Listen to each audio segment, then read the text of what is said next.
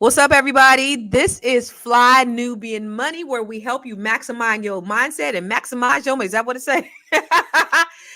Tonight is a special night. It's a really special night, and I have some of the most gorgeous and most amazing and most political and most highly intellectual queens right here with us tonight. Oh my God. Tonight is a historical night. And we want to do something different. We want to do something special for Fly Nubian Money. We wanted to have an election watch night party. And we thank you all for joining us tonight. We see all of you coming in. As you come in, we want to make sure that you're subscribing to the Fly Nubian Queen. We want to make sure you're subscribing to Dr. Boyce, what's this, Black Excellence channel, and all the channels that you're watching us from. We want to make sure that you're subscribing to these channels and make sure you share, because this is a conversation we want to have with everyone. This being the most, they're saying, one of the most important elections of our generation. We want to make sure that we cover it and have a great intellectual dialogue. So, ladies, we have Miss Vanessa Gopal. She is a and we have Dr. Girl, I still look. She is I'm every woman. She's every woman. Well, you do taxes? No, you do policy. She does policy. So she's absolutely the right person here tonight, because actually she knows policy and she actually studies this stuff. And we have Dr. Charm, who is also very involved politically, but she's an MD. She's a psychic. She's a medium, and she is a stand-up comedian. She's getting ready to do some shit real soon over in Vegas with Keenan Presents. So Keenan Thompson from SNL has curated comedians for the Keenan Presents Pop-Up Comedy Fest next Saturday. I'll be on stage in Las Vegas. So if anybody's in Sin City and they want to come check it out at Jimmy Kimmel's Comedy Club on the Las Vegas Strip, come through. Dope shit. I'm so proud of you, sis. That's great. So where are we at with this election tonight? Where are we? And hello, Miss Cheryl. Where are we at? Who's winning? What's going on? I think I seen that Trump had some electoral college votes. Where we at, Vanessa? Well, let me tell you, they're talking about kids. These students in Pennsylvania have been waiting in lines for 6 hours. So it is going down in Pennsylvania, y'all. So it's interesting to see what happens with that, because we all know that that's a huge battleground state. Yeah. So and the college students there are supposedly supposed to make the big difference in this election. Really? And they're not being intimidated or anything like that, huh? Not that I read about, but if you messing with you hear what they said, F around and find out. So I hope no one ain't finding out. Right. Well, so far we're at 3 electoral college votes for Harris, 19 for Trump. We need 270 to win, but we know that these early projections are in for these states that are normally red, right? So this is not abnormal. This is not anything to worry about at this point. East Coast and the southern states are typically are going to be more red, and then you're going to have you have Arizona, you have Nevada. What are other West Coast swing states or typically red states on the West Coast? I don't know about New Mexico. I know Arizona's always red. Mm-hmm. Yeah, Arizona. But it went blue. When did it go blue? It went blue the last election, right? Yeah, and we were talking about that Georgia, for the first time in 30 years, went blue in 2020, and delivered us by Biden that vote, that Democratic vote. Yeah. Oh, let me tell Boyce to hop on here. Yeah. I don't know. Nevada has gone, I think, both ways, though. So it definitely is a pure swing state. Yeah. I've seen Nevada go blue and red. But in general, that whole line, the West Coast lights up blue. And then you have the blue wall when it goes in favor of Democratic. But then when you see that break, you generally see the Republican Party dominate. Yeah. So far, let me see. In what is that? Indiana. We know that they voted for a Republican Senate. So I guess Jim Banks won that. And so Valerie McRae lost. She was a Democratic. She was going for governor. No, Senate. So what they're trying to do, hopefully, is flip the House and the Senate. And so for there's 28 seats up for election. for the Democrats, and there's 39 seats up for reelection for the Republicans, and one has been taken already for and which is Indiana. So that's interesting. We already knew Indiana. Well, Indiana was already a Republican, so nothing was flipped over there. But what are we seeing? Trump wins Indiana and Kentucky, and Harris takes Vermont. That's what we're seeing right now. Yeah. Yes. It's so early. I feel like. Yeah, this is. Go ahead, Dr. Tom. No, I was just saying that CNN is saying that the states that are really going to be pivotal is Georgia, Arizona, Pennsylvania as always, Michigan, Wisconsin, North Carolina, and Nevada. So the Arizona and Nevada taking the plate in Georgia. So I mean, polls are closed. Polls are pretty much closed. Pennsylvania, Georgia. Who else is on East Coast time? Well, Michigan. Part of Michigan is East Coast. So the rest of those are in North Carolina. So we're still waiting on. We still got to wait on Wisconsin, Arizona, Nevada. So that's still gonna be some hours. Boyce is gonna go. So y'all think you think it's gonna be called tonight, or when do you guys think they're gonna call this specific race? Like, you think it's gonna happen in the next 24 hours? Get your ass up off of here, Brian Stanklin. I think it's gonna be tonight. I mean, really. I mean, the last few presidential elections, we pretty much knew that night, but because by the next day, if there was anything missing or whatever, it still reflected what the majority still was. Yeah. So what was that? The hiccup in Georgia. So Georgia, have y'all? I mean, well, you said you vote early, Dr. Charm, but in general, how has the vibe been in Georgia, just from your perspective? Well, I mean, they were sending out this thing kind of was going on around social media that about Gwinnett County, which is one of the counties here in the Atlanta area that, the people were concerned about. There were some rumors about some Klan activity and vote, and retaliation towards Black people. I saw that go across my socials like a couple of times today over the last few days. So you got to kind of always be concerned about that. And I mean, it's just a voter suppression and period. You got to worry about that, especially in these deep South states. I mean, Mississippi is currently trending on X, or it was at least a couple hours ago, because they were doing, they were messing around at the polls.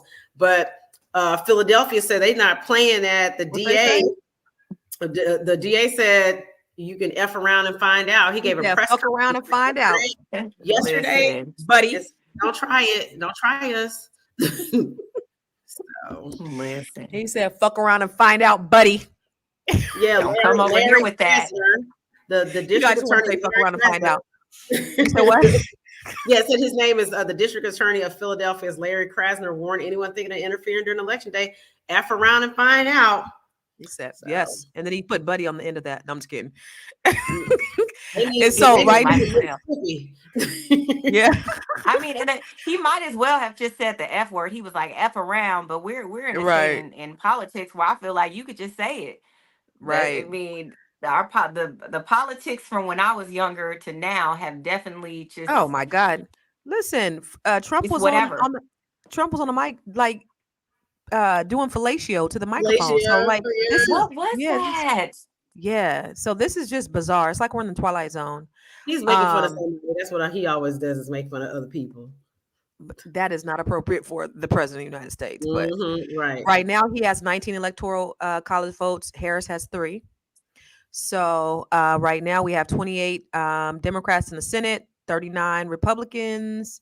House, we have 4 and 16 Republicans and 218 to win. So we are on our way. I mean, what are your thoughts? Like, what's the general? Mackie Samuel says, do you believe that the backlash against the prospect of Kamala Harris becoming U.S. president is because some Black men feel left behind as Black women rise in academia, corporate America, and now the U.S. presidency? That is an interesting perspective. What do you guys think about that? I mean, I think that's a plausible argument. That may be a pocket of some men. I feel like I had this discussion the other day about toxic I had this discussion the other day about toxic masculinity, and so some some men really do have a problem with women being in charge. So I Yeah. mean, I think that could be, but overall, I think overall most black men are they're going to be backing Kamala out of any group, right? So Yeah. I don't think that that necessarily speaks to a huge volume of black men that feel that way. But for sure, I definitely think it could be a percentage. What are your thoughts? What are the big policies, since you are the policy queen, that we really need to be paying attention to in this election? Well, as you guys know, I'm like more of a, I mean, I'm more of a Local. local policy girl, Hmm. really. But I think overall, I think that we should be just paying attention to our economic policies, like what best benefits. I'm a huge proponent of home ownership. So I feel like any policy that speaks to working with a local and state governments in order to like get a better home ownership, like programs like NACA, create programs that allow Black people, if you've been renting for like $2,500, $3,000 a month, that allows us to qualify, because most of the time it's the qualifications that exclude Black people from like ownership. So I feel like we should be looking at economic policies. There's a policy on in California that I think is we're probably going to see across the rest of the states, where it basically in forced servitude in prison.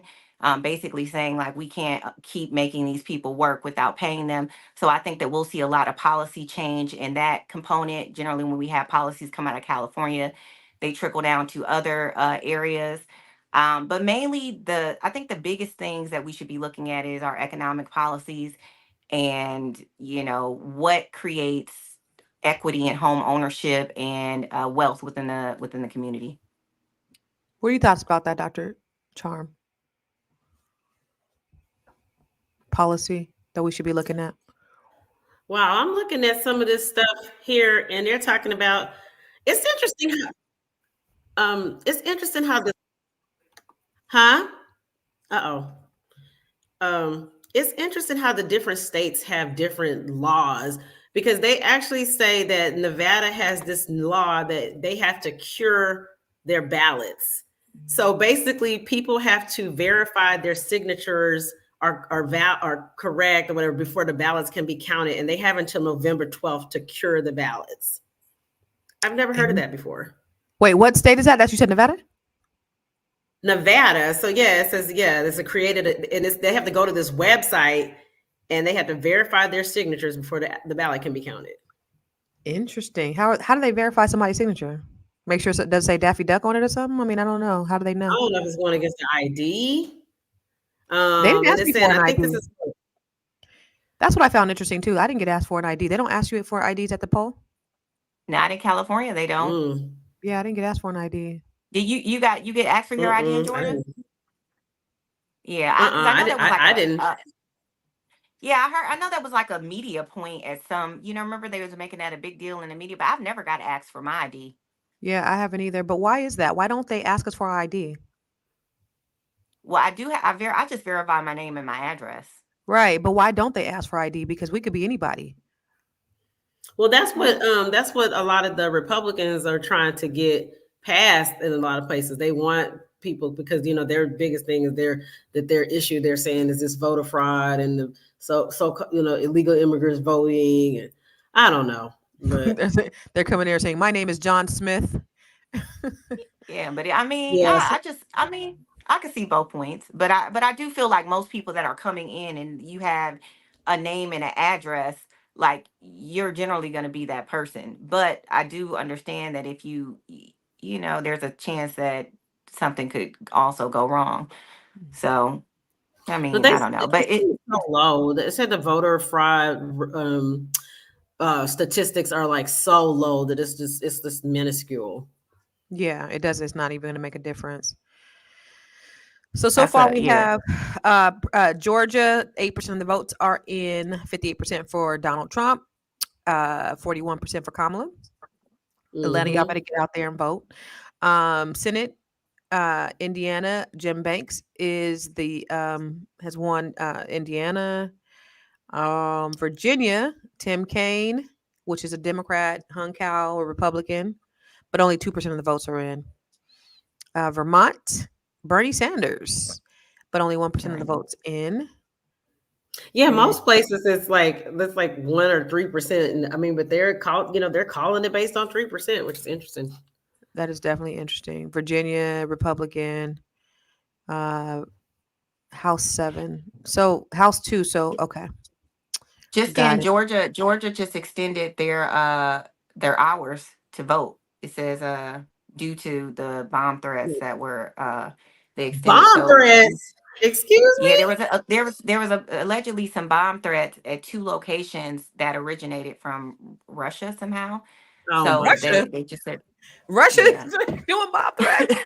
Russia been all up in this mess since 2016. Now You Yo, know, now they're making bomb threats. Okay, they so accused the Georgia will black have some people. extra hours. And Yeah, they that's in accused. Gwinnett County. So that's probably what you were referring to. Some which well, you were referring to the Yeah, KKK, but they're yeah, saying they were. it's But what's going on in Gwinnett? Let me stay the fuck up out of Gwinnett for a minute, Chad. right. I think Arizona election officials warn some out of county voters they can't use federal only ballots. Um, see, you should have been interesting. making Gwinnett County should have mayor should have been out there talking about fuck around and find out. Right. Right, 'cause I'm not trying to go to vote and be worried about going to the upper room. So Right. Try to vote. Well, I mean, our ancestors did that. You know, our ancestors died for our right to vote. That's why it's yeah. so vitally important that we do. Polls are closing in battleground North Carolina as well as Ohio and West Virginia right now. So the next polls are closing. So what do we see, y'all? We see 23 electoral college votes for Trump, 3 for Why Harris. Athena in the comments? Athena ain't coming up tonight. Talking about she got asked for her ID. She's supposed to be on Yeah, where at you at, 8. Athena? Yeah, see Athena talking about I got asked for her ID. Miss Vinjab said she always gets asked for her ID. And what state Um, are I wonder what state are Geneva you in? JD. what state are What you state are in? you in? Naomi said in New York you have to bring your voting sticker. They scan and have you verbally verify your address. Then they print your ballot and hand it to you. That's interesting. Okay, New York sounds organized. Right. Yeah. Let me tell you, I was talking about this before too, but that LA poll pass, Oh yeah. that is the move. Like, cause you vote at home. You basically vote on your phone or your laptop, so you have time to research it all, and then it gives you a scan code with all your stuff. You take it, you scan it at the poll, you done. It Yeah. just is so easy. Cause In there's and been out. times where I've been voting and I've been on my phone, like what is this policy again? Or who is this person? So it just, I think all places should do that. Yeah. You know, Or the the electoral college process is an antiquated process that needs to be removed. There's no need for electoral college. Like we have everything electronic. We should definitely go by popular vote and not by super delegates. Um, let everybody's vote count, and that should be that. We shouldn't have delegates voting on the behalf of the people. And you know the origination of the electoral college votes, right, is because they wanted to keep us 3/5 of slaves. humans, but they wanted our votes. They wanted to be able to Mhm. claim us. So that was the compromise. But we don't even need that system anymore. We have technology to be able to make every vote count. Well, We should. but you know what? Mm. Too, and I meant to mention this, but we ran out of time when we did that show where we talked about the black men and all the voting and all that that got really heated. But that's one of the things that some of the illegal immigrant opponents are saying, that they're basically utilizing having all these migrants come in because that inflates the population.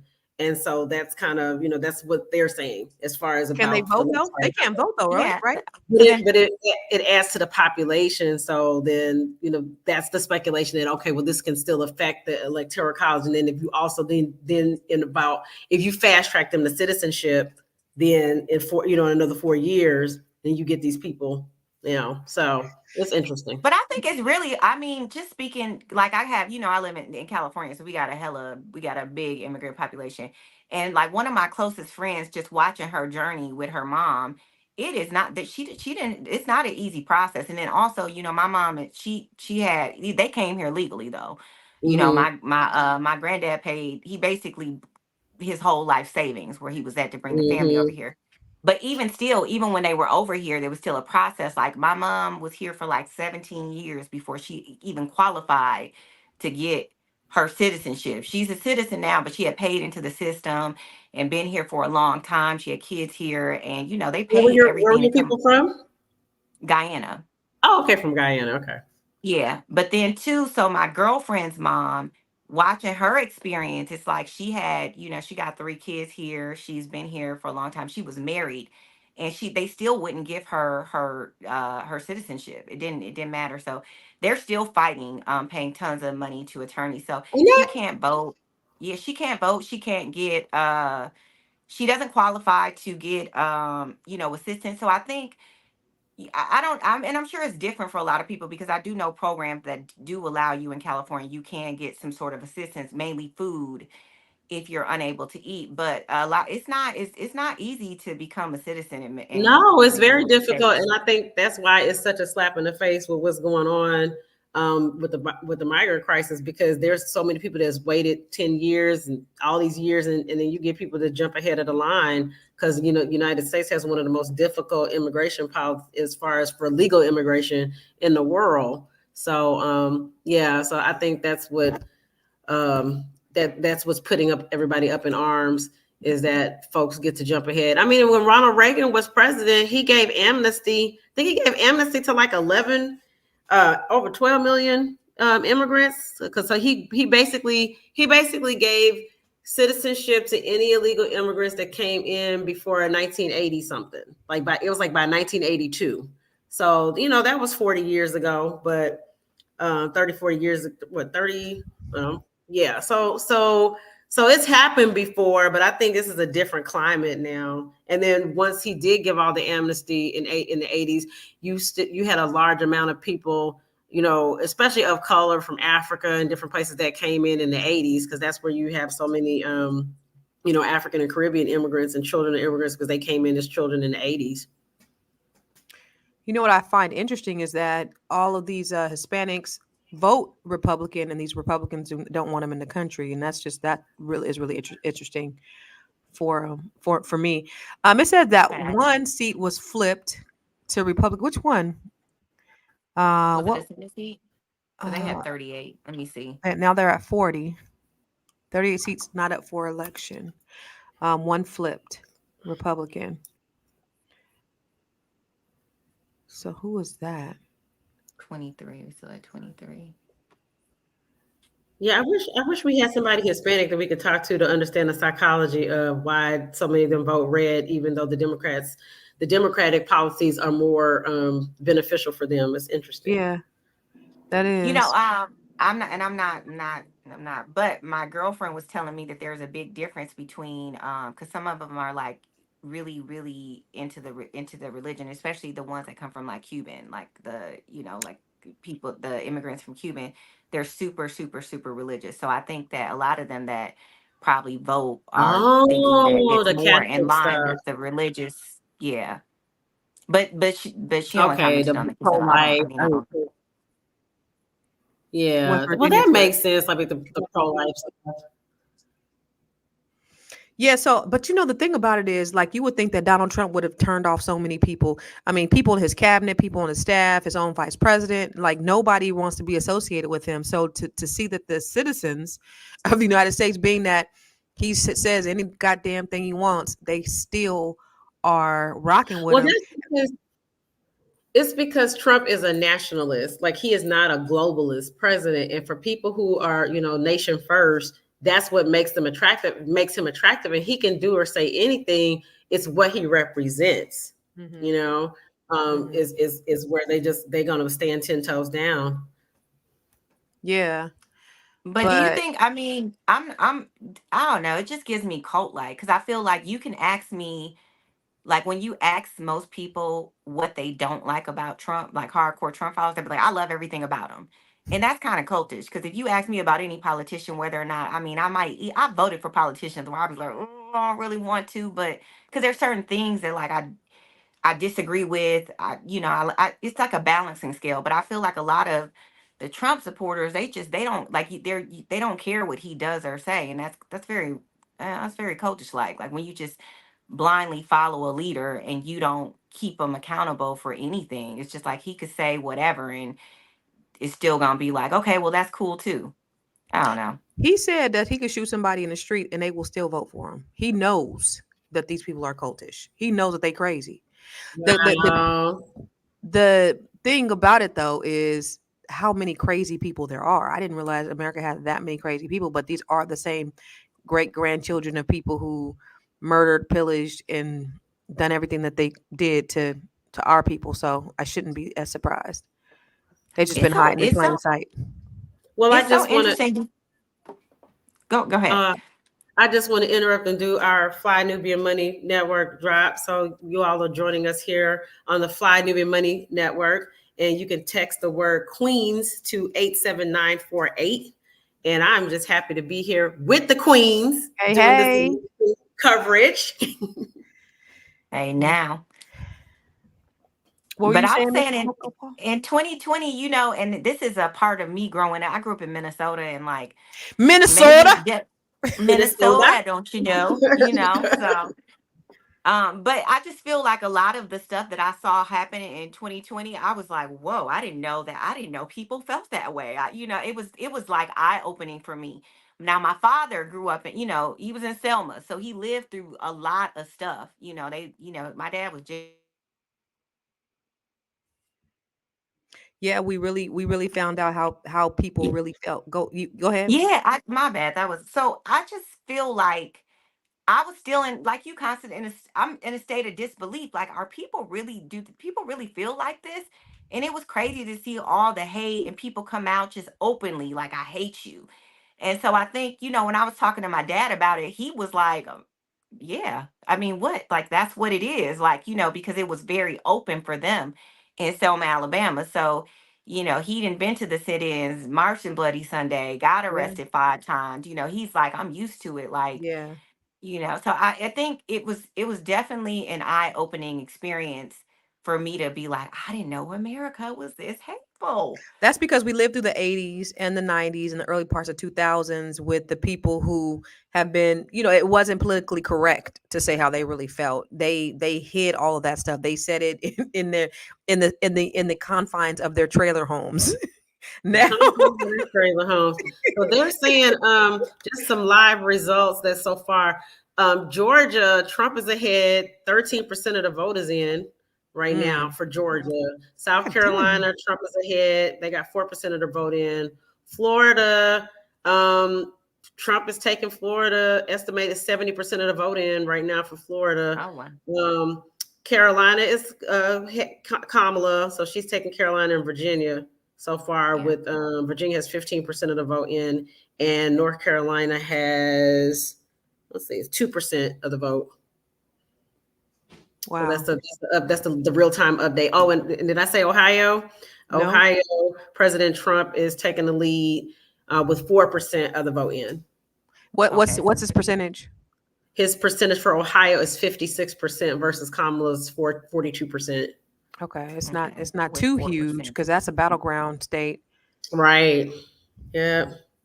That's And then, of course, New Hampshire is blue right now. So, and I mean, that's always a blue state. So, yeah. no This is surprises. this is a tight race because at this point we really don't know who. There's no clear winner.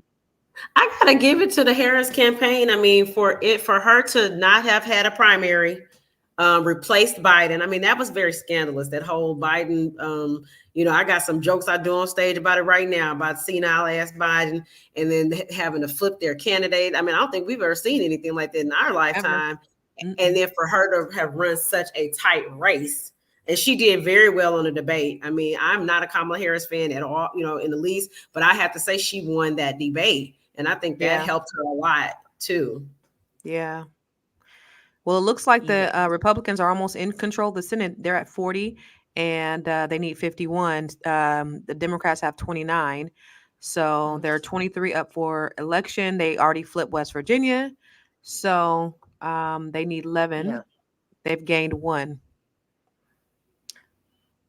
The House, they need 218 for control.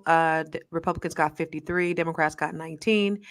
And then so far, for electoral college votes, Kamala Harris has 3, and Mr. Trump got 23. So this is definitely a tight race, and there's no clear winner right now. This is all interesting. You see, Biden released. It said he's watching the presidential election right now, talking about he still felt like he could have beat Trump. Oh Oh, boy, he you took, don't sit he your took ass his down. nap. He took his nap this afternoon so he can stay up late with the rest of us. I probably would have stayed home for that one. I'd have rolled my Yeah, name I in the mean, dollar I for that think one. yeah, I mean, it was something like we've never seen. It was unprecedented. But they literally were like, we will hold back all the money. You won't have Right. any money to run. Like his top donors were like, listen, nope, we'll just keep it. Did But you Yeah, see to you him know, like rubbing people's arms, and he was just doing some strains did because you he was see just he out put of the his baby mind. on Halloween? yeah, I mean, they're out Yeah. of pocket for letting him go that far. Like, I Yeah, mean, really. they should But have my they should have question is, pulled. who's been running the country all these years? Because this shit ain't overnight. This motherfucker is over here, don't know what day or time it is. And then, we need to look at balancing the budget, because I'm sure that there was a lot of expenditures on those cans of Boost and Insure on Air Force One. What? Not boost and insure. Girl, you is He crazy. probably got the halls of the White House smelling like Bengay and disinfectant. His Oh old my lady. God. Yeah, I feel. I mean, I don't feel, because I don't agree with. I don't feel bad for him, but it's just looking at him. You know that's somebody's papa. Like, like this man should not. Great This papa. this yeah, this man should not be in any position, in any political No. position. He should be at home Right. Trump Here's the too. thing. with his oxygen. But the average age of all, many of our elected officials is, these people are over 60. I mean, look at Nancy Pelosi. She just stepped down and she's in her 80s. And I mean, I do agree with growing wiser as you grow older, but I mean, come on. Like, these people are, I think out of touch with middle America when you're 80, damn near 90 years old, running the country and. But that's It's a time. question though. If we can have limit on the president of the United States, why don't we have limit on the rest of the politicians? Why don't we have limits? Why don't we have term limits? Well, That I mean, they go up for re-election. It's just that we don't, which is what I'm always talking about, is we don't show up to vote during those elections. but they Like shouldn't for the even be. midterm. If the president only has 2 terms, then they should have 2 terms as well. Why do I they I, have I lifetime opportunities? I agree, because the way they had Mitch McConnell up there, I'm like, man, come on now, This is y'all. crazy. You like it, and it should be, if you turn. I feel like 70, 75 at the latest, you should be forced out of there. Become a consultant at that Yeah, point because if you Trump still is want to like work. 78. Kamala just made 60. Mitch McConnell had slaves. That's how old his Yeah. ass is. I mean, that man looked like a deer in headlights. Like, why his eyes look like this all the time? Right. Like, Man, they asking him questions. He like, he be glitching. He literally started glitching. Like, they had to hit a wait a second. Like, oh. Mitch, It's crazy. snap out of it, Mitch. Right. But the media is a cold game. The media will let you see some stuff and then lie to you. Like they'll be In your like, "Oh, that's face. not what you Well, saw." y'all, but President Obama signed that propaganda is not illegal. Like, he signed that while he was in office. So propaganda What did he is sign? that they did not outlaw propaganda. They're allowed to do propaganda. So that was What does that mean? I don't that understand. in the media and everything else, that propaganda is permissible. So they do not have to Fox be News, honest with us. like Fox News not actually being a real news station. It's it's entertainment, right? So it's not being But right. have y'all all seen that video? And that's a creepy video where they show like all these reporters at different news stations in different parts of the country, and they all were literally saying the same thing. Oh like yeah, yep. That's scary. That to was me. very Well, scary. I think that, but I think, well, I mean, for one, I think that when you have like the National Enquirer, you remember all them little things we would see while we standing in line, the crazy stories. So I mean, if you mark it out and say it can't happen, that it is kind of an infringement on the First Amendment, because we see people with podcasts and news channels, they come out and they just say anything. But Hmm. I just feel like Mhm. we just have to keep journalism accountable for journalism. It's Right, really, unfortunately, the average American is not doing their research, but right. it is a market for it. So, I mean, I feel like that's a part of capitalism. Like, if you can create fake stories and blow up, it's just kind of like YOLO. We'll Well, I let you mean, do it. have you guys ever watched the show Succession? Like I just binged it like some months ago, and I mean that's basically a show based on Rupert Murdoch and his kids and how they control the media, and they were in bed with the politicians and they could make stories and so I mean it was a real good take on seeing what goes on behind the scenes between the politicians and the news organizations and how they're in bed together. There's Really? a right now, because I feel like politicians shouldn't be in the stock market. Like, how you funding the same stock that you about to invest in? Like, what? Like, No, I you mean gonna like that's what happened right before before COVID. Before the lockdown happened and before COVID was identified, there was all this stock activity, and basically the Congress people were doing insider trading, and a lot of people were Yep. talking about Pelosi and how she got like hundreds of $millions off of that shit. So they're all insider trading over there, Agreed. and All of them. without repercussion. So yeah, it's like having an inside on everything. You're funding, if I'm about to give a $3 billion contract to Lockheed Martin, then I'm gonna turn around and go, hey, go buy these stocks in Lockheed Martin. You know what I'm saying? Mhm. So it's just that's what they all do. So That's what there they was all actually do. a bill on California's ballot that wants to make you have to disclose more information in stocks, and it makes it stricter on politicians in California to vote on to invest in certain stocks that they vote on. Yeah, So I actually saw that somebody created an app that lets you follow senators, like Congress yep, people's stock portfolio and their stock market trends. So I Interesting. think yep. I need to invest in that app because it seems the Congress people got the inside scoop. So let me see how Right? they're. Well, Ray said he got wait, no, he said that Trump gave more to HBCUs than any other president. But what I just asked ChatGPT, and they said basically he President Obama advocated and Trump extended his $255 million annual funding for HBCUs. So the only thing that Trump did was he extended Obama's funding for his $255 million funding for HBCUs. So actually that's not quite accurate. That's what you heard, but it doesn't look like it's quite accurate. A quick Google search or a quick chat GPT search will let you know before you guys start spewing out your facts. You should probably research. So Chat Beeline, Shanklin. Okay, got it. latest, Trump has taken West Virginia. They said 5% of the voters in for West Virginia. I'm trying to see if there's anything got added since I reported. No, so West Virginia, and that's like a solid red. So it looks like that's not in jeopardy of changing. Mm-hmm. So CNN has projected that one. But they said that was that. Oh no, West Virginia was flipped, right? So it was blue Was it? last election. Oh, it Oh, was was it? okay. Mhm. That I was thought on. so. Oh, it was flipped. Okay. I say. He got 4 electoral college votes from there. Bernie Sanders wins re-election in Vermont. Of course he. And Bernie, Bernie ain't been he here. like 80? Ain't he 80 something Bernie's too? like definitely over Bernie, 100. listen, He's definitely over Bernie been 100. here for 100 years for sure. Yeah. Yeah. Give some young people a chance, but it's not going Right. to be like that. I agree, because I feel like it doesn't reflect. I think the average American is like in their 40s or something like that. They're saying. I just feel like they're not. It's not reflective of the people. Like when you get in your 80s, and I don't know. I just feel like you need to go sit down somewhere. You Just go really sit There you do. down. go. Well, just a reminder, everyone out there, thank you for tuning in. You are on the Fly Nubian Money Network here with the Queens. And for free financial tips, text Queens to 87948 or visit flynubianmoney.com. And you are here with our live election night coverage. So the first 3 states called in. So there's 3 states that have called in their states. You have Kentucky and Indiana for Trump, and you have Vermont for Harris. And these really are typically historically states that these parties win. So there's no surprise to this.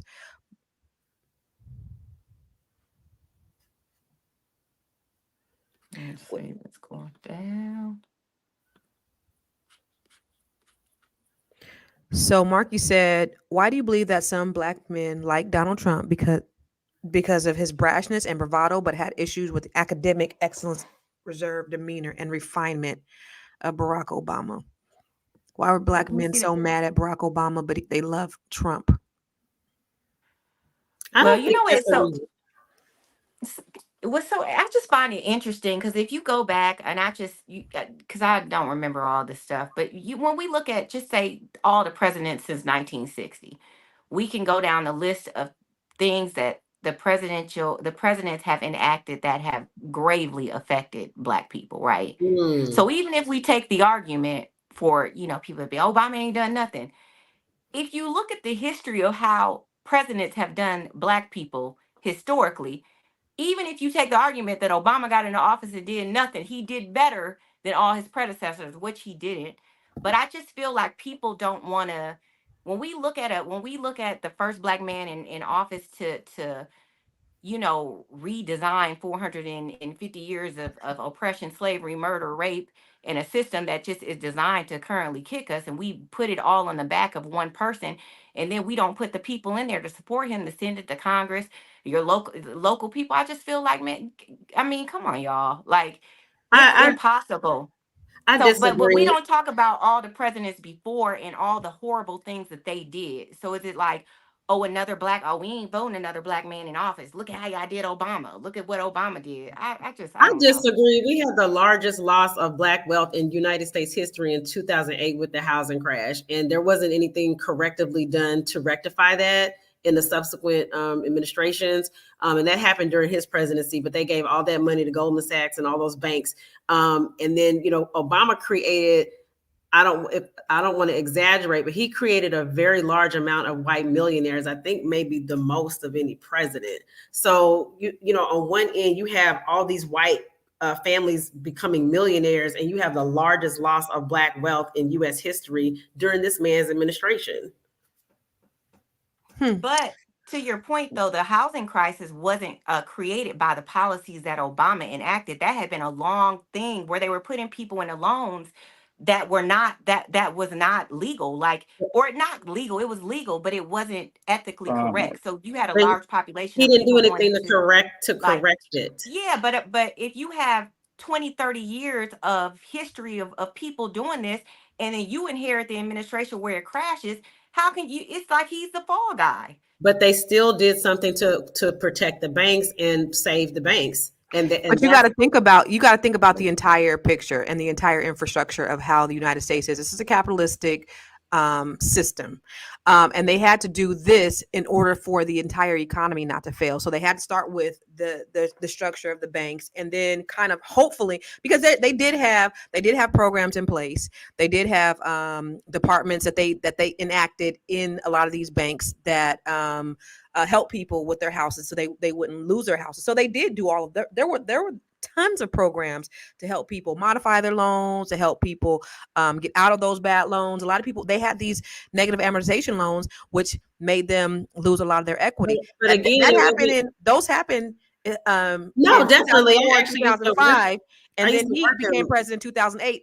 The year he became president is the year the market fell from the bottom. So he was working to try to fix all of that, and then now when he's in, now this is 8 years of Bush. Now he gets in, now he fixes the economy. Now the economy is bustling. Now you have Trump, who inherits a bustling economy, and then COVID happens.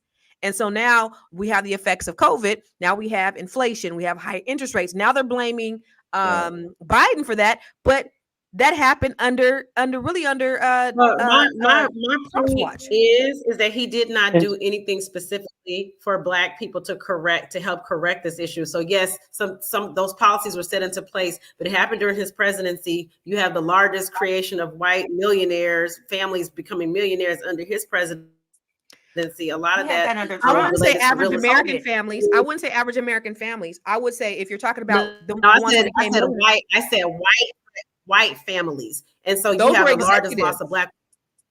No, white families, not executives, millionaires in the white population. And How did average white families become millionaires over black families? What did he do?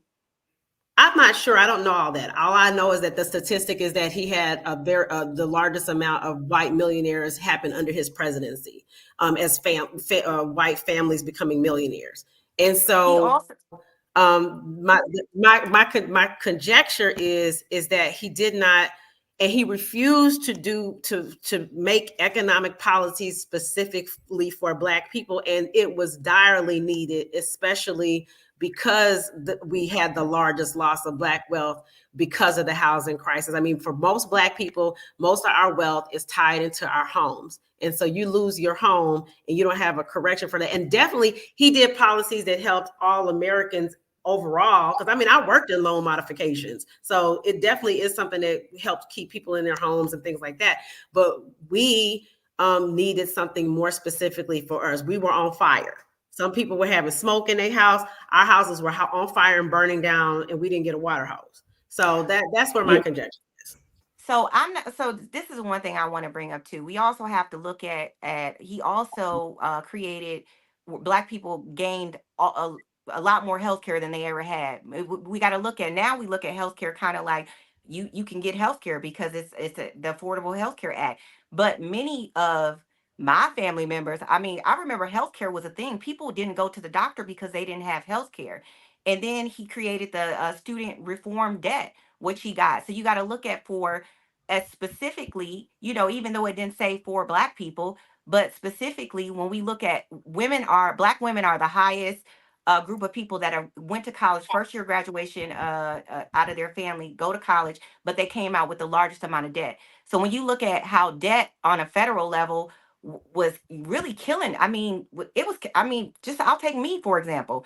My student loan debt was going to be $1,000 a month before the student loan reform debt.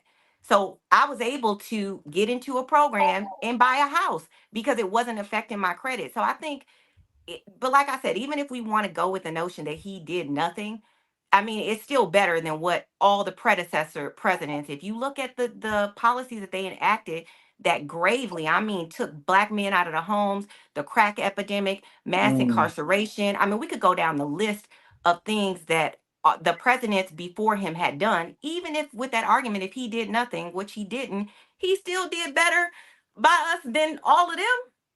I don't know. And, That's and just when You you preaching. You go ahead. preaching. I don't agree. Lyndon Baines Johnson probably did more for Black people than any president. So you get me started because he In signed what us. way? And ladies, how y'all doing? Let me interject if I can so far on Obama. Obama is a special case, of course, because he's the first Black president. He couldn't do a lot of the things in the first term, of course, that he wanted to do, because if he did, he wouldn't have got reelected. So we got to understand that we got to kind of give him a pass. But when he got into his second term, I believe he should have did a whole lot more. He should have just blew up the system to me. And so he kind of disappointed me in that sense. But going back to the healthcare side of things, healthcare was very important. Obamacare is very important. You know why? Because of pre-existing conditions. And if we didn't have that clause, or if that clause wasn't in Obama healthcare plan, we would be in major poverty. Major poverty. Well, wouldn't be no houses, wouldn't be no extra money, because the debt that we would get from going to the hospital or for emergency would bury us and kill us. So that is one of the main factors why I'm voting for Kamala, because Trump wants to get rid of Obamacare. And if Okay. he ever did that, a lot of people, families going to suffer and die. And I can't stand by and watch that. Hold on real quick. Let's just do these projections. Harris wins Maryland. Trump wins Tennessee. These are CNN projections. Harris wins DC. Harris wins Massachusetts. Trump wins Alabama. Trump wins Oklahoma, and Trump wins Missouri. That's where we're at right now. Electoral College, Harris has 27. Trump has 90. So I want to say that Trump has gone on record and said he is not ending the Affordable Care Act. Now I know they tried to do something during his administration and it failed. And as the person who is a healthcare practitioner on this panel, I definitely agree that the pre-existing conditions is something that has been really beneficial for healthcare. But to be honest, the Affordable Care Act, it is quite expensive. And I don't think that I think it's definitely beneficial, but I don't think it's the optimal thing. You know, I'm more on board with what Hillary was trying to do, which was the universal health care, because at the end of the day, you're still making people buy health insurances from the people who make money from suppressing their health care and cutting corners on their health care. And then, you know, you have a lot of states that rejected the extra funding from the like Georgia is one of the states where they did reject some of the funding. So then you see the fall off from that because they made it where the states can decide if they want to take it or not. And then, you know, one of the major reasons for bankruptcy is medical debt. So I just think that it really ties into the fact that our healthcare is run on capitalism. But it doesn't change the fact that we have as Black Americans, we have such a high rate of infant mortality and morbidity and all these things. And those things are not related to access to healthcare so much as it's access to wealth. Those socioeconomic things are what affects our healthcare in a lot of ways. We got a couple of more people who just joined us. I thought I saw Miss Athena. She's there she is. Hey. There's the goddess, and then Dr. B is on Dr. here. Boris. So now he's going. He about to spice up the conversation a little bit. So we don't need announce Big Mac too. You said what? Return of the Mac. Yeah, I had to come back and represent for Kamala today. What? A Black man for Kamala? That might be a rare occurrence, huh? So we got Black women back over here. The Mac got Black women back over here. Okay. Oh, this situation anyway. Just to give you guys an update, Trump wins Missouri. Trump wins Oklahoma. Where's it? Tennessee. Yeah. Alabama. Alabama. Yeah, we're gonna get the red states. That's Alabama, Massachusetts goes to Harris. DC goes to Harris. Maryland goes to Harris. So that means Angela also Brooks might have won too. And Trump wins your state of Florida. Kamala is winning in Texas, y'all. Texas look like it might be turning blue. I'm shocked. What's the percentage reporting? If Texas turns blue, it's over. It's really close though. She's at 51%. He's at 46%. With 11% of the vote in, but I can't believe Texas, it might be turning blue, y'all. That's my home state, the great state of Texas. All right. What are I guess Beyonce heat her girl out. Beyonce flew down there and helped her. Well, you know what's so interesting is Pete Buttigieg actually I thought he was gonna lose bad in Texas, but he gave him a run for the money. He didn't win, but yeah, he gave him a run for the money, and that was very progressive for Texas. Like I was like, oh, you know, I thought Pete Buttigieg. Yeah, because we came out and vote. If Black people vote, we'll take a lot. We'll take Texas easy. Pete Buttigieg was in Indiana. So no, I would took say Florida. Texas. Unless I'm in the red state, so. Oh, you said it's a different name. Pete, somebody else. It looks like Kamala got North Carolina. Pete is the she was doing in North Carolina. Secretary. Yeah, no. Yeah, she's leading in North Carolina for sure. And then and Josh Stein, a Democrat, totally got North Carolina for governor. So far, Kamala has 27 to Trump's 90 for the Electoral College. Yeah. There's just a lot of red states reporting right now, so that's expected. Because our polls are shut down at 7, honey. So they gonna count it up now. Count it up. Look, I'm calling it now. Kamala the one. I'm calling it early. Ray 410. Ray 410. I don't know, man. So let's dispel this myth right here. Ray 410. She did not lock up over. Why do you guys keep saying that when they keep dispelling this false? That's because they're not reading for themselves. That's all. They're not reading for themselves. Is it that you're listening to sound bites? Is it that you just want to hear what you want to hear? Because this is not factual, sir. She did not lock up over 16,000 Black men when she was in the DA. I'm from the Bay Area. She did not lock up 16,000 Black men when she was the DA. But this the thing is, and I had this discussion at the conference. If she did lock up 16,000 Black men, how did they get there? How did they get in front of her? She was a DA. Right. Did they commit a crime? If you commit a crime, I don't care what color you are. Go ahead. What she did do when she was DA is that she deliberately withheld evidence to release, deliberately did not release prisoners who had evidence exonerating them. There was a gentleman that they had to give him a $13 million check because that happened to him. And she also instituted the truancy policies that were, very devastating to the Black community. So she did some things. And I think she regrets some of this stuff that she did. I got to read that for myself. She also enacted the recidivism initiative, though, too, that helped job training programs that allowed people that were wrong. Well, yeah, I mean, if you're gonna keep them in there longer, you might as well train them. Yeah, but if you're gonna commit the crime, you got to do the time. If your job is DA, I mean, that's what you do. I think it's more. I think she's served in all 3 levels of government, and how rare is that? Like, let's just, she's definitely qualified. No, but let's put this to bed, though. Let's put this Kamala stuff to bed. She locking up Black people, locking them in. If you did the crime, if you did anything to go in front of her, you're at the mercy of the courts. The police arrested you. So that means they got evidence in a case against you. Then you go in front of the district attorney. And then if you go in front of the district attorney and you're found guilty, you're going to jail. I don't care who you are. It don't matter what color you are. It's not that cut and dry, because I've been watching this Young Thug case. It don't matter. Has anybody been following this Young Thug case with this mess that's going on over here? If I can stay clean, everybody can stay clean. So, I mean, come on. And we're really what are we talking about here? So we're seeing judicial misconduct in this Young Thug case, that the judge, and he's a Black judge, he had to recuse himself because he was having he was allowing ex parte communications with the prosecution that the defense wasn't privy to. So it was so much stuff that they had to they were about to declare a mistrial last week, and that's how Young Thug is home now because of this mess that went on. Yeah, but you can't take one special case. His attorney is a beast. Right, Brian Steele. I'm like, if my attorney is not Brian Steele, I don't want him. Okay, like, lock me up jail for his client. He was about to go to jail. Yeah, he was. Hi, Joe. How are you in the good old state of Texas? Listen, I can see why. What is your state doing right now? What's your state doing right now? You think it's gonna be red or blue?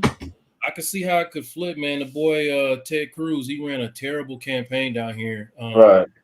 And he just had a terrible. In Texas. Yeah, I'm in Texas. Okay, my hometown. He just ran a terrible lifetime. He's just a terrible example of a human. And I think that may hurt Trump down here because that man he's awful. He's awful. He embarrassed himself. What up, Dr. B? Dr. Boyce! Dr. Boyce. So hold on real quick, y'all. Let me just tell you. So Arizona, we're at 0%. Georgia says too close to call. Trump's at 56%. Harris is at 43%. Michigan, 72% for Harris, 25% for Trump. Nevada ain't in yet. North Carolina, 53% for Harris, 45% for Trump. Pennsylvania, 76%, because they said fuck around and find out. Arizona ain't in. Michigan, 73%. Oh no. So that's for president. And then everything else is Senate. So that's where we are right now. What are your thoughts? I feel like my vote doesn't matter. My vote doesn't matter because everybody that I try to vote for in Florida, all the results coming. What did I vote for? But anyway, that's the point. I know you said you weren't voting for either Trump or Harris, so you left that spot blank. You know what I did? I wrote in Cornel West, Dr. Melina I wrote that shit on the ballot. I said, you're not gonna force me into 2 stupid choices. No disrespect to the Kamala or Trump supporters, nothing like that. But I kind of feel like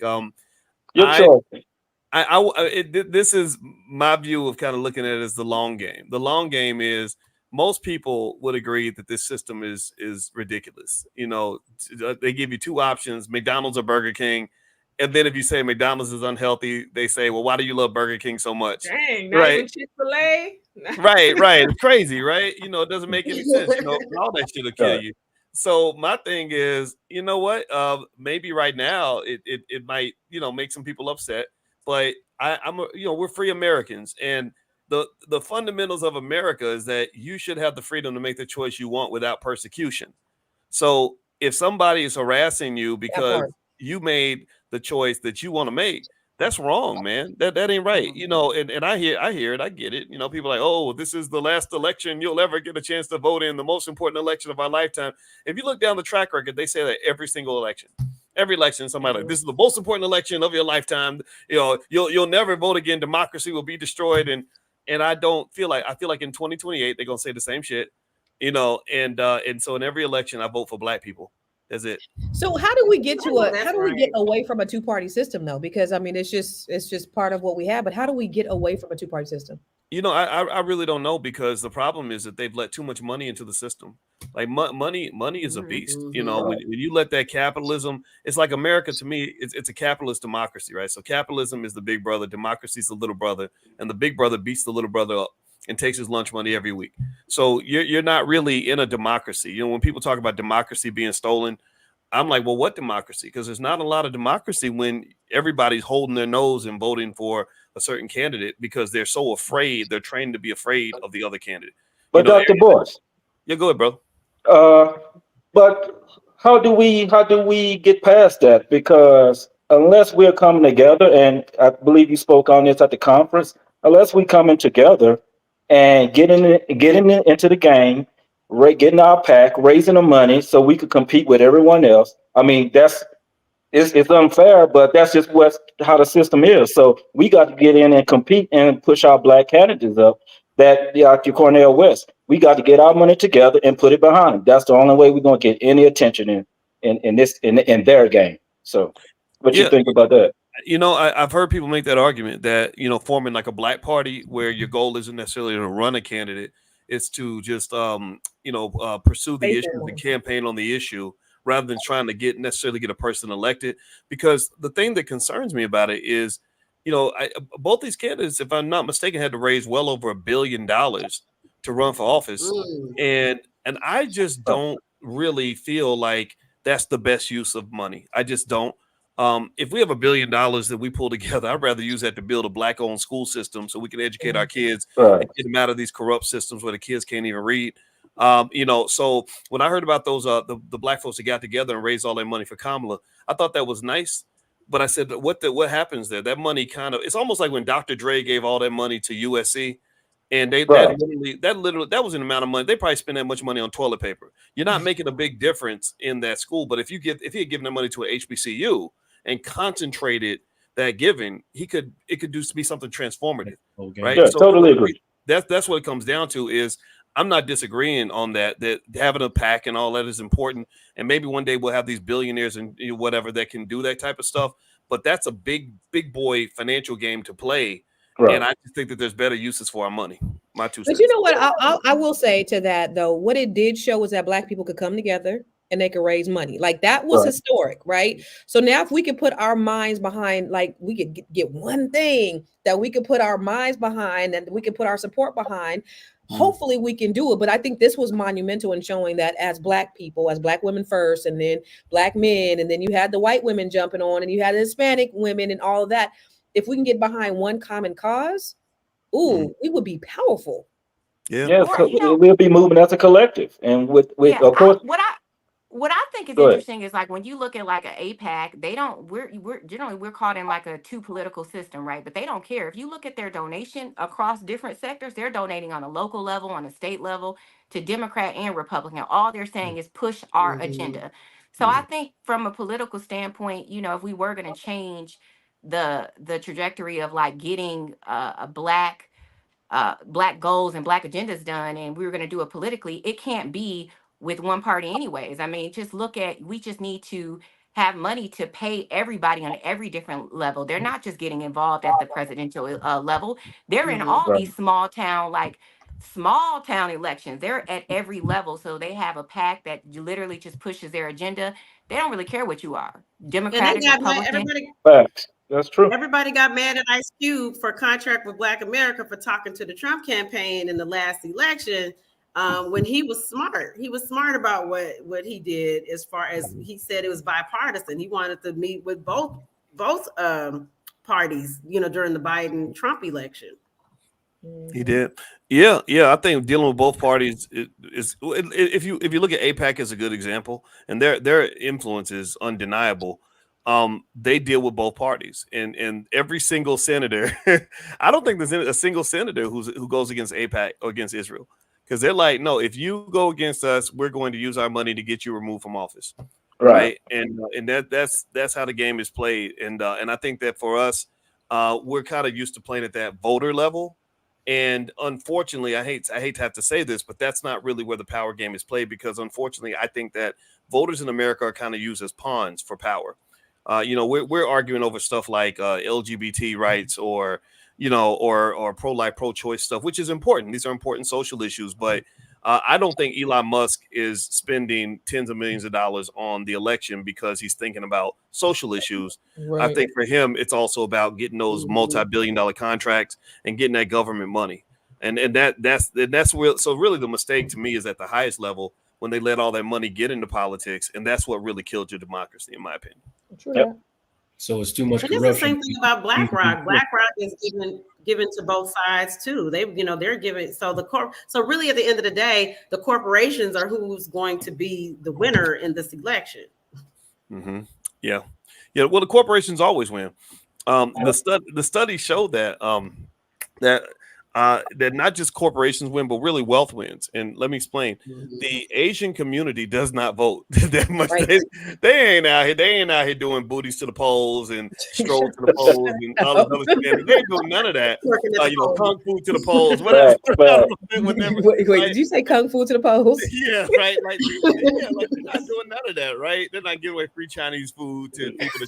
What they're doing, actually, the study show is they focus more so just on family values. Like they save their money. They value education at a very high level. They start a lot of businesses. They do a lot of group economics. And as a result, they have the highest income and the highest wealth in America. And so, go ahead, please. I'm sorry. They have the lowest voting rate of any racial group. So the highest wealth and the lowest voting rate. Yeah, they're insulated because they practice collective economics. If Black people could get that through their heads, then we would be totally insulated as well. But we let these outside forces come in and dictate what we need to do, and that's the problem that we have. Yeah, I think that's an interesting fact for sure. But I also, at ABNT, the thing that just struck me when he said our dollar circulated for 6 hours, I was like, wait a minute, that's crazy. You didn't watch that's a little crazy. But I also think that, Asians and, like I said, my mother is Indian. So like it is like they do have businesses and stuff just very early on teaching you get a business. But I also feel like they're not dealing with a system that was designed to literally destroy everything that they created either. Right. Like their road to get to the wealth is a lot easier than ours. And so I feel like ours is a systematic level of oppression that no other race or culture has ever dealt with, in addition to all the, in addition to us only circulating our Black dollar 6 hours, compared to like the 30 days or the 27 days that other cultures doing in. So, I mean, I feel like America, like the system, even when we do, get in a position where we are connected and we're doing something, they'll create a policy that, somehow stifles it or stops it. So I feel like it is systematically important to also be in tune with what is happening in government, because Asians don't have that. They're not creating laws that harm them and, lock their people up. And I mean, it's crazy how the system is designed to affect Black people. Yeah, I agree with you 100%. I think that we're uniquely positioned in terms of just what we've gone through and where we stand in American politics. One thing that always really just pissed me off is how they'll just grab any person that's not white and say, oh, here's a Black person. Everybody rally around that person. And I think that's inauthentic, because there's, all Blackness ain't quite the same. There's not a Black enough conversation. Doesn't mean somebody's not Black enough, but it's like if I move to Jamaica and they grab me, my African-American ass, and said to Jamaican people, like, well, he's Black, he's Jamaican, or he's just like you. They would say, no, he's not. We have things in common, but Dr. B, the Republicans be getting. I'm sorry. Boys. Wait, we about the one love over here. We about the one love. So you know what? I wouldn't agree with that. Because I don't know the history. I don't have the connection, the deep lineage, right? I think that they have a fear of Black people that are descendants of slaves. If you Dr. look B, at most high profile, high level black people from Barack Obama to Kamala to the judge, all these very qualified people. But you notice Karen Jean-Pierre, the press secretary, none of these individuals are African Americans who are married to other African Americans who are descendants of slavery. And I think that there's a reason for that. Because they know we got a bone to pick with their ass. But wait, listen. When you look at the black people that the Republicans choose to be their mouthpiece for black, look at Herschel. Look at the people that they choose. Oh my! Everybody started looking like Uncle Ruckus and But even with that going on, they still have black ancestry, and the theory is that they might get us there and get hit by that ancestral spirit and feeling guilty, like, ooh, let me help some black people. You know, in the middle of the night, they see the ghost of slavery pass and decide to help some black people. Dr. Layla Africa said in Hidden Colors, he said, we need all the black people, even the coons, even the ones that's certified with papers. We need all of us. We're not going to be able to make it. Let's get everybody. I want to ask you something because, you know, they call me Tether every week. So I got to ask. Why do you, that was, wait. That was something that I just learned when I've been on Fly Nubian. Yes, they call me Tether. I know ADOS FBA be coming for me every week.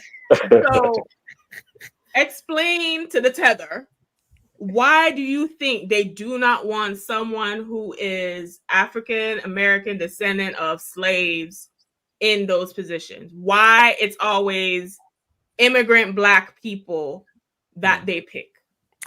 Because they're not going to push the issue on reparations. That's the biggest part. And also, I would love for all of us to get reparations. You ain't getting here's the thing. First off, I want to apologize for the ignorant people that come after you, Athena. That I don't agree with that. I think that is it's silly. All right, I love my FBA folks. I love Tariq and all that, but I just think we have to be careful in a nuanced conversation. You know, we are part of the diaspora. We got to respect that. But also, it's like if I got friends that are not related to me, they are my friends, but they're not my relatives, right? You are in my circle of friends, but you're not my family. You're not my mother, my sister, my brother, none of those things, right? So there's just a difference there. It doesn't mean you're not valuable. It just means there's a difference. So in America, there is a 400-year-old beef between Black Americans and the establishments and institutions that have made trillions of dollars off of our labor and never compensated us and also treated us like shit in the meantime. So that has to be dealt with. That can't be swept under the rug. And what tends to occur is they're not real interested in talking to people who are going to bring up that issue. Like they would, like you'll never see you would never see me and Alicia. Me and Alicia probably have more qualifications than damn near anybody running for anything, right? But you won't see people like us in those halls of power because they know that we are rooted in the Black family. You know, she's from Gary, Indiana. I'm from Louisville, Kentucky. We go back to grandma's house and we see all the suffering happening in the Black community. Or you go to the south side of Chicago or west side and you see kids getting shot every week.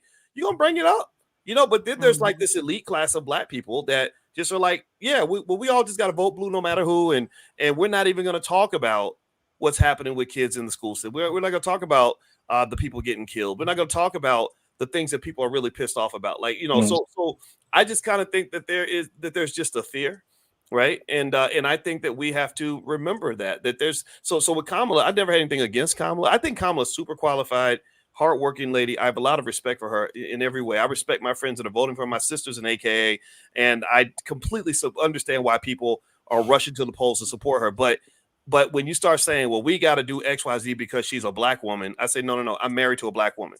I know what a Black woman looks like. Kamala, I would not be married to a Kamala Harris because Kamala would choose Dougie over somebody like me.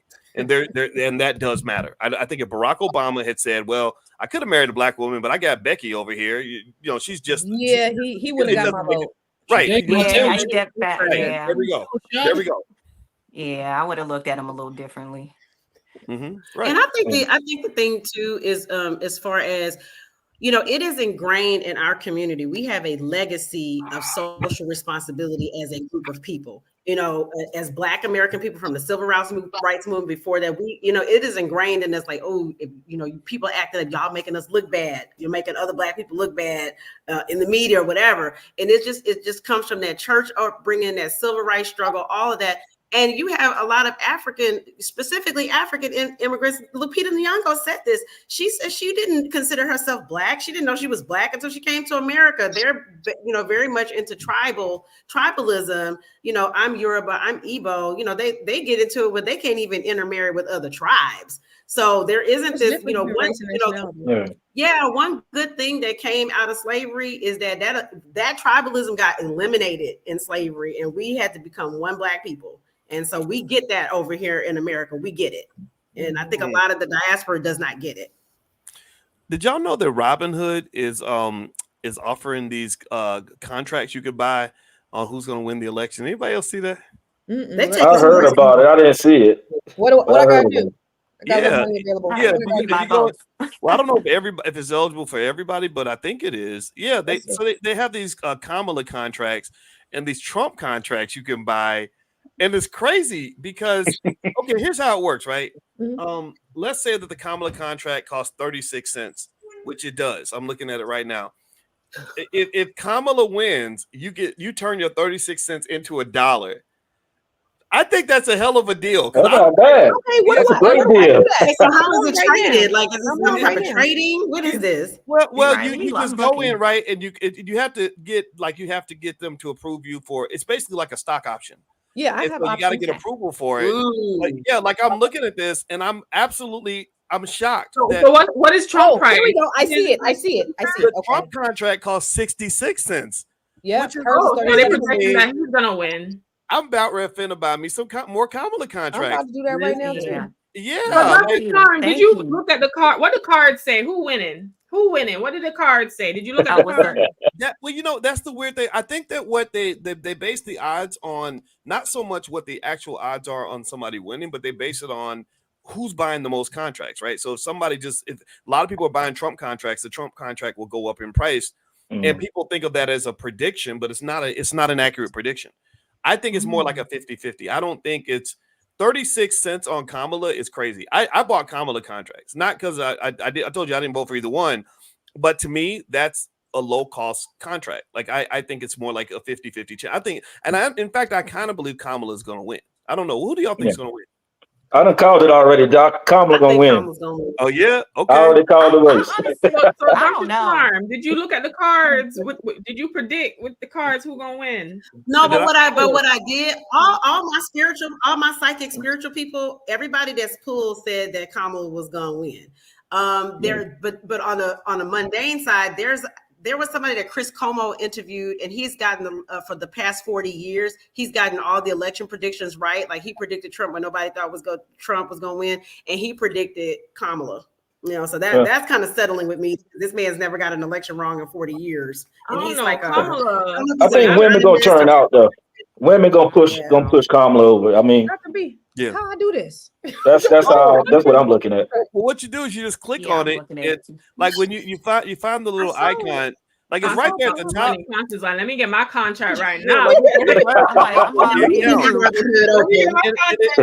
of Kamala and an image of Trump, and it says 37 cents on Kamala, 67 cents. That ain't bad. I saw that, but I can't find it anymore. I'm opening my Robinhood right now. It's right on the front page of my Robinhood account. Oh, damn it. Yeah. So Dr. Charm, when it comes to Kamala, I saw the devil and the lovers card. Oh, you got your tarot out? Yes, I did. But when I did Trump, I saw the magician. Don't make me get my cards out. I will go get my cards. I was like, I saw the devil come up. I was like, oh Lord, I don't know if this is gonna go. I don't know. You need to reshuffle them cards. I'm trying to do it. Well, you need to reshuffle them cards. But I was like, this inconclusive because usually there's like a clear winner because that's what I used to do for the Super Bowl, and I won some money. Okay, you would get that money. I've been winning some money with the Super Bowl, but I was like, this is the most inconclusive reading. Okay, ever. let's get back to the polls. Okay, where we at? So, where are we at? Trump won South Carolina. Polls are closing in Arkansas. Trump wins Arkansas. And Trump wins Arkansas. Trump wins South Carolina. Anybody surprised? No, red states. Yeah. So now we're at 105. Trump got and 27 electoral college votes. Kamala has.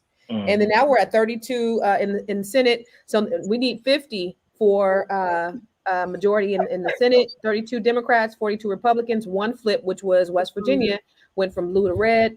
And then the House, we need 218 to win. 50 Republicans have 53.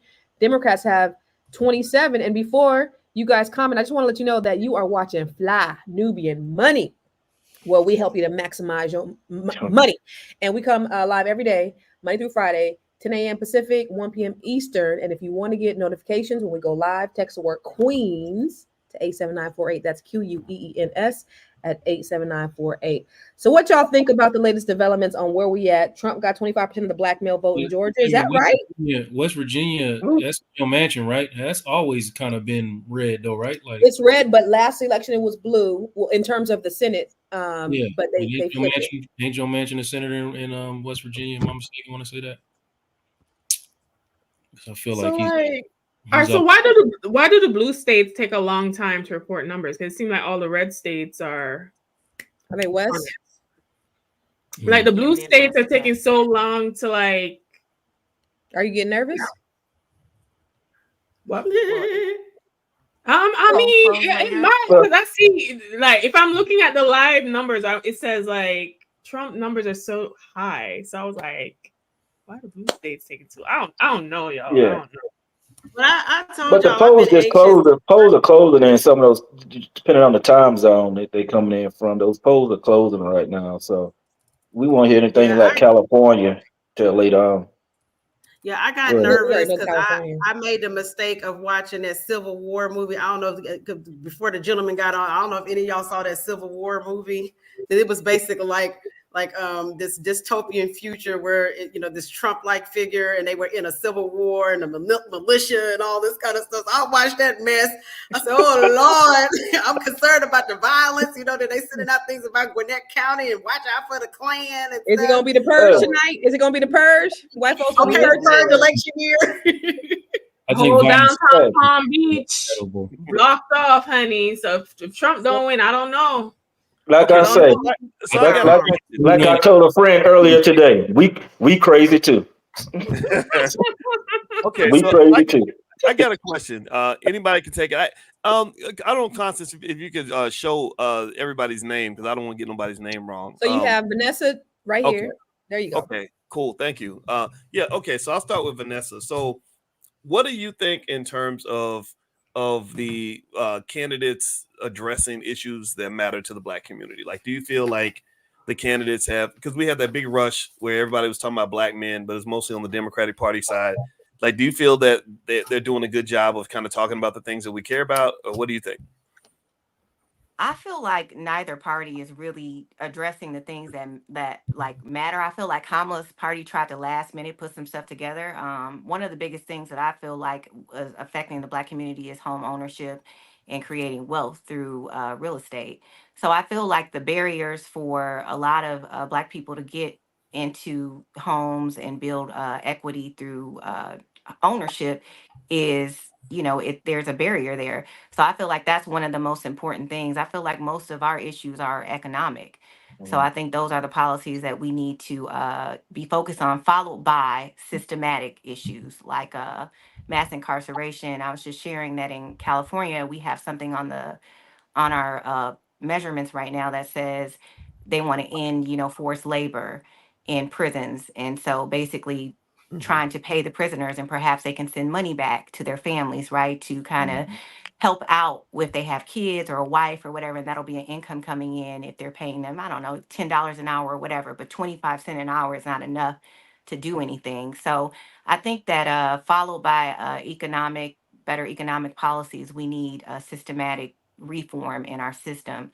So those are my two issues. And I feel like one candidate tried to jump on it last minute with creating some economic policies and saying they're going to help with home ownership and, providing. There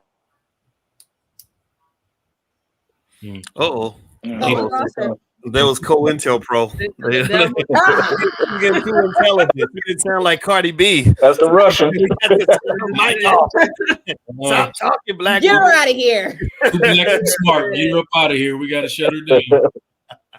So okay, so Joe, I want to ask you, man, what did you think about all this stuff when black men were suddenly like front and center in the conversation when everybody was talking about? I've never seen Big Mac. Either one of y'all could, have y'all ever seen a time where black men where we were talked about that much?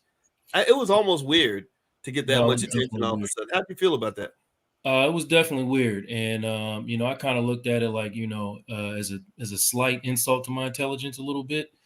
When I sit back and think about like what the status quo was or what was acceptable, like pre-Obama, pre-Trump, I feel like people are trying to still run those same plays right now, and everybody didn't scoped it out, right? So now it's like, okay, we have to audible just a little bit. So now we're going to try to direct our attention towards, black men and whatever their interests are. And at the same time, we're going to blame them for this thing if we don't win it. So I looked at it like it was an insult to my intelligence, and I don't really see it being effective because I think that most people learn more about this country in the Obama years and the Trump years than they actually knew prior to that. You know what I'm saying? Like, I feel like, the way that Trump manipulated the government, if you don't take a government class or whatever the class is called when you're in high school, I wasn't of that, but whatever it is that teaches you about government, civics, my bad. So if you don't take a civics class and if you did take a civics class and you watched the way Trump manipulated the government, you're like, damn, I didn't know you could do all of that. I didn't realize that, because then you go back and look at like, well, why come everybody keeps telling us we couldn't do nothing? Well, it seemed like Trump was doing whatever the hell he wanted to do, regardless of who was in Congress. Everything his people wanted. I mean, he was being presidential, and Trump doesn't know anything about being presidential. But yeah, right. But if you look at his effectiveness for the people that support him, he was effective. Like, you can't, I'm not a Trump supporter, but if I was, I'd be like, well, this dude got it done for me. He got judges in, he got all kinds of things that were important to those people. You can't deny that. Whatever if Obama would have did that stuff, Obama was treading on on thin water. You got to think about it. People got up in the House and said, "I want you to fail. I'm not doing anything that you say." They did everything they could to stop this man. You're talking logic, though. You're talking logic. I'm talking perception, right? What you're saying, and I'm saying, if somebody who doesn't study these things, who's not hyper aware of all the things that are going on, they look at that like, well, Trump did all these things, why can't Obama? So yeah, you can speak logic to me because I understand what you're saying. I know what you mean. But we know a person is smart, but people are dumb. And I look at things a little bit different so far as that goes. Them trying to cater to us now, which is needed. So we are actually being recognized. But also, I got to put accountability on black men too, Dr. Boris, because we need to stand up and come to the forefront. We need to be pushing our agenda. We need to be speaking on our behalf. We need to be yelling from the highest mountain. So, and you can't name one black individual, one black man prominent that has the voice to speak his mind and get praise and accolades for that. So that's why we can't hide behind our women anymore. The women been holding it down. I'm gonna give love to our black women. They really been holding politics down at the federal, the local, the state level for decades. Ever since, during the civil rights movement, men, yes, we were leading up the charge. We was at the forefront. We was the one they came and talked to. Everybody came in and got our opinion, but now it just seems like we don't disappear. And I can understand it also because we're not being heard, but now it's time to take charge. And since they gave us this little recognition, even though they're trying to take advantage of it in some shape, form, or fashion, we need to now take this movement and push it. And we need to come to the forefront and set the standard. That's how I see it. Let me ask you this, Big Mac.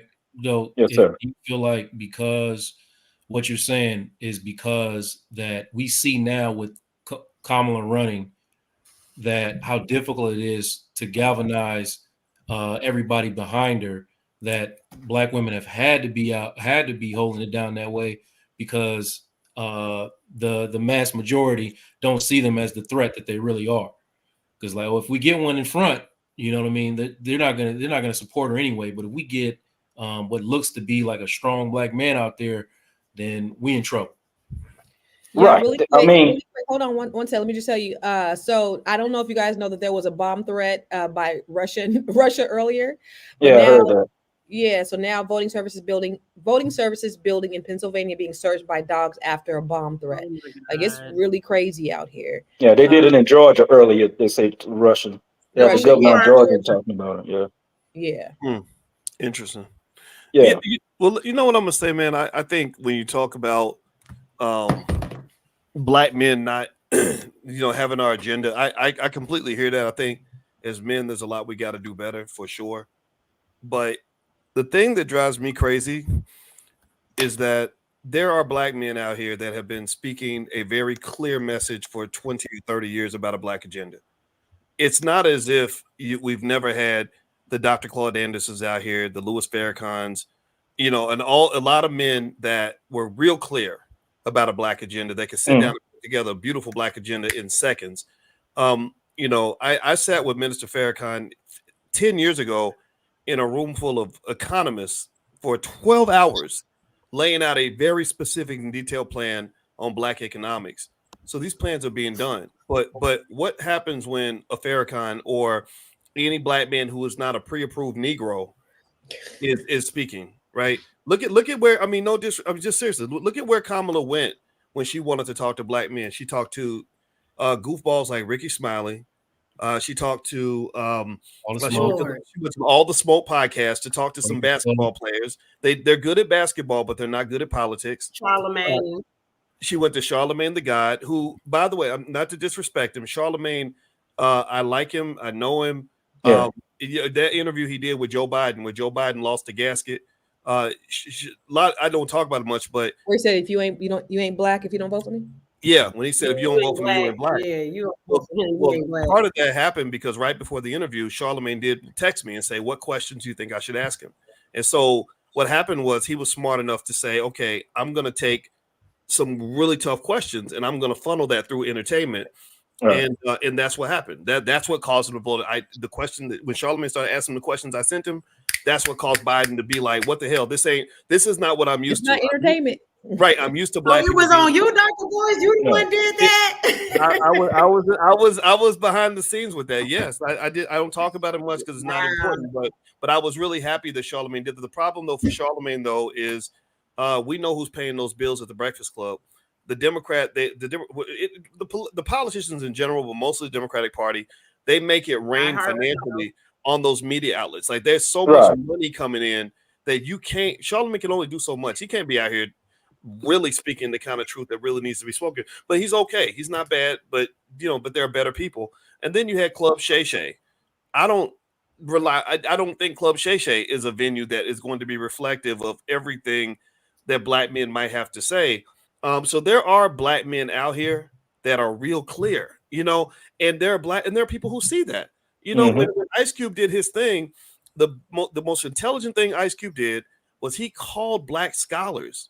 He said, I'm a rapper. I got a big platform, but I know I don't know this. This is not my lane. I just want to help. I want to be the lineman, the offensive lineman. I want to clear the path so that y'all can run through the end zone, whatever, right? And so if you look at his contract with Black America, a very specific plan, he cites and references all these scholars that helped him put together the plan. That's what impressed me. I read it. I didn't know I knew Ice Cube could rap, but I didn't know what he understood. I read that plan. I said, this is scholarly work. This is good. And so when we talked about it, and I was right there with Cube. We were talking a lot at that time, and the shenanigans that they did, the amount of tap dancing they did to avoid intelligent ideas from the black community would make you want to vomit. It was that terrible. It was so bad to the point where I was like, fuck these people. Fuck your politics. I see what you're doing. You're running a big ass plantation. And I'm not with none of that. So they are manipulating us. They are using us. They take us for granted. They literally said something real stupid to him. Like he said, yeah, man, they told me, well, we don't want to talk about it now. We'll talk to you after the election. Right. And we both laughed because we know, well, you have no leverage after the election. You strike while the iron's hot. So what I respected about Cube's approach, and I'm gonna stop talking about it, but I'm still angry about it. What I respected was all he did something the Democrats are not used to seeing from black men. He negotiated with them like a man. Exactly. He was very rational. He said, "I'm not commit." He repeatedly said, "I'm not committed to either party. I just want what's best for the community." And Negroes lost their damn mind. And the way black people turned their backs on that man who was And trying to that's what I was just about to say. Where was his backup? Where was his Yeah, there were a backup? lot of shields, the Democratic shields that turned on him too. And I just think it's reprehensible because I mean, you know, he was talking about Dr. and he was name dropping Dr. Anderson. I mean, he was really serious about it. And then immediately after the election, like Biden campaign did not meet with him. And then after the election, that's when that tape got leaked where Biden said all that mess about white people going to be the minority in a room full of black people on that where they were on that conference call. And somebody leaked what he said, and it was so racist. That was right after the election, you know. And it's kind of like, oh, you Negroes just need to be grateful, have some type of semblance of you got a high chair at the table. You don't have a real seat, but you know. I realize that we are not a monolith, and Right. the thing about it, I think, in our community, and I'm glad that we can have these disruptive conversations, right, to break up the monotony of things, because they do try to make us think alike. And so it's good, Dr. B. Sometimes, a lot of times, I don't be agreeing with what you be saying, but it's good to have these disruptive conversations and to make us think outside the box. Right. I remember when I was when Cube did the contract with Black American. I was in Cabo at this very expensive mansion with all of these elite Black folks, and we were having dinner on a rock in the water somewhere, and everybody was talking about what a travesty it was for Cube to be doing what he did because he wasn't on code. And when I tell you, I cursed out everybody at that table, called them self-hating Negroes. Go Constance. And the person I was with, he was like, "Well, damn, you act like you dating Cube or something." And I'm like, "Nah, these." And so he had to get up and walk me away. Like, he was like, "What's wrong?" But it's that talk that we have as Black people. Is like, if we are all on this code and somebody says something different, then we all have to, you know, we got to crucify him. And I think that's what happened last election. And that's what happens. I mean, I'm sure you, Dr. B, when you talk about the things you talk about, and then you have people like D.L. Hughley coming and attacking you, and Roland Martin, because you're not saying the same things that they're saying. We don't have to attack each other because we think differently. Well, let's just be clear. I mean, DL and Roland are being compensated. You know, that's what it is. That's what we got to just know the difference. So there. Do they get paid directly, or they just come on their platforms and give them money that way? I think I speculate. Advertising. I speculate that there is some money involved, right? You know, because Roland does run a media platform that, you know, and they pay. Remember, all those billions of dollars they raised to run for president. What's that being spent on? It's being given to media outlets for advertising, right? So this is a money grab for a lot of elite gatekeepers, you know, that pretty much get credit for basically hurting Black people in a certain direction. That's what you know. It's like a political boss. Al Sharpton's been one for a long time. He gets his leverage and power and access by saying, I can deliver this many Black people for you. And if you don't deliver, then they say, well, we have no use for you. It's kind of like that. And this happens all around the world. There's African countries like that. If you go to Nigeria has as much oil more oil than most Saudi Arabian countries, if not all, or sorry, all the countries near Saudi Arabia, right? So why do they have so much poverty? Well, because you got these elite folks that are collecting money to let them go dig in the ground and take all the country's resources and not compensate the people. So the same thing it happens with the Black community. So as long as we have this mindset that says we're supposed to do as we're told and we're not supposed to question anything, the community at large is never going to move forward. You're just going to always have this pocket of radical people that just say, I'm not doing it no more. I'm not participating because this does not make logical sense.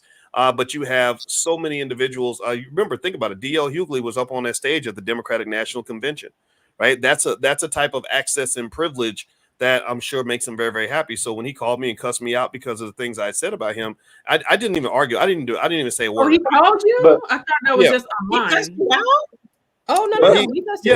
He sent me first. He sent me some really nasty Facebook, Instagram messages, and then we got on the phone, and it wasn't just I don't agree with you. It was more like, fuck you. I'm gonna kick your ass.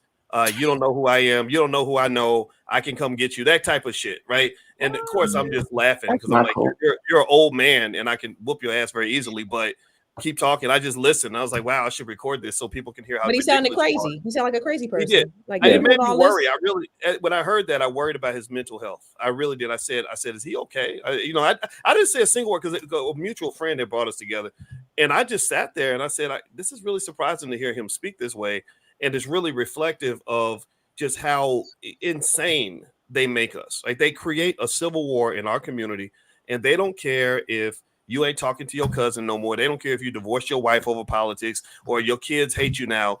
They just will do anything they can to manipulate us into doing what they need us to do. And I think that at the very least, whatever your position is, I just tell people, just don't argue with your own damn relative over who they vote for. That is their right. That's crazy. Yeah. It's really simple. It's your right to vote for who you want to vote for. So why am I going to deny 30 years of you being in my life and us supporting each other over a damn election? I don't think that is logical at all. Yeah.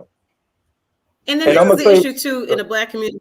In what other community do you have entertainers being elevated to the level of a political scholar? And Malcolm talked about this. Comedian D.L. Hughley doesn't even have a high school education. Charlemagne the guy had to go to night school. Dr. Boyce is a doctor. So it's not equivalent. I mean, at least I'll give it to Roland. Roland, is his degree and everything. But what other community is this allowed to happen but our community? So are we not cool with Ice Cube doing it then? Because he's an entertainer, and we looked at him kind of like. But Ice Cube was different because Ice Cube did go to scholars to lay out his position. He understood his role. Like, Ice Cube was like, I'm an entertainer. I don't even do this. He said that. He said, look, I'm too busy usually to be involved with politics, but because the pandemic happened, I had some free time, and I looked over and realized nothing was getting done. So he was just lending his power in his platform. He wasn't coming in trying to drive the car. He said, I could buy the car, though, and y'all can get in it and drive it. But there's a difference there. But I will say this, and I'm going to drop off after this. We still have to play the game, no matter what. It's just the cards we dealt. That's just the rules. So we still have to play this game until we able to position ourselves to really, take a hold of the game and turn it the way that we want to turn it. Because I have friends that are lobbyists, and they don't take anything personal. And they told me, never take politics personal, because at the end of the day, they all about money. They all have some level of crookedness in them, and they all out for themselves pretty much. So knowing that and knowing how they work, you just have to play the game and get in and get what you can while you can. So that's why I believe I don't care who wins. I could get along with either one of them, and I could talk with them and infiltrate their camp and their organization and help my people for however I need to. I've done it before on lower level, but you can't take politics seriously, because the same politicians that say they hate one another, don't like one another, they're going to restaurants and eating and dining out and making plans how to get money and swing each other money. That's the game at the end of the day. Well, let me ask you this, Dr. B, because I see you talking a lot about the Democratic Party on your platform. I see you making fun of Kamala all the time. You say a lot. You ask what she's doing for Black people. I don't hear the same rhetoric about Donald Trump on your platform or about the Republican Party. Well, the first thing I'll say in response to that, if you go to my Instagram right now, which is Dr. Boyce Finance, you'll see that I actually have some comedic stuff up here with Trump. I think that there was like a video of him and Rudy Giuliani, or Giuliani was dressed in drag, and Trump goes up to him and like puts his face in between his breasts and kind of motorboats. It was real weird. It was like 20 years ago. And then there's another video of the little kid who's like imitating Trump. And he's like, this Halloween, we're going to get all the candy. We're going to have more candy than ever. It's going to be the big, so there is some stuff in there in Trump, just to, be fair to this. But I will agree with you 100% that I tend to talk about the Democratic Party more than the Republican Party. And let me tell you why. The Democrats owe us because we keep them in power. Mm-hmm. We don't keep the Republicans in power. If we were, voting 80% Republican in every election, then yes, I would absolutely be talking about the Republicans more, because I believe that if somebody owes you money, you talk to the person who owes you money, not to the person who didn't loan them anything, right? So I'm not saying the Republicans don't have an obligation to lead and support everyone in the country when they take power, But you know, if I work 40 hours a week at your factory and you don't pay me, and I come to you and I say, well, hey, you didn't pay me. Like, what's going on? And you say, well, why are you talking about me? You should be talking about the guy down the street. But the guy down the street I did not work for him. I worked for you. Black people don't work for the Republicans like that. We work for the Democrats. So in my view, they owe us a massive, massive debt. And it's not, it's a popular, actually, a lot of people feel this way because if you really focus on how people feel, you'll notice that the millions of Black people who either are not voting Democrat or are now voting Republican, if you ask them, well, who did you vote for in 2008 and 2012? They're going to say Obama. But they got their hearts broken because there is a policy within the Democratic Party that the Black community is owed nothing, that they are a bunch of suckers that will sit there and take whatever crap we feed them. And there's just a fundamental disrespect. Right. And so this is what people are rebelling against. They're like, no more. This is not going to happen anymore. So maybe, who knows, maybe in this election, I don't know if they're going to win or not. If they lose, hopefully they'll be smart enough to say, okay, everything that we did where we were acting like we suddenly love Black men, maybe next time we'll start a year early. Right. So that we have a track record. Right. We don't look like the guy who's showing up and, you know, and being nice to you because he wants something, you know, I need something right now. Or I heard you got your welfare check, you know, like they, you know, they can say, look, we have a track record of being connected to the Black community. And so now we're asking you to support us like we've supported you. Just a simple idea of reciprocity. Dr. P. Dr. Totally B. agree. So I appreciate that because I know that. Most people don't know that. So what they think is because you are calling people. What's up, Dr. Alicia? Hey, Because Dr. you are asking for accountability, they think you're automatically a Trump supporter, and you've never said that you're a Trump supporter. But it also, but because you do call accountability to the Democratic Party, then people will think that you're a Trump supporter, and they will follow what they think that you're doing because they think you are a Trump supporter, and then they will vote for Trump because they think that you are. So I know that you're not. I know what you're doing, but a lot of people don't know what you're doing, and they automatically think because you hold Democrats accountable that you're automatically a Trump supporter. Yeah, I get it. I understand, and I refuse to accept that label because what I'm being is a free American who has the right to do whatever the hell I want.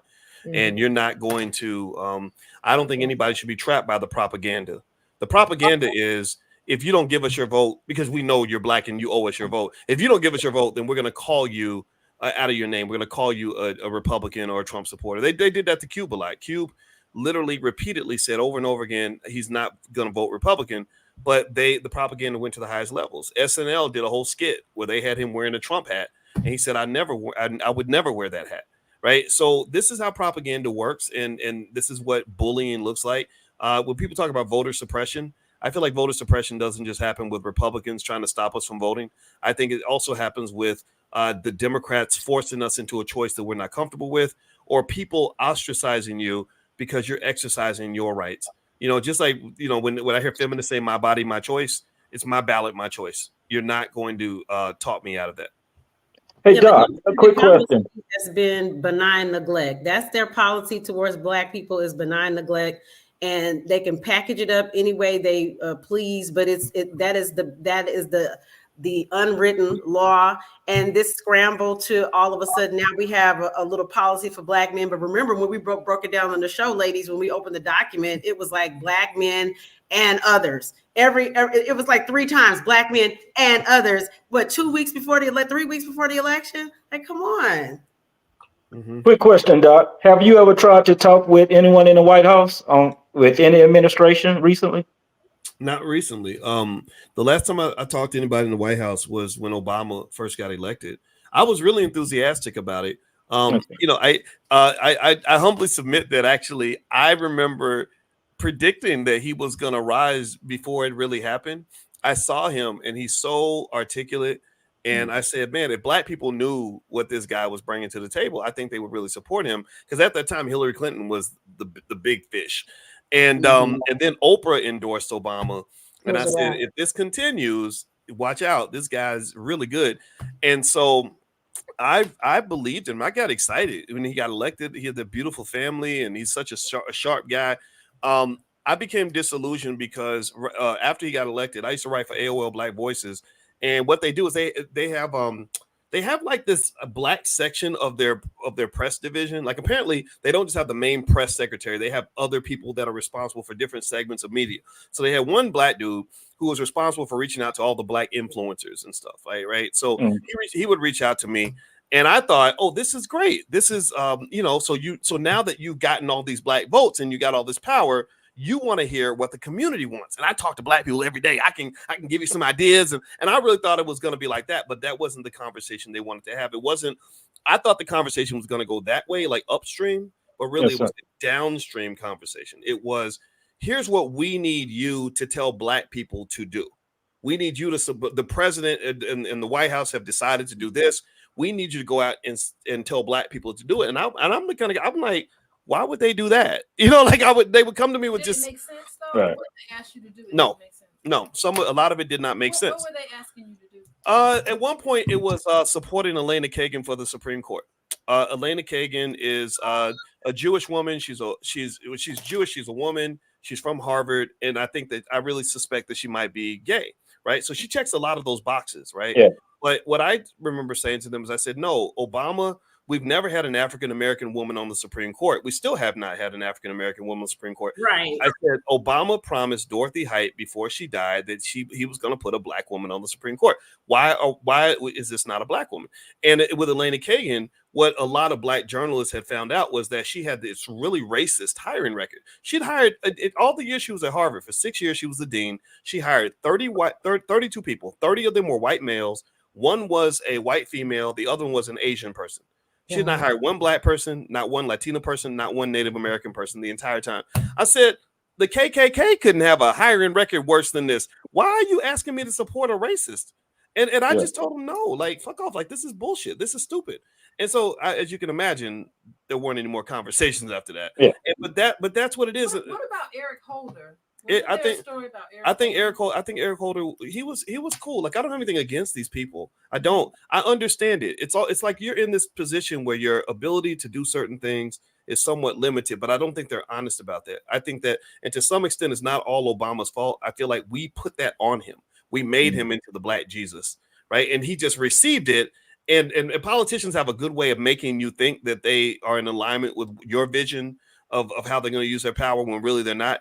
And so I don't put it all on Obama. I don't dislike the man, but it didn't take me long to say, okay, this ain't it. This ain't gonna, so generally I can't lie about my experience, and there's more experiences I had, just was it all negative though, or was it all? It wasn't all negative. If you'd like, babe, if you want to get on the mic, you can go. She Let keeps talking. She's talking to the backseat. Let me give you guys an update on where we are. So Trump wins North Dakota, Trump wins South Dakota, Texas, Michigan, Wisconsin, and Arizona. Wait, Trump won Michigan and Wisconsin? Texas. I'm sorry, Trump won Michigan, Texas, but polls closed in battleground states, Michigan, Wisconsin, and Arizona, but he won North Dakota and South Dakota. I'm gonna drop off and go watch the rest of the results. Y'all have a great discussion. I'm gonna drop off too. Thanks for the conversation, but yeah, we should all be doing what Cube did. Y'all have a good night. All right, see you later, sis. So we're at 154 electoral college for Trump and 30 for Harris. So I'm getting a little nervous. You said Michigan? No. I didn't mean Michigan. I'm sorry. Polls closed in Michigan. I'm sorry, Wisconsin and Arizona. So Arizona, right now we're looking at Wyoming. We're looking at North Dakota, South Dakota, Texas, Oklahoma, Arkansas, Missouri, Indiana, Kentucky, Tennessee, Alabama, Florida, South Carolina, and West Virginia for Trump. Listen, the AKA is gonna be upset if Kamala don't take this home. A lot of Jamaicans gonna be upset. My parents in Jamaica right now, vacationing, honey. They've been strolling. Indians too, right? Because she Indian. Oh yeah, I actually went to an Indian party on Halloween, and I was asking them, I'm like, hey, what was that? It was like a Bollywood Indian party, and I was like, hey, how did you feel about getting a vote for Kamala? And he was like, I never thought I'd be voting for somebody East Indian, one of the party goer attenders. So it's interesting, identity politics are very strong in this country, and so she gets to check out. If people are irritated with Kamala I'm being corrected. Kamala, because of the fact that she's a woman, or like the questionable blackness? Like what is like more of a hurdle you think, Dr. Boyce? I think it's both. I think that we do have a country that won't accept a woman as president the way that we should. I think that she's definitely qualified. If I were in alignment with her politics, I would definitely support her. Is there anything that you do support? I mean, in terms of what she's talked about, is there anything? You need to because you'll come to me and you'll say, "Oh, I did a video about Kamala," and I say, "Okay, don't tell me it was negative," and you'd be like, "She did this, and I hate this," and I'm like, "Well, could you do a video about maybe student loan forgiveness, how that could help Black people?" That's my challenge to you. I appreciate it. Now, do your challenge over there in your microphone. Step away, ma'am. Step away. Right. That's right. Eat the cake, anime. All right. So I would say that with Kamala, it's more so. I do think that being a woman and a woman of color is I don't call her so much a Black woman. I just can't. I don't feel that way. But being a woman of color, I think that those are obstacles against her 100%. I guess the question would be, if Kamala were a man, let's say she were an African-American man, how would I feel different? I still wouldn't support her because I'm not in alignment with the Democratic Party anymore. I think that they just kind of went too far to the left, and it's not comfortable for me anymore. And I think it's okay to say that. I also think that overall, though, I think as a country, we do have some work to do in terms of respecting the leadership abilities of women. And so if Kamala does win, I'm not going to be mad about it, because number one, I think Black wealth is not correlated with who's in the White House. We were broke under Republicans. We're going to be broke under Democrats. The people that are doing well, that are making good decisions, are going to do better. The Asians kind of show that, right? It's what you do, not what they do. But then also, I think she will represent the country better. I think Trump is a narcissist. He's a prick. He kind of just says, he gets up there and just rambles on, and he doesn't listen to it. He doesn't have a cohesive word. This man talks about my white skin. It's my white skin so beautiful. He imitates fellatio, and like he's just up there just doing and saying anything. And the fact that this man at this moment in history has 154 electoral college votes, 160 now, scary as shit. Yeah, it is. Oh, go ahead. I'm sorry. I cut you off. Vince Washington in the chat said he just wanted to let you know, Dr. Boyce, that he wrote you in as president and Dr. George C. Frazier as vice president.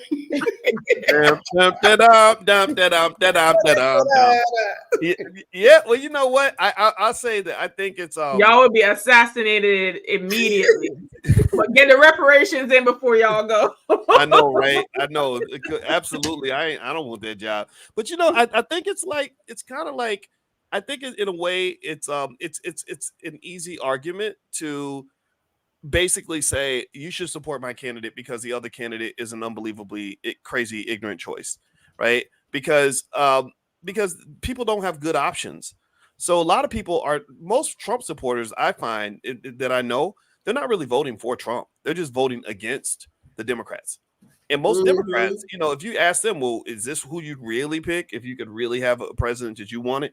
They wouldn't. They're not necessarily in love with Kamala Harris. They just find Trump to be appalling and disgusting, which he, pretty much is. So I just think that that's the problem. Trump, and so if you ask me like what I like about Kamala, I would say I like the fact that she's presidential. I like having a smart person representing the country. She's going to be polite at all the international gatherings. But then what do I like about Trump? Well, I think we can't call all masculinity toxic. We got to the point where anytime a man shows up and does things that men kind of do, we're like, oh, that's toxic. That's bad.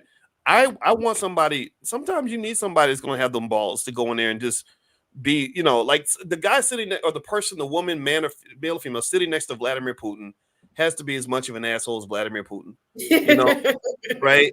No, but not to say Kamala can't do it though, right? Because she was a prosecutor and she's very tough also, right? So I don't hate her, but I think also in terms of policy, I really need to understand what happened with the border. You know, how do we get all these illegal people in Chicago moving into black neighborhoods? What the hell? And why are they getting more money than us? I think that is a legitimate point that's being ignored by the elite, because the elite are not living in those neighborhoods in these major cities where this is happening. I think that is not just disrespectful to black people, but it's a national security issue, and it's going to affect us at some point, in my opinion. Yeah, I'm just watching this. You know, I'm into these. I'm doing Tom Clancy, Jack Ryan, and I'm watching the Civil War. I've been on a military kick, and one plot point for one of these shows I've been watching is that they had to do an ops because there were some Al Qaeda people that got snuck in to Texas on the Mexican border. And I'm watching this Lioness show with Zoe Saldana, and they're like CIA operatives, and they had to go do this exercise and things. But it was a real thing because of these open borders, that these people think, oh, it's just the Venezuelans and the Mexicans, but you got people coming in from Afghanistan, you got people coming in from Iraq, and this is a real threat to national security, that you know that these things could happen because these folks were not vetted properly. Yeah, you can't. America's not a country that can leave its back door open. We've done some terrible things. Like we're kind of like the gangbanger in the neighborhood that's killed a bunch of people's relatives. And so we got a whole lot of enemies out here, like children that grow up that remember 20 years ago when we bombed a daycare in Afghanistan, you know, and they spent their whole life thinking, how am I going to get revenge on these people? I want them to experience the same pain that I felt when my whole family got killed. I personally think that that's going to eventually affect us. I think that those chickens will come home to roost, and it's going to come back in a terrible way. And I think that they're having a wide open border. In fact, if you Bloomberg wrote a really deep article where they explained that in Chicago, a lot of the murders that are happening in Chicago are directly connected to drug cartels that are illegally coming across the border. You know, the Sinaloa cartel and El Chapo and all that shit. Like that's coming through Chicago. Like Chicago's seeing that in real time because we're a distribution hub for drugs. And I would just like for these conversations to be had instead of us just being like, oh, it's no big deal. No, don't ignore that stuff. Well, you know, and then everybody's in an uproar right now in Chicago about Brandon Johnson. He's basically said he's going to raise the taxes. He's proposing to raise taxes, and that's directly because there's like a $30 million budget shortfall, and so this is related to them giving all that money to the migrants. Yeah, actually, I thought it was more like $1 billion or something. Yeah, like just in Chicago's, you know, similar 30 to billion, yes. Yeah, it's similar to a lot of cities, you know, and I think it's just kind of like, are we really trying to solve real problems? One thing that neither candidates really mentioned at all. And actually, I know you and I, Dr. Charm, are talking a lot, but I'd love to get the other lady's opinion on this. But the national deficit is like growing like crazy. The debt is massive, and the deficit is really big. And when they looked at Kamala and Trump's economic plans, both of them were going to increase the deficit. And now, actually, Kamala isn't going to increase the deficit as much as Trump's, though, because Trump wants to have all these tariffs, right? And he thinks that that's good, but actually, the economists all say that that's bad. I wonder why we're not talking about the economic future of the country. What do y'all think? Listen, I did that post today, Dr. Boyce. I know you saw it. I said, regardless who is in that seat, that all of us need to hop on entrepreneurship and get our things together, because that is the only power that we have. I talked about this earlier on the show, that I was like conflicted with my vote, because on one side, you know, for morality purposes, I want to vote this way, but the other side, I was like, maybe if I'm looking at the money, you know, maybe I need to vote this way. So that was a conflict I had up until I actually had to vote. I do think Kamala's plan, while it's well-intentioned, there's always going to be a negative aspect or side to certain things economically, like what she wants to do as far as like housing and rent and all these tax credits that are going to happen. I just feel like with the inflation that we already have, this might make things worse, because what are we going to do? Just print off more money to fund these things and like increase our dollar value? Like, where is this money going to come from?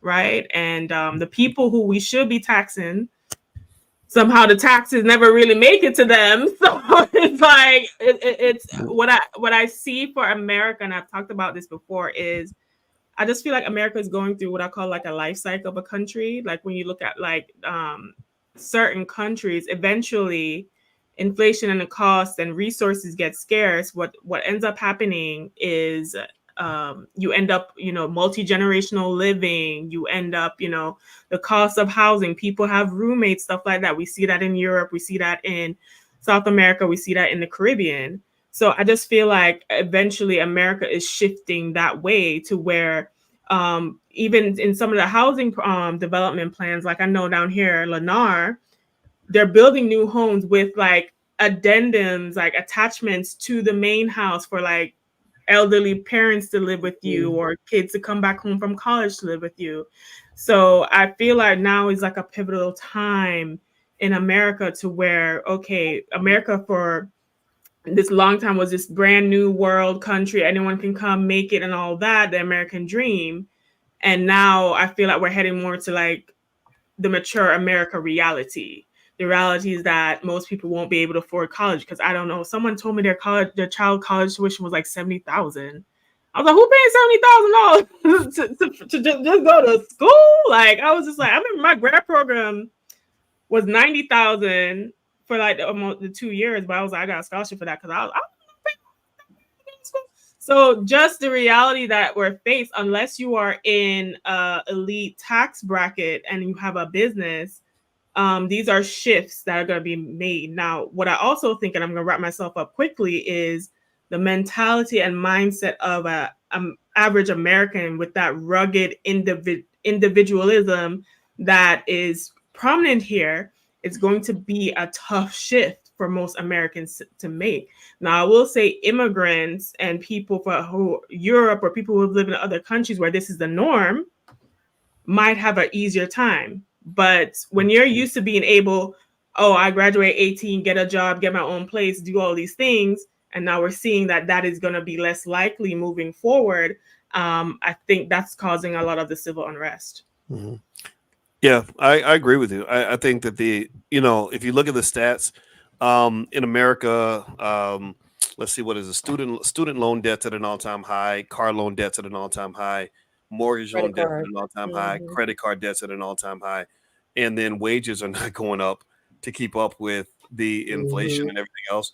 And so everything you said is 100% correct, Athena. I mean, it's one of these things where I don't really see how the system can be changed. I don't know how to fix that. I don't have the resources, but I think it's like you better learn how to play the economic game a little bit different. If you're trying to save yourself, like just little basic things like investing for your kids. If you buy them just a little bit of stock when they're young and do that consistently, instead of buying them like Christmas presents and football practice and all that, like as you're paying for that stuff, buy them stock to go with it. Like the same amount of money you spend on BS, put the same amount of money in the stock market on their behalf and put it more on the family's behalf, right? And then that wealth, you give it 20 years, then your kid has plenty of wealth. That means they don't have to go to work if they don't want to. They're going to be financially secure. And financial security means a lot more than just the money part. It affects your mental health, right? I see every time I'll turn on TikTok and I'll see all these Gen Zers that are literally in tears because they can't pay the bills. There was one girl who was like 21. She said, I hate being an adult. I hate it. I want to be a kid again because she could not afford to live. So we got to give if we yanked every kid out of school and just had them like study for the school of life, like really prepare for the game of life and have somebody teach them how life works, how to pay for stuff, what it's like to run a family, all that would be better for them than whatever they're not learning in the public school system, in my opinion. You got to get your kids ready. These kids ain't ready. This economy's changing. Kids ain't ready. Let's go to the polls. Harris wins Illinois, Rhode Island. I think Harris wins Delaware. And I think Trump won Mississippi and Wyoming. We know North Dakota, South Dakota. But really quick, let me show you the map. Trump wins Louisiana as well. Yeah, he won Louisiana as well. So let me just show you. He won Louisiana. Oh, okay, yeah, that makes sense. Yeah, I mean, he's winning those other states. I want to show you what the map looks like right now. So you see all the red states. So they've already, those polls are closed. Okay. So it's like, whoa, we look at this and we're like, okay, Trump has 154. Harris has 53. Now, keep in mind, take a snapshot of this. Okay. Now let's look at 2020, because I want to show you what it looked like. Yeah, the comparisons are interesting as to what the states in are 2020. doing. So, I mean, it's pretty much going to be the same states, right? Do we see anything that's different on here? Except for Georgia was a blue state. Didn't Trump take Georgia this time? Or no, it's still no. We're looking still like out. he's going to take Georgia. It's looking like it. It's looking like it. But this is pretty much indicative of what we see right now. So none of these blue states are in. And let's see, Minnesota, Wisconsin, Illinois. Yeah, she just got. Illinois is always blue. Yeah. Yeah, but Texas is no, he ended up winning Texas because he did. Yeah, they were saying that she was gonna take Texas, but Georgia is pretty close, you guys, because it's like he's at 52%, she's at 46%, but they have 73% of the votes in at this point for Georgia. Interesting. And last election, Georgia was blue. And that was the first time Georgia turned blue in 30 years. Was 2020. So it's interesting how things are shaking out. And so, it makes you a little nervous because you're like, but I mean, this is indicative of how people vote anyway. Pretty much, we're seeing that people just really vote along party lines. They're not really voting for policy. It's more about party. And I mentioned that George Washington said, be very careful of having a two-party system because people will vote party over nation. They will vote party over country. They will not look at the best interest of the country. They'll look at the best interest of the party, regardless of if it's going to destroy the country or not. And so that's, I think, where we are right now is people are more concerned with party than they are country. I think another issue is that lower voter turnout. Like I helped a friend in Chicago, in Cook County in Chicago, run for judge. She just ran for judge in the spring, and they really dealt with a lot of issues with low voter turnout, and it's been trending that way at the polls. And so you always have an issue when you only have a smaller percentage of the population that is actually voting versus who are eligible to vote. That's a great point. Yeah, I think, it's interesting when you talk about voter turnout. I personally am conflicted in terms of whether or not I want to continue to legitimize an illegitimate system. There is political science theory out there that says that abstaining from voting is actually a way to vote. When you abstain, you're voting. You're saying, I'm not going to legitimize, what you're doing here. And it's almost like I remember one time, it's really hard. It's really weird talking to Dame Dash because he does all the talking and he kind of tries to push you into a corner, right? And I don't do well with that. I don't respond well to that. And so one time we were just talking, having a friendly conversation online, and he kind of reduced the conversation to like two options, either A or B. And I was like, I'm not letting you do that. Like, no, I'm not answering that question because you're not allowing me to have the conversation we need to have. You're reducing this to a yes or no. This is a common tactic they use in interviews. They'll just sort of push you into a corner and have you sort of be forced to say yes or no. Like a lawyer. And if you see what they're doing, the best answer is to say, I'm not answering. I'm not participating because the whole framework, the whole setup is bad. Right. And so I kind of feel like that's what happens in politics. Dr. Anderson says, I think he said that we are allowed to vote. We're allowed to make choices, but not decisions. And so we make choices. Yeah. So somebody else makes the decision of who they're going to put in front of us, McDonald's or Burger King, Coke or Pepsi. And then we get to make a choice. And we really think we're in a democracy. And we're just not. That's not democratic. That's oppression sort of disguised as the illusion of choice. And so, I personally think it's everybody's right to do what they feel comfortable with. I think local elections matter far more. And I think that's where we need the civics class, because there are a lot of little local battles that are much more impactful on your life than the broader presidential battle. And then also there are spaces where you do have a lot of power and a lot of control. If you make decisions in your family, in your household, our house ain't no democracy. Our house is a dictatorship. Me and my wife are the king and the queen. We make all the decisions. Everything's top down, and that's how it goes. And so I think focusing on that is probably a better use of energy than worrying about this national election. But Dr. B, when you say to abstain, when I think back to seeing pictures of my Black people, family being hung from trees because they voted. It's our duty, I believe, because too many of our people have died. Now, you don't have to vote for the president.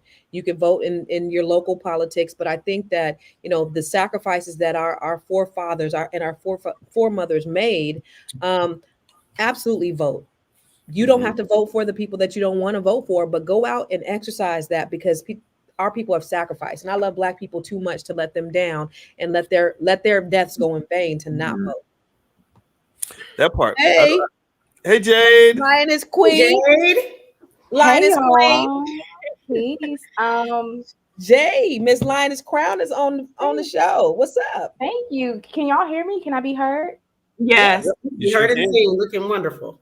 Oh, thank you. Likewise, Dr. Charm. Hey, Athena. Oh my gosh, Dr. Voice. And of course, Constance, my sister. Listen, I just logged in to do a check. I just want to do a wellness check. Is everyone okay? Is everyone okay? Do I need to, Jay, we were a little nervous because the votes coming in, but once Constance put that map up, I was like, okay, I can relax a little bit. All right, so I wanted to do a wellness check, and then also I have not been plugged in or tapped in much. I'm on the West Coast. Shout out to the West Coast. West Coast. Yeah, and so polls are starting. They haven't even closed here yet, right? No, Tiara just voted 10 minutes ago.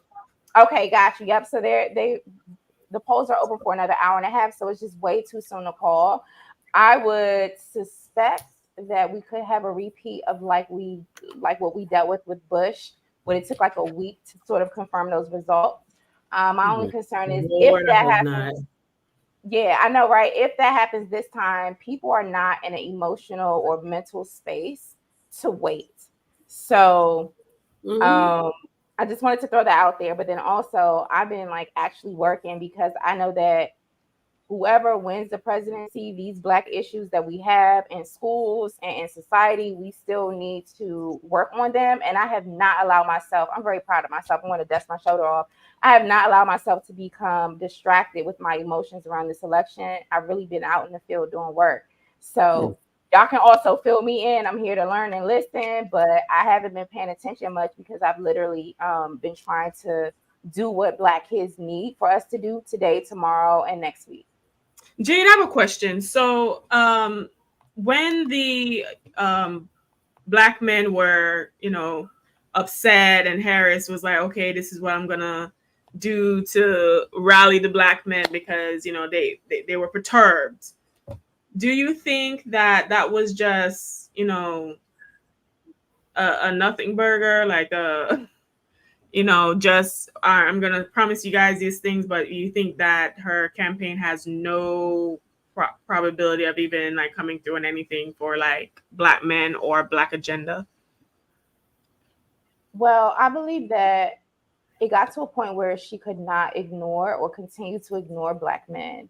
Absolutely. It got so bad, and so much pressure was put on the Democratic Party, where they could no longer say that, oh, y'all are just bots, y'all are just trolls, y'all are just misogynistic and toxic masculinity, and this is just a fringe group. She had to make some sort of statement. But to answer your question, based off of what I think and feel, I mean, I'm not a part of that campaign. I think that it was just political fluff. Quite frankly, she needed to make a statement and say something that could appeal to Black men, and others, right? So that they wouldn't be left out of the conversation. Whether I believe or have faith in terms of whether VP Harris and her administration would potentially act on any of those campaign promises, no, absolutely not. I don't think that campaign will act on any promises made to Black folks.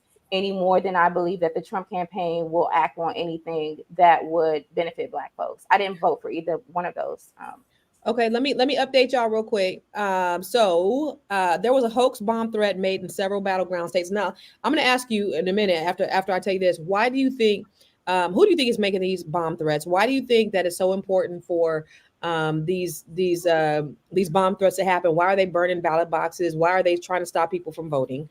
And who is behind this? Are these Trump supporters? But Harris won New York. So that's where we are. And so the Electoral College votes are at, where are we at? 168 Trump, 62 Harris. And then the Senate, 34 seats for the Democrats, 44 for the House. They need 50. And then for the, that's the Senate. And then for the House, 105 for the Republicans and 69 for the Democrats. But about all these bomb threats and, them burning up the ballot boxes and making threats to the people out there. And then I don't know if you guys saw where they said there was a credible threat to Black women from now until inauguration that they were saying, and Black women needed to watch their backs. Why do you think it's such a big deal for where all these people were, they're trying to stop the votes? What's the problem?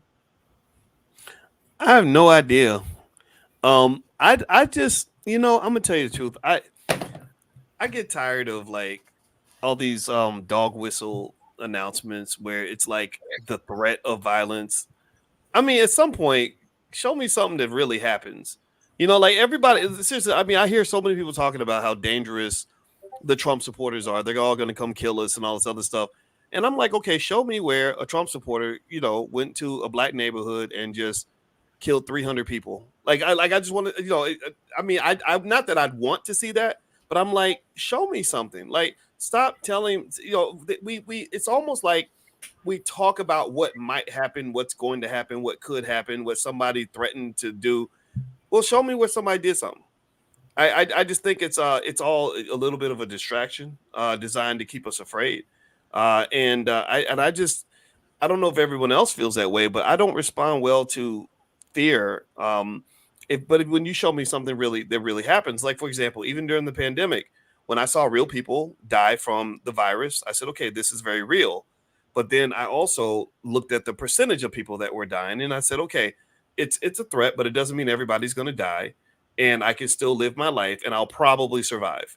It didn't mean I was guaranteed, right? It doesn't mean I had a problem with other people's way of reacting to it. But when it got real oppressive to the point where people were forcing their view onto me and to others, that was really awkward. That was very uncomfortable for me. I didn't feel like I had a choice anymore. I felt like I was living under like a really fascist kind of regime. When they took down my social media. I had 680,000 Instagram followers. They just took my whole account down. And it was only because I was exploring all ideas instead of just believing whatever the hell you tell me to do. So again, this goes back to that point when people talk about democracy being stolen. I think it was already stolen. I think that during the pandemic, there was very little democracy happening during the pandemic for sure. Anybody else? What's the problem? Because if they're always talking about our vote doesn't count anyway, well, what's the big deal? Why are they trying so hard to either block Black people from voting, challenge the voting, challenge the validity of the people who are voting? What's the big deal? Why are they doing this? I mean, but they always try to block Black voting. I mean, so that's just par for the course. I would be shocked when they don't try to block Black voting. True. Yeah. Well, what's interesting. What's interesting to me though is it's a mixed bag, because you've got, on one hand, you've got people that are really working to get Black people to vote, right? Running voter drives and all this other stuff to make sure we get out there, booties to the polls, souls to the polls, all this stuff. And then on the other hand, you got those people that are like, no, let's keep those Negroes out of the ballot, away from the ballot box. And I just find that like back and forth really interesting. And it's almost like I see it as like, okay, you really want me to vote as long as I do what you want me to do when I get there. If I was going to do something if I was going to do what I wanted to do or something that was different from what you told me to do, you really don't want me there. And here's the other thing that's interesting. Melina Abdullah in Cornell West Those are the only two politicians I wanted to talk to. I didn't really want to. The Kennedy guy reached out. I told him no thanks. I wasn't interested. Sorry, Doc. Just fun fact: I took my mom to her eye appointment, minding my own business. Went to Outback Steakhouse. Who do I see? Oh, RFK Jr. We had a conversation. That was like my third time meeting him, but I just wanted to name that. That was literally a couple days ago. But yeah, I didn't really have much to say about politics when I met him. If vaccine stuff, yes, all day long, but it was interesting. But yeah, I'm with you on the Dr. West and Dr. Abdullah train. Well, what threw me off was when they were honestly talking about how they legally got on the ballot in certain states, and the Democratic Party would sue them for just to drain their resources, right? Just to make sure that Black people don't have any choice other than the one that they want us to take. That to me is corruption. I don't like that. And they just show such blatant disrespect for Black people. I am still flabbergasted with the Cardi B, with the Glorilla. Glorilla had to bleep out about the entire performance. Megan Thee Stallion, and what got me about Megan, and I just watched her documentary, which was very touching on Amazon Prime, was that this woman has a bachelor's degree in healthcare administration. I mean, Kamala Harris, one of the big things she's talking about is the access to healthcare. She's, piggybacking off of Obamacare. Megan Thee Stallion could have got up and gave a speech about healthcare in the Black community when she was, but no, she was up there like lazy twerking, and it's just a lack of respect that's shown for us. It's so egregious, and we've just been relegated to them thinking that that's all we care about is who's gonna twerk the best. And it's really disrespectful. Yeah, it's almost like they look at our community as a community full of children, people with low intelligence, very little discipline, and just this ratchet behavior. And it's really difficult to be the kind of Black person who's trying to switch out of that generational curse, right? Or who's trying to help Black folks grow up. And it becomes a battle where you got to fight against not just the racist white people who are compensating Black people to act like ignorant individuals, but you're also fighting other Black people who are addicted to the ignorance, who think that you're being uppity because you are a Black woman who isn't going to lead ass first, or think that you're square if you're a Black man who actually does care about the Black family or wants to be intelligent, right? And it's a hard battle. I had to fight that battle my whole life. A lot of the Black men I grew up with did not have good lives. I'm talking about drugs, alcohol, incarceration, not taking care of your kids, all these stereotypes. And so when I was sort of like, I don't want your life. I don't want to be where you at. I got a lot of resistance, like almost like you're acting white or something's wrong with you. Or like if I wanted to go study, because I almost pledged a Q in college. I was going to be a Q. And the Q's on my Q? I was going to be a Q because my I can see that. I can see Doc being a Q or a Sigma. Is that what they do? I don't even know which one I don't remember what the. Don't do it. I got my purple on. I respect the Qs. Much love for the Qs, but Lord, the guys on that campus, at that time, the stuff they were doing was so just directly self-destructive. I said, y'all gonna get locked up. Y'all gonna catch AIDS. Like they had done some. I'm talking about they had done some like straight up sex trafficking on that campus. I kid you not. And I was like, I don't want to be a part of none of this. Like, what's wrong with y'all? And I would get made fun of because I was the guy that wanted to go to the library at 10 o'clock on a Saturday night, and it made me sad. That's an alpha, maybe a kappa, but Q. That's not a Q. One of my friends went to, because I went to FAMU, and I went to the Q Dog house. I used to go to all the alpha parties. Went to Q Dog house once, and it was so ratchet in there. I never went back. And one of my friends went, and she said somebody licked her leg at the Q at the Q Dog party. And my daughter's father's a Q, so I'm not ragging on Omega Psi Phi. Oh, but y'all Lord, your daughter father was a Q. If y'all don't mind. I just kind of feel. Oh, go ahead. I'm sorry. Please go ahead. I cut you off. I was going to gracefully try to change the subject. If that's okay. No, I think Right I'd like to know your opinion about the subject, though, Jay. What made you think what made you want to change it? Well, I wanted to change it because I know folks in all of the Divine Nine, and I'm also very mindful, as I am. Dr. Voice has coached me pretty well, in business I'm a consultant, I'm a media consultant. I'm very mindful of just one little clip about anything that could offend anybody, which is people are bound to do that anyway, right? But her audio went out. That was the Q Dogs that did that. Yep, they did. Intel Pro. That's what that was. I'm done. But no, I have a lot of love for the brothers of the Omega Psi Phi and brothers and sisters of all the Divine Nine, and I wanted to recuse myself from that part of the conversation. So I get because, that. I'm leaving y'all to dry on that conversation. Yeah, unfortunately, things happen on college campuses, and things happen in organizations, all organizations. Right. And That's individuals make up organizations, and individuals, have autonomy. They can think for themselves, make their own decisions. And then oftentimes when you have a few bad actors in any organizations, it could put a stain on said organization. Same thing with racism. We may have some folks that may be a little touched in our community, but those folks, like those bad behaviors, get the spotlight, and then it sort of could put the rest of us under a stereotype. Yeah, you so PC. I love this response. Oh, thank you. I'm trying to. Yeah. I take after you, Dr. Charm. You're. I'm not PC at all. Well, I think that we can do both, right? I think that we can say, look, I love you enough to have an honest conversation that there are there's something that's not quite right with our culture. There's some areas where, some things that we think are okay are just not okay. Like it's not okay that 76% of our kids grow up without a father in the house. Kids need the protection of a father. What's going on? What's happening here?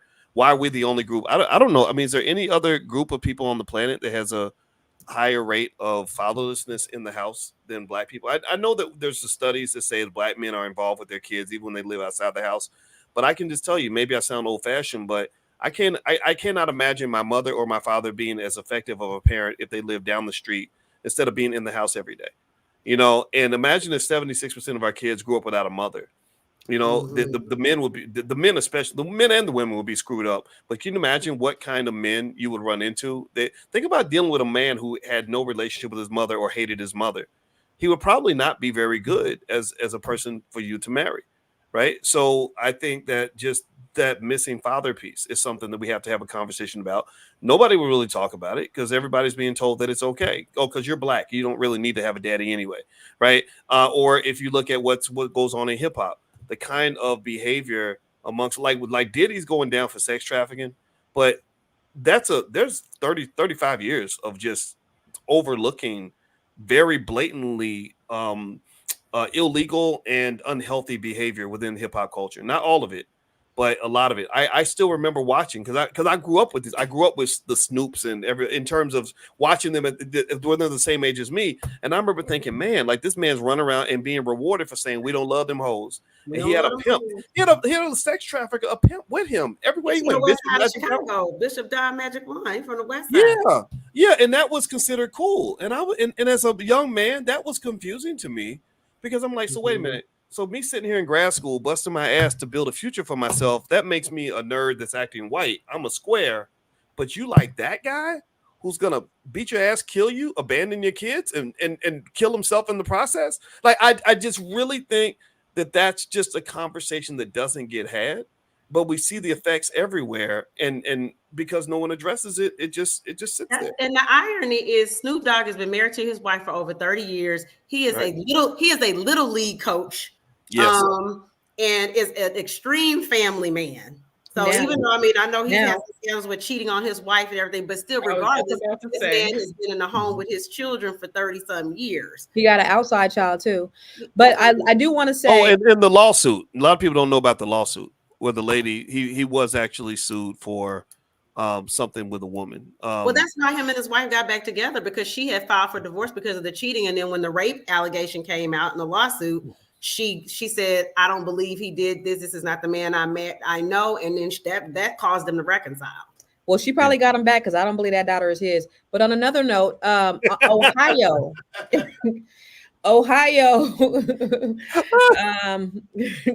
Trump wins Ohio.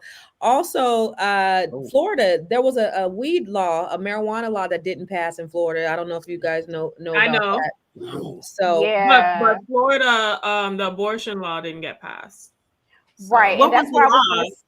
I was going to segue to this topic before I had to hop off. We were talking about the Divine Nine. Shout out to the Divine Nine. These were the top 15 ballot measures that were on this presidential ballot in these different states. So there was multiple abortion ones. Definitely the Florida Amendment 4, which was the Right to Abortion Initiative. There was the Southwestern swing states, Arizona and Nevada. They also had Right to Abortion initiatives.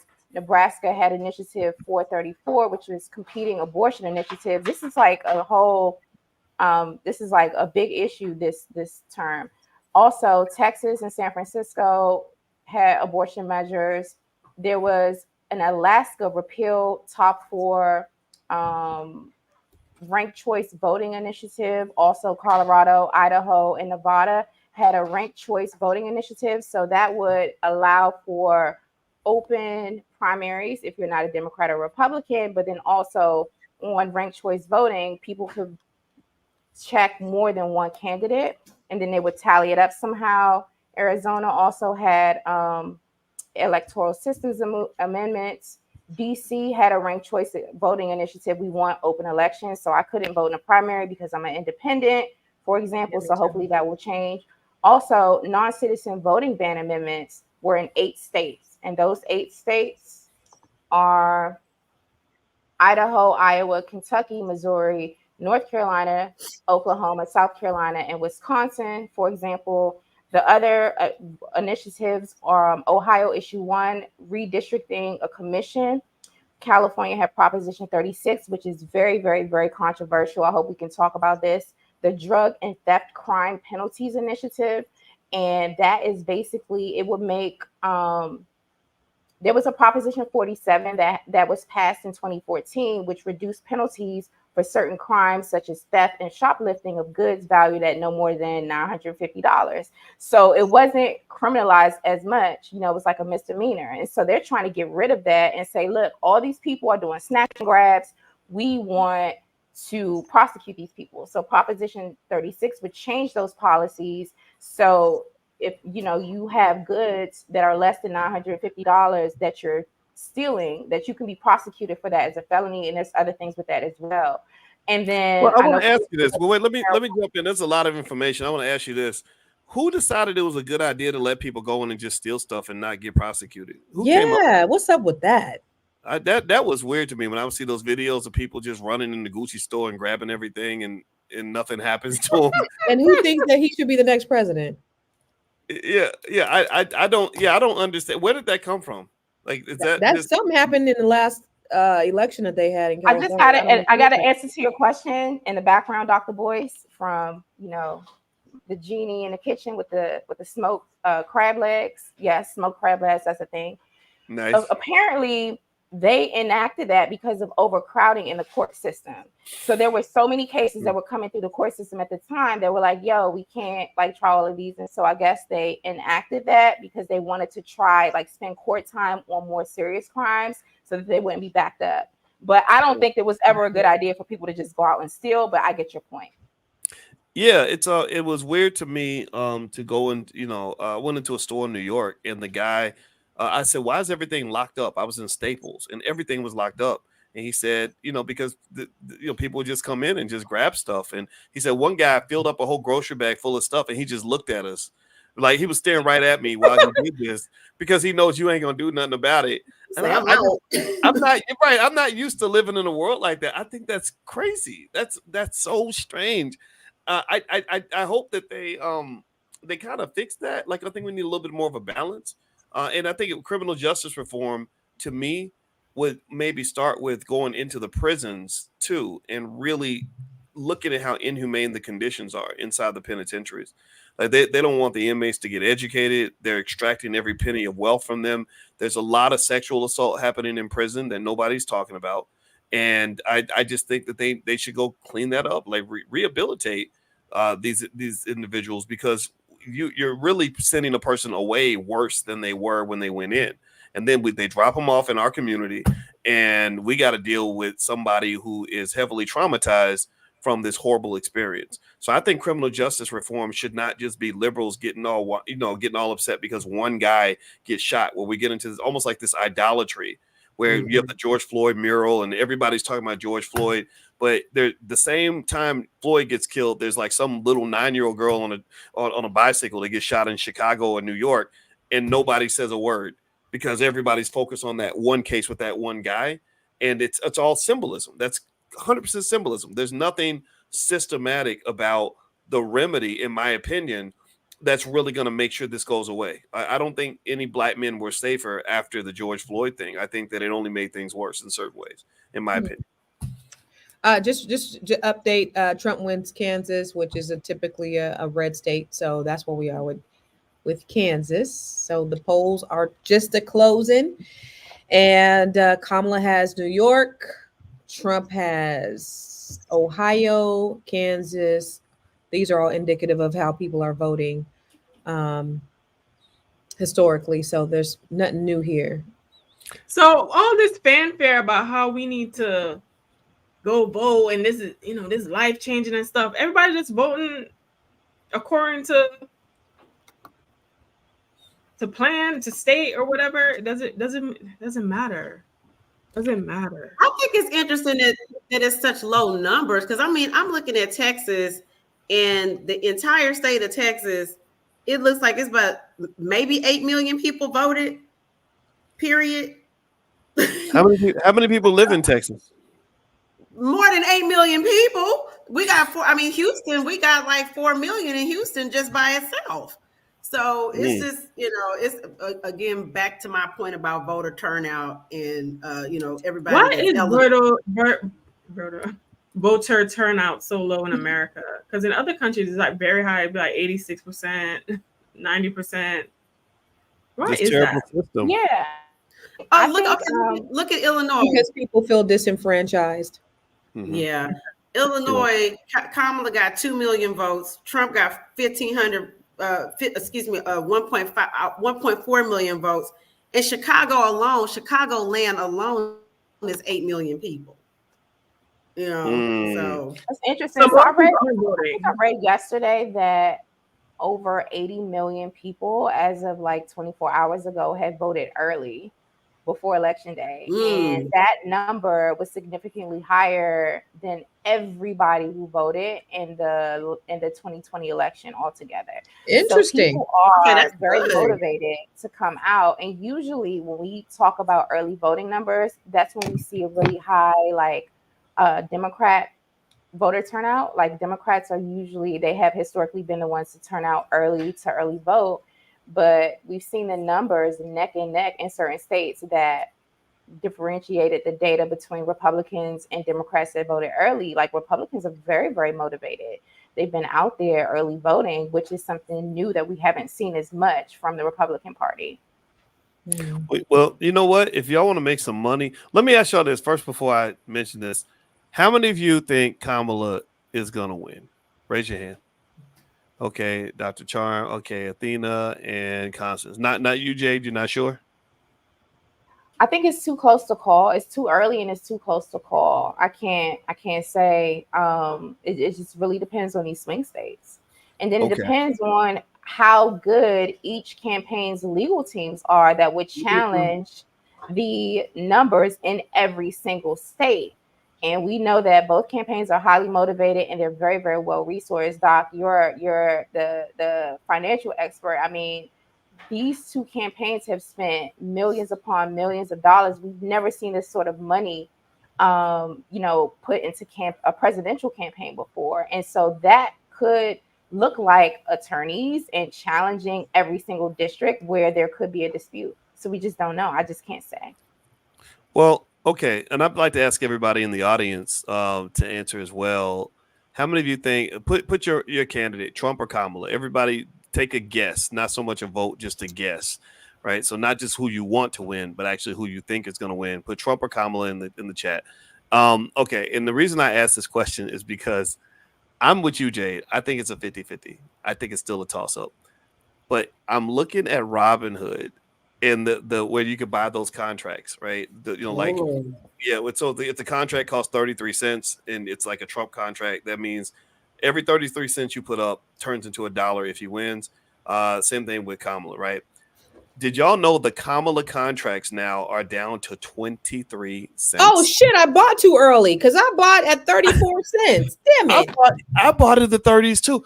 I'm looking at this and I'm like, oh, I'm buying some more of these. I don't know if she's gonna win, but I am flabbergasted that they have the ratio being so low. Like you can literally 4x your money. So here's my point. I'm saying that if you really believe that Kamala is gonna win, you could 4x your 23 money. cents. Yes, 23 cents. You could, so you put up $1,000, that turns into 4,000. Or you put up 100, it turns into 400. I'm not saying do it, but I'm saying if you really believe in your girl and you really think she's gonna win, you can put your money on it. I think that they're biased. I think it's biased because Robinhood attracts a lot of young white males who are into gambling. That's what it does. They say it's an investing site, but it's also a gambling site for a lot of people. And I think that they just love Trump and they are being suckers right now. I think I wouldn't pay 82 cents for a Trump contract, even if I was a Trump supporter. I think that they're overstating his odds of winning. And it really speaks to the delusion, the political delusion that exists in America, where people live in these vacuums where so let's say you're around Trump supporters all day or you're around Harris supporters all day. You can get to the point where you believe that no logical person in their right mind would ever support the other candidate. I think that can happen because we all live in these little vacuums. And so I just don't understand it. In fact, actually, as I'm speaking, the Kamala Harris contract went down to 22 cents. Damn it, I just bought it at 23. Right. No, it's crazy. Right. So if Kamala wins, I'm about to get some money because I'm buying. Me too. I'm about to get that money. Yeah, I ain't buying no Trump contract. We got some more. We have some more West Coast states that came in. Montana is for Trump. Wyoming, Utah, New Mexico is really close. It's like 50% Trump versus 47% Kamala. So it's still too early. But I just wanted to update on some of those West Coast or mountain and West Coast states. Thank you. I hope y'all are on for a while. My wonderful host, my brother Dewan B, and his beautiful wife Isha, they got some smoked crab legs. Okay, I'm in LA. I've never had smoked crab legs. With crab legs, there. We know. Why are you rubbing it in our face? I want some smoked crab legs. I'm gonna eat and then I'm gonna come back on. But I do want to have dinner with my host family. They're taking care of me because I was like, oh, I am not in DC right now during this election, and it's my mom's birthday. I'm away from home doing work, but it's nice to be with my folks, right? So I didn't know you moved. Yeah. No, I didn't move. I'll be back in DC on Saturday, but I'm gonna eat, and then I'm gonna come back on in a little while because I know the results are gonna continue to come in. And thank y'all for having me. All right, Mama. We'll see you in a minute. minute. Jade. Bye. Yeah. So okay. So with this election, is there any indicator of actually who is actually winning? I don't understand these betting markets. So Trump has all the electoral votes right now. He has the majority right now. Right, but these are indicative of states who normally vote red anyway. So it's not like anything flipped. There's nothing that's flipped to him from her. It's really going to be up to the swing states because most of the state. So we're just. I think everything almost in except for West Coast. Okay. Your former living area, Constance. We're waiting on former place where you used to live, Constance. We're waiting. So how was it voting in DC? Is it like, ooh, I feel presidential? Well, I'm in Maryland, but the schools are closed and the companies, a lot of companies are closed. It's like a whole thing out here. Like, wow. Yeah. So my son didn't go to school. I'm like, why you ain't going to school? He was like, it's election. I'm like, what? So producer lady, what were the lines looking like out there in LA? She's stressed out. She is stressed the hell out. Why did you do that to yourself? Why didn't you early mode? So I was running this podcast this morning, and then We can't hear you, girl. Where your mic at? Where your mic at? I don't know. I can hear her. I hear her. Can you hear me? It's low. Testing, 1, 2. Yeah, Can you better. hear me? Mic check 1, 2, 1, 2. Y'all, man, that was rough. There was like almost, it had to be 500 to 700 people in line. Like I literally was in line for at least 2. I don't know how you guys have been on for 2 hours. I've literally been in line the whole time. That's crazy. We've been on 3 hours. Yeah, 3 hours, and I've been listening since the beginning. I thought I was gonna be in and out. Yeah, you know something that irked me about that whole let's tell black men why they're a bunch of sexist pigs conversation that happened is that if you look at the percentages of black men that support the Democratic Party, 81% of black men identify as Democratic or lean Democratic. Compared to white men, it's 60%, Hispanic men 61%, Asian men 61%. So we literally were being chastised while we are the biggest group of male supporters of Kamala Harris in the country. I think that's so baffling that they would literally be like, have Barack Obama like, well, you disrespecting women, stuff like that.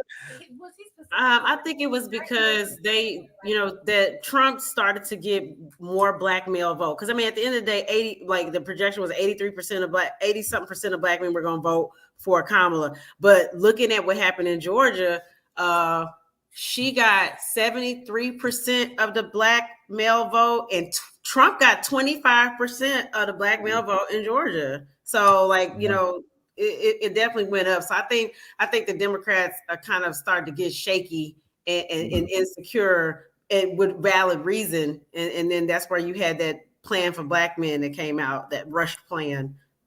Yeah. I kind of, it reminds me of when Trump had his platinum plan. Remember that? That never turned into nothing. I mean, it's really comical, and I kind of think, I really, if you want to get the men to vote for you, I think that it makes more sense to obviously be genuine and authentic in your desire to really connect and show support. And I think I think Kamala has an understanding of black men that I respect. But the thing about it is that Trump has a lot of black friends too. So it's not like either one of them is completely out of touch. But the question is, how far are you willing to go to get their support? And what I would really love is I would love to see them really put their money where their mouth is. Like if there was some way that that the men were able to get access to resources. Because I think the black man feels, I know personally when I talk to a lot of brothers, they don't feel heard or listened to. Even some black women don't listen to them. They also feel like it's like really hard in certain areas. Not to say it's not hard for women too, right? I think it's really hard for women, and a lot of men should respect that. But as a black man, it's almost like when you are even remotely successful, you're like, oh, I'm so glad I did not fail. I'm so glad. Like I was so happy to make it through the 90s without being dead or in prison. It's ridiculous. Because I knew guys who were dead or got 25, 30-year prison sentences or were marginalized from the economy. And it was just a very common thing. Like, you talk to most of your friends, they were not doing well. And it has a long history, right? It goes all the way back, even the Vietnam War. When I love the fact, one thing I loved about Snoop was he brought it to everybody's attention that, and I have to check this out, but he said the average lifespan of a black man in the Vietnam War was like 18 seconds or something. Jesus. And I really felt that because my father talks about when he went to Vietnam and they just pushed him out of an airplane. He was 17 years old. They pushed him out of a plane. He slept in a ditch and he heard all this mortar fire going on. He's losing his freaking mind. And he was just literally like, I'm going to do anything I have to do to get back home, because it was like living a nightmare. And the Vietnam War, a lot of men came home on drugs, or they never came home at all, or they came home disabled, or just flat out crazy. So I think that was part of the beginning of the breakdown of the black family. And then at the same time in the 70s, in that generation, Hollywood starts fucking with black people by putting out all those blaxploitation pimp movies. And my dad talks about it. He says, yeah, in the when he's in his early 20s, all the young black men wanted to be like the pimps. They watched the Mac and all this other stuff. They wanted to be like Goldie the pimp and all this other stuff. And so really, when you saw what happened with hip hop in the 90s, which is coming out of the crack era, right? We haven't even talked about the drugs they put in the black community, all the weapons and everything else. So that further destabilizes the family. And then they take over hip hop in the early 90s, and they start just pushing these terrible messages that are encouraging men to engage in illegal behavior so they can lock them up, to disrespect the women in your households and in your communities, and to make yourself look like an absolute fool. And I think that it was just such a sinister, terrible thing to do, because what then happened, in my opinion, is that the black man, for the most part, kind of became a non-entity in the black family. The black women were like, fuck it, I'll just do it myself because I can't rely on these Negroes. A lot of black women felt that way. And so the women are kind of, handling things differently, right? They're becoming stronger and tougher and more capable and more successful. And so then the black man comes back home. A lot of us, I see it as a coming back home, where now that because you have spaces where men can sort of be honest with each other and help each other grow, or like millions of men that have heard from someone like me, well, they never would have heard from me 20 years ago when media was controlled by white people, right? Now they hear from guys like me who are like, come on, what are you doing? This is not the way we're supposed to be. So the men are showing back up. And a lot of them are whole. A lot of them are successful. A lot of them are hardworking. A lot of them want to be leaders on some level in their household, but they feel like they're competing. It's like, oh no, you're just a kid. You sit down and let me take care of this. And I know as a man who wants to be a man, who always wanted to be a man, it becomes like a big battle constantly. And I don't know how to fix it. But I think that they come in and they exploit that, because I think they look at the black community as a purely matriarchal community. It's almost like when somebody comes in the house and they want to talk to your mama, or they want to talk to your wife, and they just ignore you because they're like, well, she's running the household. She's clearly the boss. Your opinion doesn't matter. So when the black man stands up and says, no, I'm here too. You talk to my wife, you got to talk to me too. They're like, well, who are you? What are you doing? Right. And it becomes a big fight. That's what's kind of happening. I wouldn't let somebody just come in and address my wife and not address me. But so I Dr. think, B, oh, good. I said a lot. I apologize. Go, please. No. The Harris contract is down to 14 cents right now. What? No, it's not. You $14. better stop. 5 cents. You better stop. Girl, oh my God. They don't think she's gonna win. Is it Didn't only you on say it's Robin based off Hood? Is it prediction? only on Robin Hood? And then Harris, Colorado. Wow. Y'all, Arizona is 49.6% straight up equal tie right now. Yeah, that's crazy because Arizona's a red state. Wow. Yep. Okay, so what are the updates? I'm sorry, I missed it. What's happening, Constant? So Harris wins Colorado. We got to describe the wins contract too, so people can know what we're talking about. Yeah, go ahead. Okay. Yeah, on Robinhood, you can basically buy a contract on who you think is going to win the election. So the contracts, the way they work is the Kamala Harris contract right now is unbelievably, it's 15 cents. That means that for every 15 cents you bet on Kamala, if she wins, you get $1. I'm taking that bet. I just don't. Trump is 88 cents. They really think that there's an 88% chance this man's going to win. Mm-hmm. I think that's wrong. I think that that's an overestimate. So I'm trying about finna get paid up in here real quick. That's what I'm saying. Like, what are the numbers? If it's 15 cents, like, what are the what did I miss? Yeah, I bought at 26 cents, but I'm gonna go ahead. Should I wait till it get down to 5 cents? Like, I mean, now mind you, Constance, if we lose, then people are gonna make fun of us tomorrow, or whenever they announce the results. But I don't care. I'm absolutely positively going to buy more of these Kamala Harris contracts just because the probabilities don't match. Like in finance, they call this an arbitrage opportunity. Like I see this as an arbitrage. Like let me buy some more of these damn things. I literally. Oh, go ahead. I'm sorry. No, Ted Cruz wins re-election in Texas.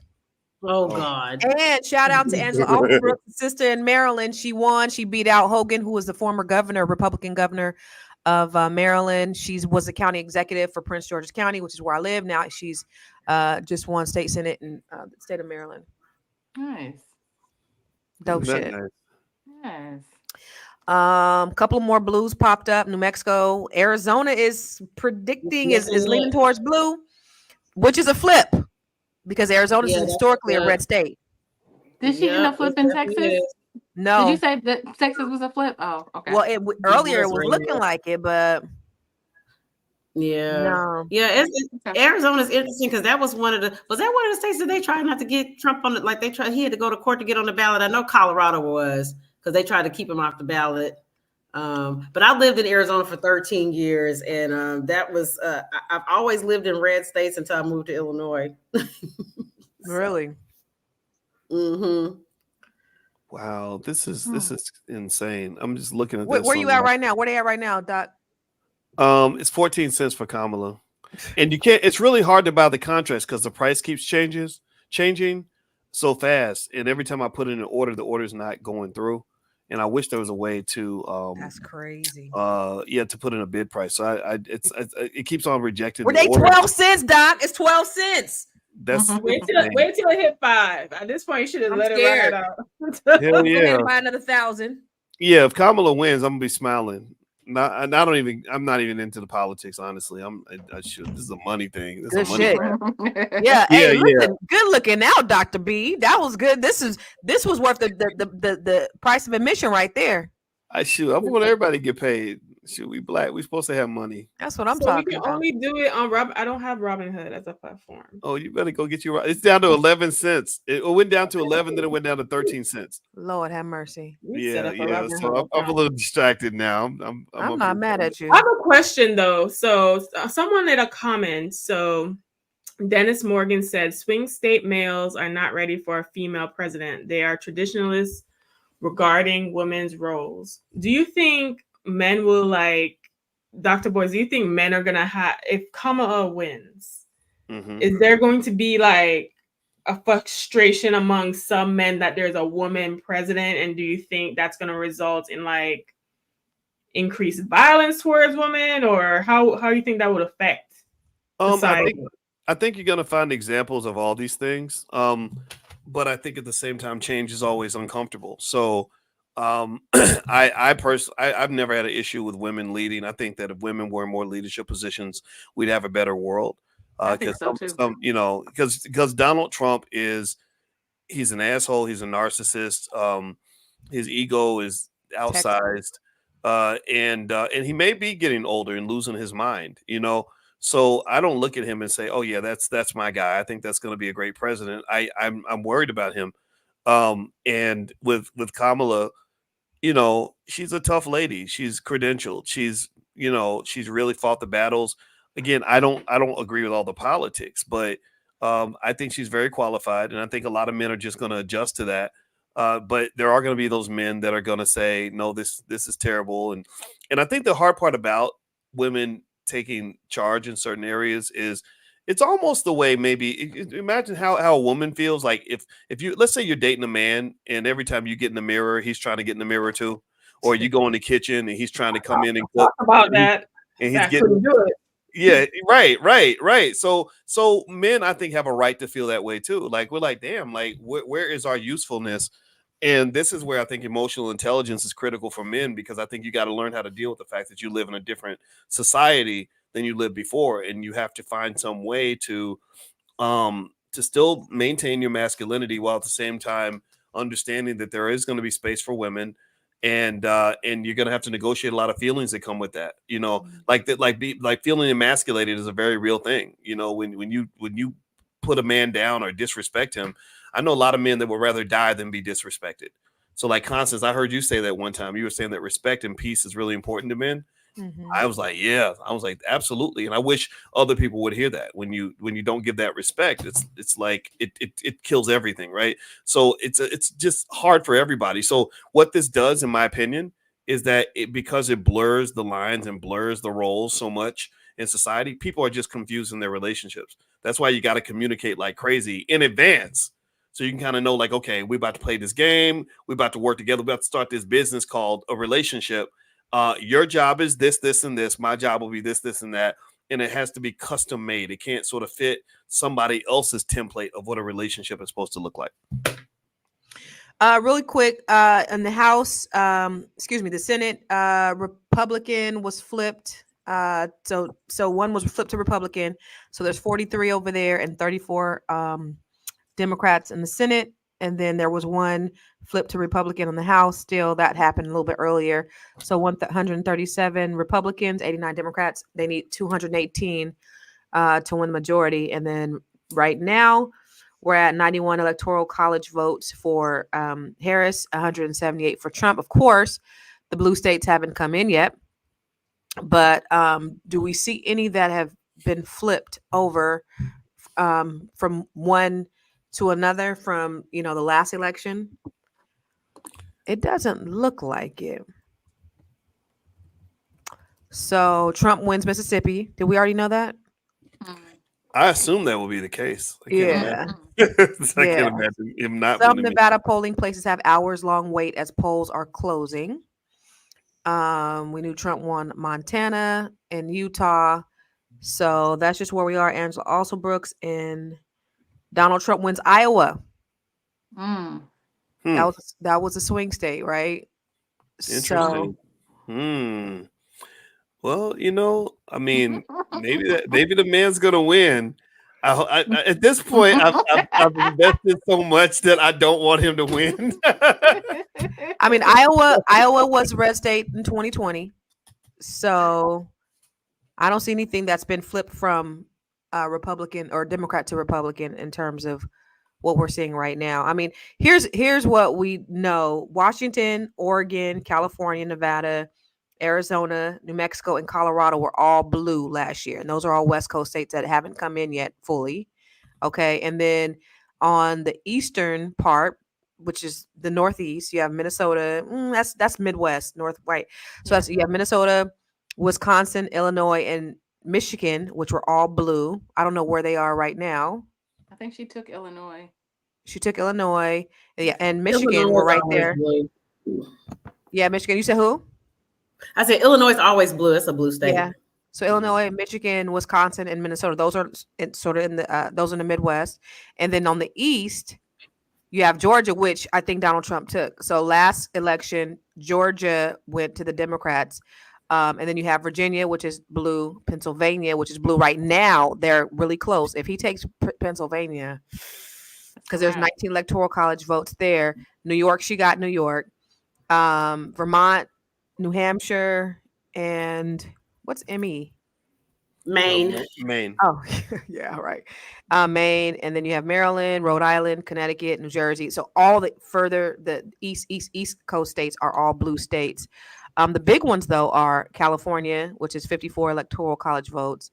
What else is a big one? Pennsylvania is a big one. Georgia is a nice size one too. So of course we know she's going to get California. Texas, it was a big one. It's not quite as big as California, but that's a monster to get. Close. And then Florida, Pennsylvania, really what? Close. Yeah, Florida is a big one. Very, too. very close. You said Pennsylvania. Do we have Florida? Oh, he got Florida, right? So we got Yeah, Florida. you got Florida. We got Florida. Before. So she's gonna have to secure all those far east. But Pennsylvania, yeah, that's 19 electoral college votes. She's gonna need to secure that for sure. And if she can get Georgia, that's a monster too. Did he already take Georgia? So he did not take Georgia. It's still close, but I mean, they got 85% of the polls. I mean, or the votes are in, and he's at 51%. So it looks like he's going to take Georgia. But then those counties, what county is Atlanta? Is that Fulton County? What county is that? Atlanta is Fulton, Cobb. Yeah. Yeah. So those haven't been voted yet, though. I mean, those haven't been counted yet. Oh, okay. Well, Atlanta usually is blue. I mean, Atlanta, but the rest of Georgia is red. Right. So, yeah, I mean, this is there's no landslide here by any means on either part. But it's definitely interesting just for me, just to see these are two very different candidates. You know, one guy is bumbling. He ain't talking about nothing. He's talking about his white skin. He's, mocking fellatio on the microphone. He says anything about anything. He doesn't talk about the topics. When you ask him about his policies, he talks about everything else. There's nothing. And then he talks about divisive. He's very divisive. And he talks about how this country's gone to be a shithole and that Black people are eating cats and dogs. I mean, just crazy. No, Haitian people are eating cats and dogs. Well, they're Black. They're Black. They're not African Americans, but they're Black. No. They're Black, but they're not African Americans. So Black people, we are across the diaspora, but they're not African Americans, and so that's the distinction. But I'm just saying, that he just says anything about anybody, and for it to be this close, you would think it would not be, and it's just crazy. It But really just says what it just to me. It just tells me where we are in America. Like we would rather have this unqualified man who, who does say anything. I mean, literally a couple days ago, he said a woman should be shot, but still there's women in the comments that are constantly like Trump 2024. It just it really, really, really is interesting. It's really interesting. Yeah. But I always say, like, leading up to this, I've been just saying that I feel like what Trump got right, that I feel like the Democrats did not get right, and I'm going to keep saying this, is that he talks to the base. Like, he talks to his base directly. He says, hey, you, I'm talking to you. I'm going to do this for you. And he does it for his base. And the Democrats don't do that. They go, I'm talking to you, but it got to be colorless, but I'm talking to you, but I'm kind of talking to you, but I'm looking this way because I got to talk to them too. Because they're like, I'm talking to everybody. I want to include everybody. I want to be inclusive. I want to be I just feel like they feel like they can't. I feel like they feel like they can't. But they can talk to the LGBT community. They can talk to Asians. They can talk to other Hispanics. But they can't talk to us directly because for whatever reason, if they start to talk to us, who are very much part of their base, for whatever reason, they feel like they will lose the rest of everybody else. And we are their base. And the thing about Trump is a nationalist. He caters and panders to his base. But the thing is that he delivered to his base. He did what he said he was going to do for his base and their value system. And that's why he's still in the running. And as far as Democrats, we are the base of the Democratic Party, and they refuse to do anything for us. Well, they just can't. They can't. I mean, not they can't. I don't mean that. They can. They just have to do it by way of like colorless policies. Did I benefit from healthcare? Absolutely, I did. Did I get Obama's student loan income-based rate thing? I did get that. Like, there are things that have benefited me for sure.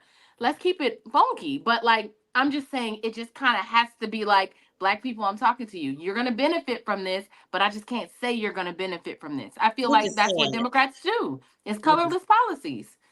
But they have them. They have them. Kamala has said a lot of colorless. I mean, she said, I'm not saying I can do things specifically for Black people, but that was part of a statement. Like, that wasn't the whole statement, but I do feel like she talks to us. And there's part of this like whole Black man thing where it became, I don't know, it's like something happened in the wave where she was like, okay, maybe I can say something and put together an agenda for Black people without the rest of the base feeling like, oh, why are you just focused on Black people? I don't know. I mean, I think they just tossed that out and they waited a little longer, but I don't necessarily think it was like, maybe like towards the end of the, the campaign that kind of like push things out so it wouldn't affect or it was reactionary because it came right after Obama talked down to Black people and it was uproar all weekend on social media, and then by Monday morning, hot fresh and off the presses, we had a Black man plan. So it was reactionary. I wouldn't say that. I wouldn't say that there were certain things that she had been talking about, but okay, go ahead. Yeah, but I wouldn't say he talked down to Black men like you guys suggest. He didn't. I would say that he was answering what a lot of Black men were saying with these loud microphones. Y'all was saying they not doing nothing for Black people. They're not, we're not voting for her. She ain't Black. All the things that all the Black men were saying, he addressed it, in my opinion. And then they said, okay, I think they went to the lab. They were like, okay, what can we do specifically that's going to address the needs of these people? And it's like nothing is ever good enough. So if they don't address it, y'all pissed. If they do address it, y'all pissed. So at what point is what they're doing going to be good enough? Outside of reparations, I know that's like at the end of the day, we need reparations. But right now, we have to just get in, and I think that we can start to have those conversations. But Trump ain't talking about reparations. And Trump we ain't still have nothing. What can she do? What policies can she make? How can she, as the tiebreaker of the Senate, as the vice president, what laws can she pass? She's the vice president of the United States, and that man that she's been in office with is senile. So what is her job though as the vice president? Right. She's a tiebreaker. I'm still waiting for the sis, I'm still waiting for the white men that became millionaires from earlier. So like, we just still trying to fit like what? I would like, let's answer some Obama questions. made a million a million millionaires, and he actually Where? created more millionaires than Bush did. You said Twice that as many. earlier. Where? In his first 3 years. Where's the receipts, ma'am? Where's the receipts, Dr. Charm? Because you said earlier. I just quoted earlier. Yeah, right, so I just quoted then we asked that.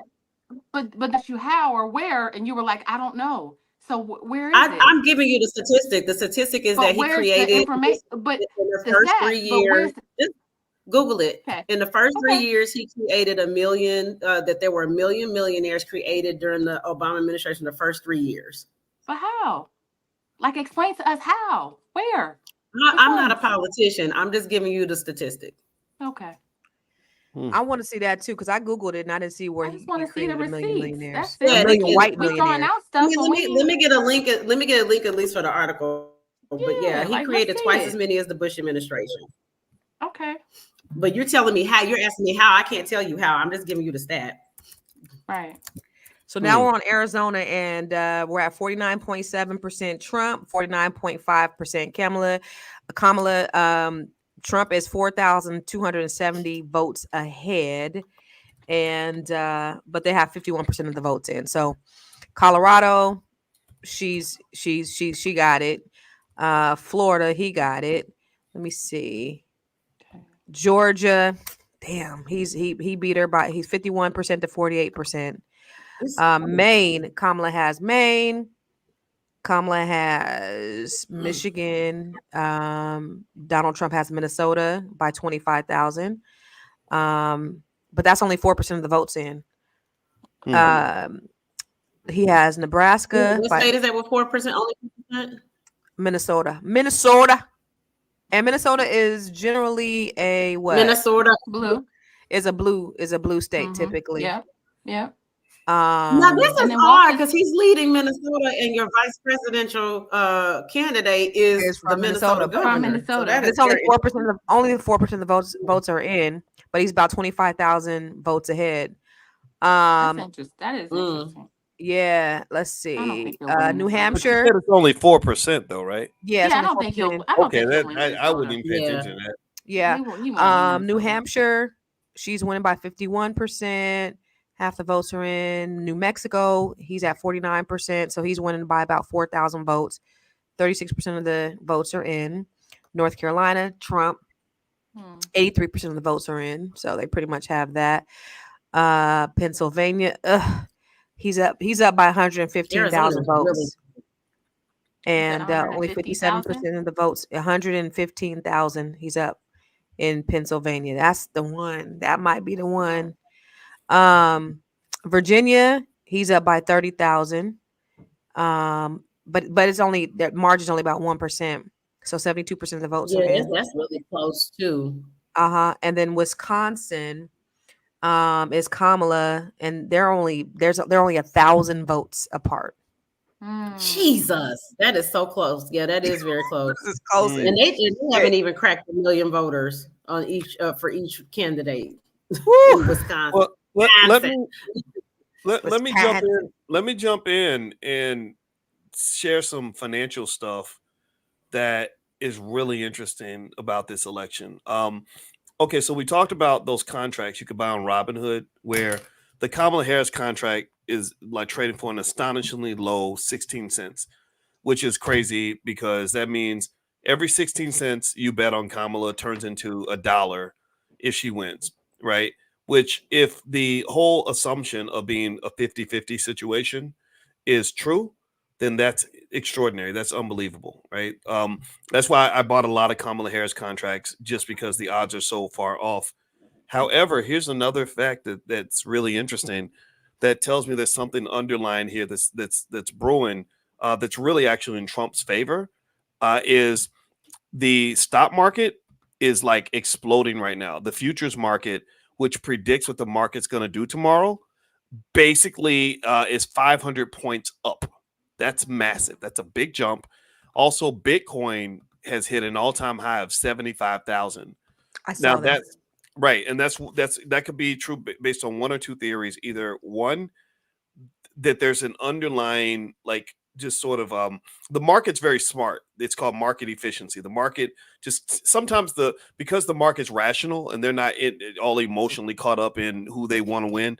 They're just thinking about the money, and they put their money where their mouth is, right? And so because the market is so smart, I think that should be paid attention to, that maybe there's some underlying information that maybe not be consistent with what media is sharing that pretty much says Trump has an advantage, possibly.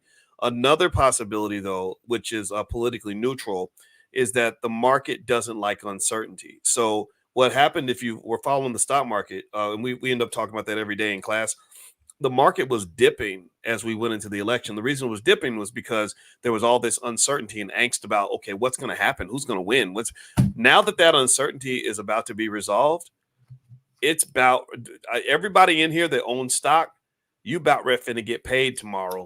So this makes me very happy because I want Black people winning in every election, right? And I think that if you are investing, you're going to win whether a Democrat wins or a Republican wins. It's not going to matter, right? So even if you're a Kamala person and you're upset that Trump's in the White House, well, you'll make a few $1,000s for your discomfort, right?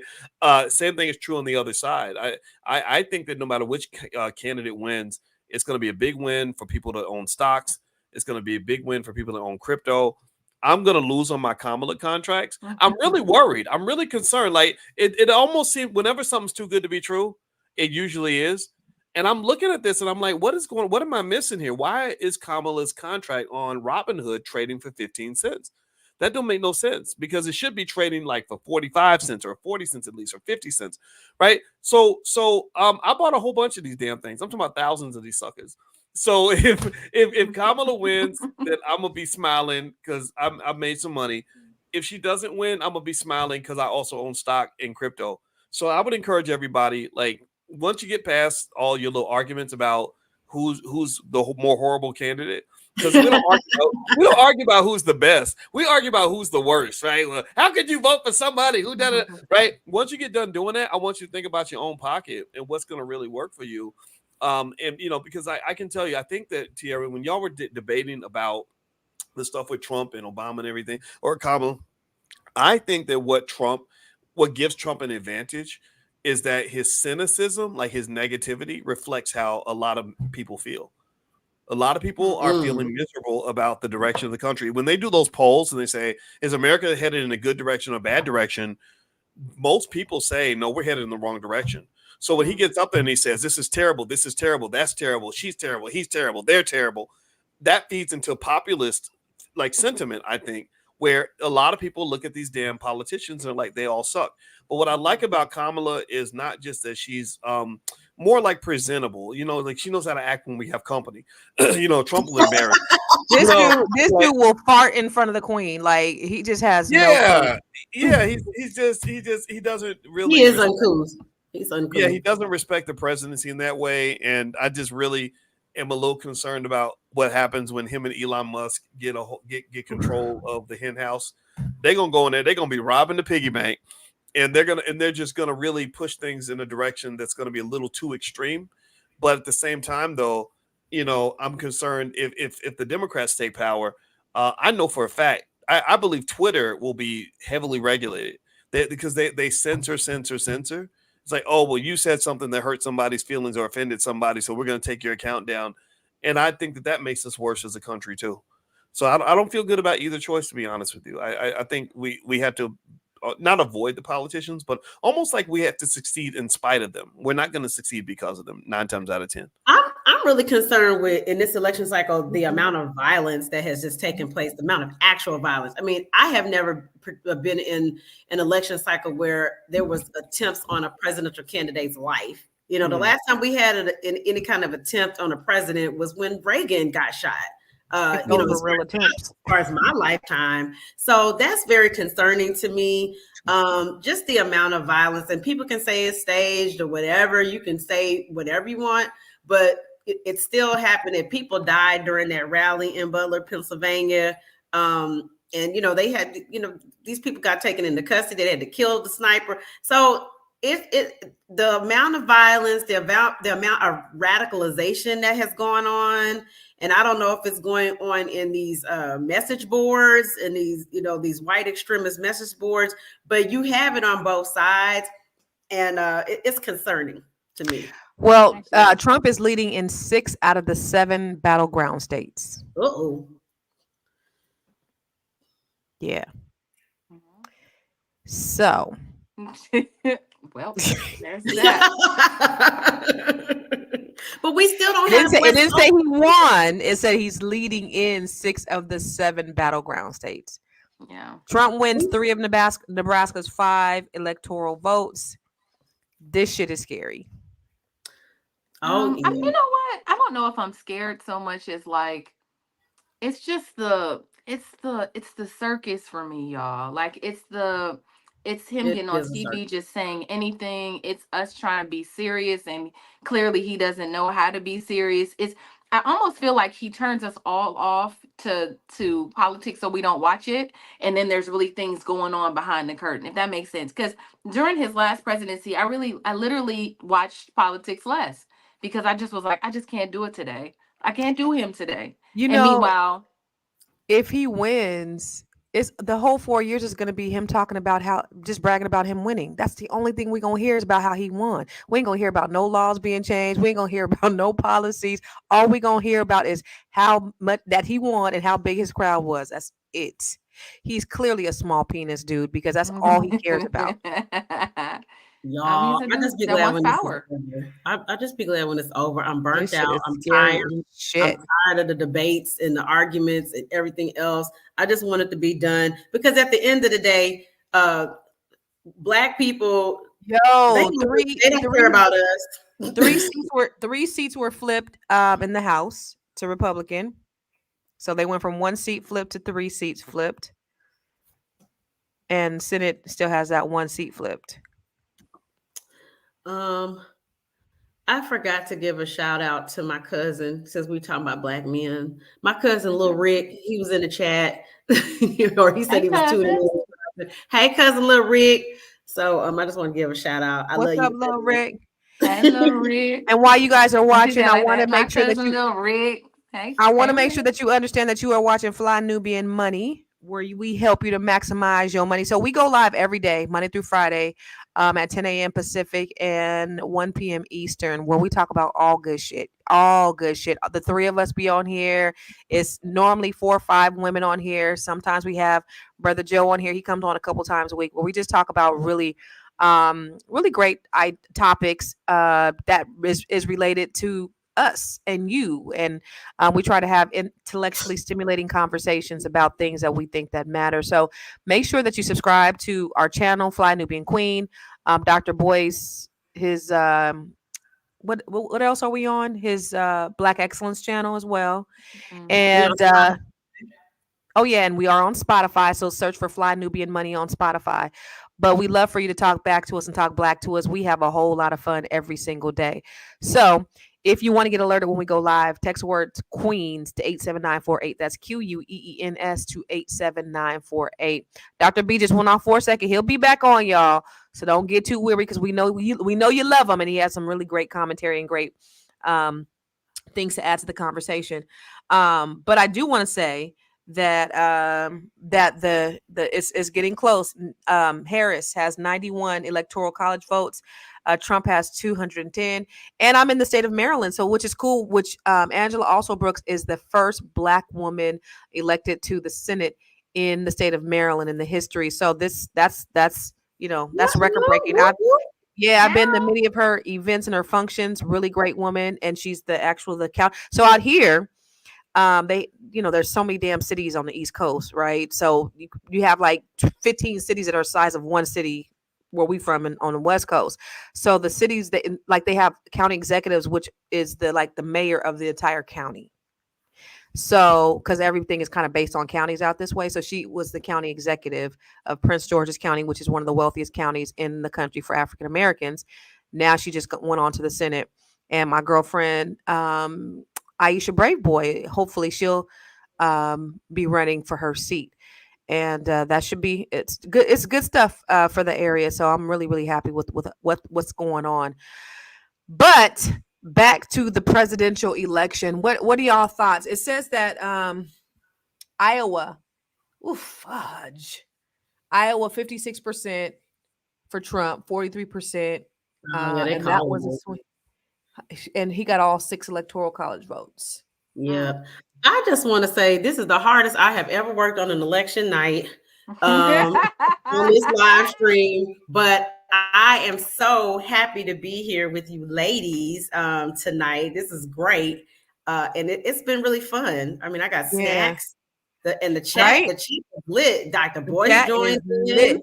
Chat been lit all night. So this has been really great. Been lit. I love Fly Nubian Queen Network. Excuse me, Fly Nubian Money, and that we're able to have our own platform talk about things that are important to us.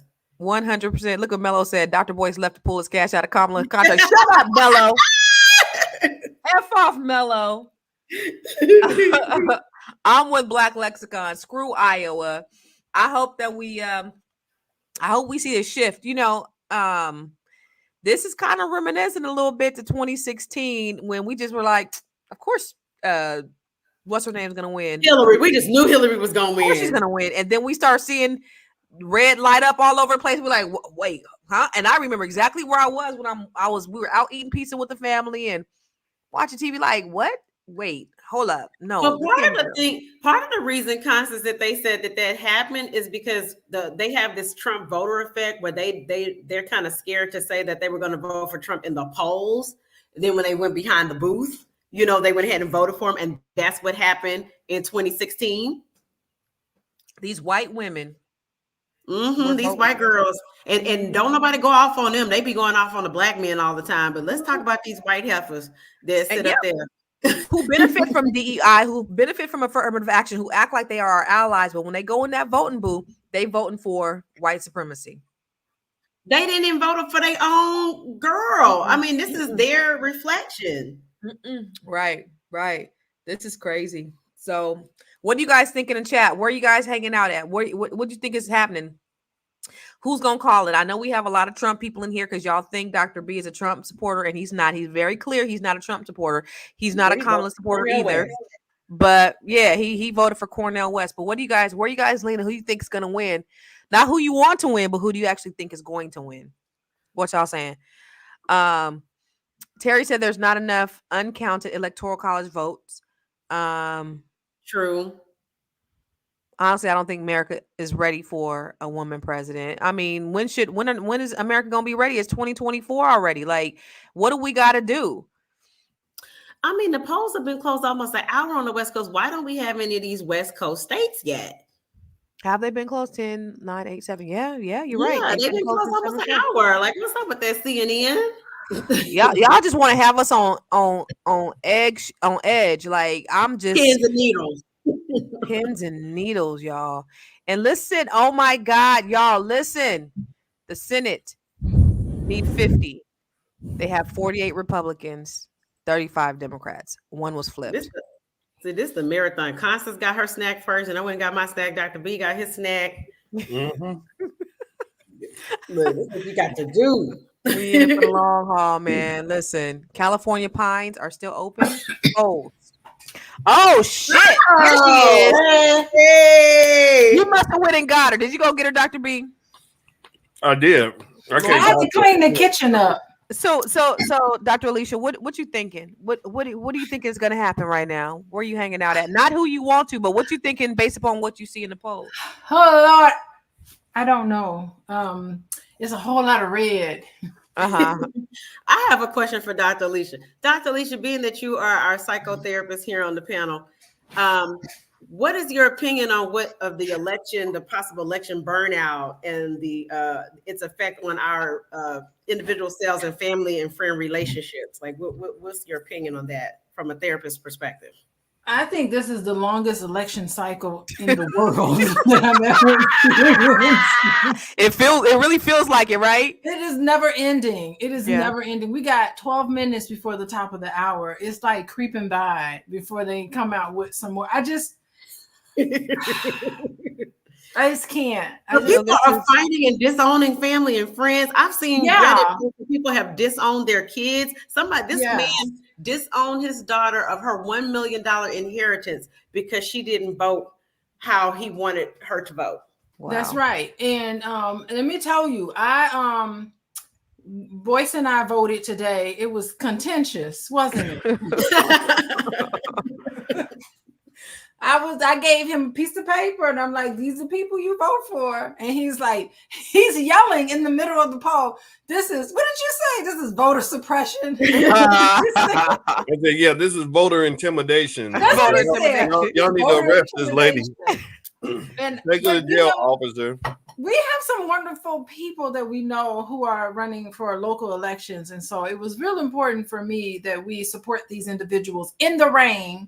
We got rained on, right? And but it was a very seamless process. And I think I talked about this before. There's a lot of, even though Boyce and I, we don't agree on everything. And here's the thing, like some issues that he feels very strongly about. My thing is like, okay, I'm like this with every issue. I'm open to have my mind change my mind, but you have to give me something compelling. Give me some compelling information. If I'm giving you stats and numbers, you need to also give me stats and numbers. It just can't be logic, because your biases and your assumptions need to be tested. And so I'd like to know what the numbers are. So that was my thing with Boyce, was just like, I'm open to draw any type of conclusion on any issues that we disagree on, but you're going to have to give me a little more than just what Claude Anderson said back in the 80s. Like, not to like, I love Claude Anderson. He's my guy.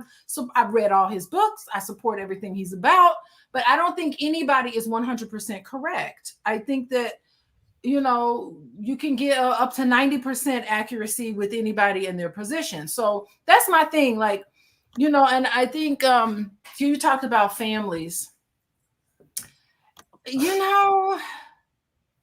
I have never seen two candidates dissimilar. I have never seen people I talk to who are good people who vote for Donald Trump, and some of the words that come out of their mouth, I'm just like, where did you get that information from? Like, I'm very curious about how you draw that conclusion, because I didn't see that same information. As a matter of fact, I'm seeing things contrary. So I'm wondering, like, are we living in a different dimension? Is it a different world? What is happening? Like, I've never seen it like this. So it's really difficult to sit and listen to somebody talk about things where you're just like, that doesn't make sense to me. Like, it has to make sense. There has to have some numbers. And I don't see enough of that conversation. Hopefully, no matter what the election, the results will be, I really hope that we have more of these conversations to bring people together instead of being so polarized.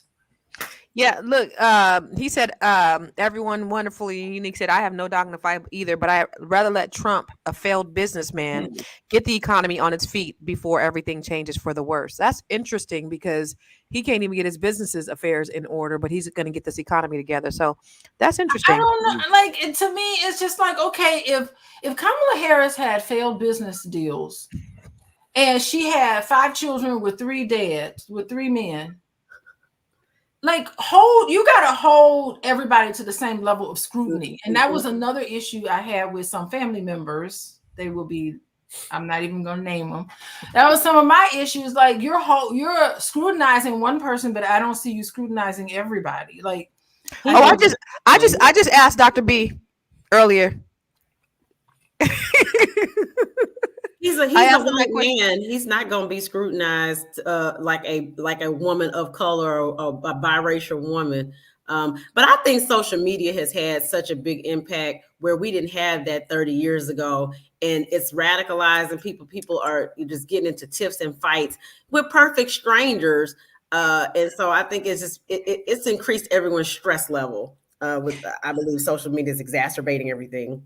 Y'all, the Senate has 48 seats out of 50. One was flipped, and the Democrats have only 36. So they need 50 to win. They're at 48, and then the Republicans need 218, They have 152 Republicans, three flipped, and 207 electoral college votes for Trump and 91 for Harris. So this is definitely interesting. Pennsylvania Secretary of State says Cambria County is conducting hand count after software issue at the precinct. And the Trump campaign is feeling increasingly optimistic. The battleground states are the ones we need to really. They said he's winning 5 out of 6. Wow. 5 out of 6, then that's not going to look good. Wow. For, Kamala. Wow. That's sad. It's going to be a sad day. That will be very sad. He didn't win, but he is winning. He's leading. That will be sad for me because all my Kamala Harris contracts won't. They said it was down to 11 cents. They said it was down to 11 cents. Yeah, I saw it down as low as 9 cents. My God. So here's what's really fascinating is that right now on Robinhood, Kamala Harris is being treated as a mega long shot. Like that she has they're acting like she has a 90% chance of losing this election, which I don't agree with. I think that's I need to find out what information is out there that is making them come to that conclusion. I don't know if there's a bias where where all the young guys that trade and buy contracts on Robinhood are seeing the early lead that Trump has taken. I think right now, I think that I saw a screen that basically showed, here we go. Trump had 210 electoral votes. Kamala has 112, but there's a lot of states not included in those numbers, California and Washington and stuff like that. But it looks like Trump is just dominating, right? And I think that that's a misperception. And so, but to speak on that too, what I think is, I feel like when we talk about this election stuff, I see a lack of rational behavior on both sides. I see, I like when Project 2025 kept getting thrown in my face. My big question was, okay, if they're here to destroy democracy, why didn't they just do it? They had 4 years in office. Why didn't they take democracy back then? Well, no, they're really going to do it this time. But that's what you tell me every time, that they're really going to do it this time. Or when the Democrats say we're going to do all these things when Kamala gets elected, but you didn't do it yet. Right? Like what? Why didn't you were in the office? You were vice president. You could have did something, right? Not everything you want to do, but something. And so I kind of feel like it's I see lies and propaganda on both sides. I don't understand what you're saying, because Project 2025 was put out by the Republicans many years ago. Dr. Melina Abdullah mentioned that at the All Black National Convention. She said they've been talking about that stuff for decades. For years they've had a big. I mean, that's a big. That's a big plan. And it's Project 2025. People get together and say, this is what we want. They just put another date on there, but that's the big agenda there. And then they tried to backtrack, but that's the big agenda. So I don't know, I don't know how that's the same. But Democrats we've already had, but people are they're fear mongering with the Project 2025. But we had the Biden mass incarceration thing, and then the 3 strikes. So those things have already destroyed Black families. So I just think Black people need to not be on this 2025 bandwagon. I think the smartest thing Kamala Harris did was to stop talking about Trump so much and actually start to put some policy out. Because I was just getting tired of everybody, all the Democrats running on, oh, we can't get Trump in. Well, why not? We can't have Trump. We can't have Trump because, it's the end of democracy. He's been president before. It wasn't the end of democracy then. So there were a lot of things that indicated progress toward that area. I think she was put into this election kind of because it's not like she ran and she had something. I mean, she was kind of put into this position, and I think she needed a little time to put her team together to come up with stuff, right? That sets her apart from Biden, but not too much from Biden, because she's still the sitting vice president. So she had a lot of battles there and a lot of things to deal with. So I think that to me, it made sense. You know, eventually when she was able to, I mean, just think about it. I wonder how much sleep she was getting. I mean, she was going around, she was doing speeches, she was preparing for debates, she was putting a team together. I mean, it was almost like she had everybody expected everything to be put together nicely pretty quickly. And I think that, I don't know, to me, it just made sense when she came out with what she did when she did. You know, to me, that made sense. At least she listened and responded. So I mean, it was an uphill battle for her. I think I just don't see it the same way. Yeah. Well, you know, somebody in the comments said, what'd you say? Ricardo Stalwart said in the comments, there's no way she didn't see this coming. Biden has been falling apart for a long time. Mm-hmm. Well, you know, I think I don't know. I think that Kamala deserves a chance to try to distinguish herself to some extent from Biden. But really, I mean, how much distance can you really create when you're in the same party and you're serving the same master? I see Kamala's presidency as being a continuation of Biden. I personally did not enjoy that some of the behavior. I think I was probably most appalled by the censorship that took place during the pandemic. I just felt like that was horrible. Yeah. All right, California's in. The mass vaccination. 145 to 211. Okay. Yeah, so Kamala's catching up. I want to see if her contract value. Well, that's no surprise. If she can't get California, I'm done. I'm turning this camera off, going to bed. Boys, come on, let's go to bed. Yeah, I'm done with this one. Yeah. But I, you know, when people say that Republicans are going to destroy democracy, I didn't feel like I lived in a democratic society during the pandemic. I mean, democratic and a free society means I should be able to do, you know, the things I want to do. And I did not feel like I was given access to honest information during the pandemic. I felt like there was an agenda being pushed and there were legitimate questions about Fauci and all that stuff. And they were just, you know, proof later on that they were lying. Even Chris Cuomo, who was really shaming people for not getting the shot, he apologized later. He was like, I'm really sorry that I did that. But he apologized. He did. Look it up. Yeah, Chris Cuomo apologized. And my feeling is like, I don't think you have to apologize for being wrong. You have to apologize for not listening to other smart people who had an opinion different from yours. You know, and actually, I was really happy when Elon Musk bought Twitter, not because I like the man. I do not like Elon Musk. I think he's an apartheid, you know, racist kind of guy, but I don't really care about that. Just let me live. Let me do what I'm going to do. Stop telling me what to think, what I can and cannot say. Where'd you get to be so oppositional, boys? What's going on with that? Well, you know, I've always been like that, but at the same time, I'm oppositional. People who are oppositional need love. Well, maybe I do.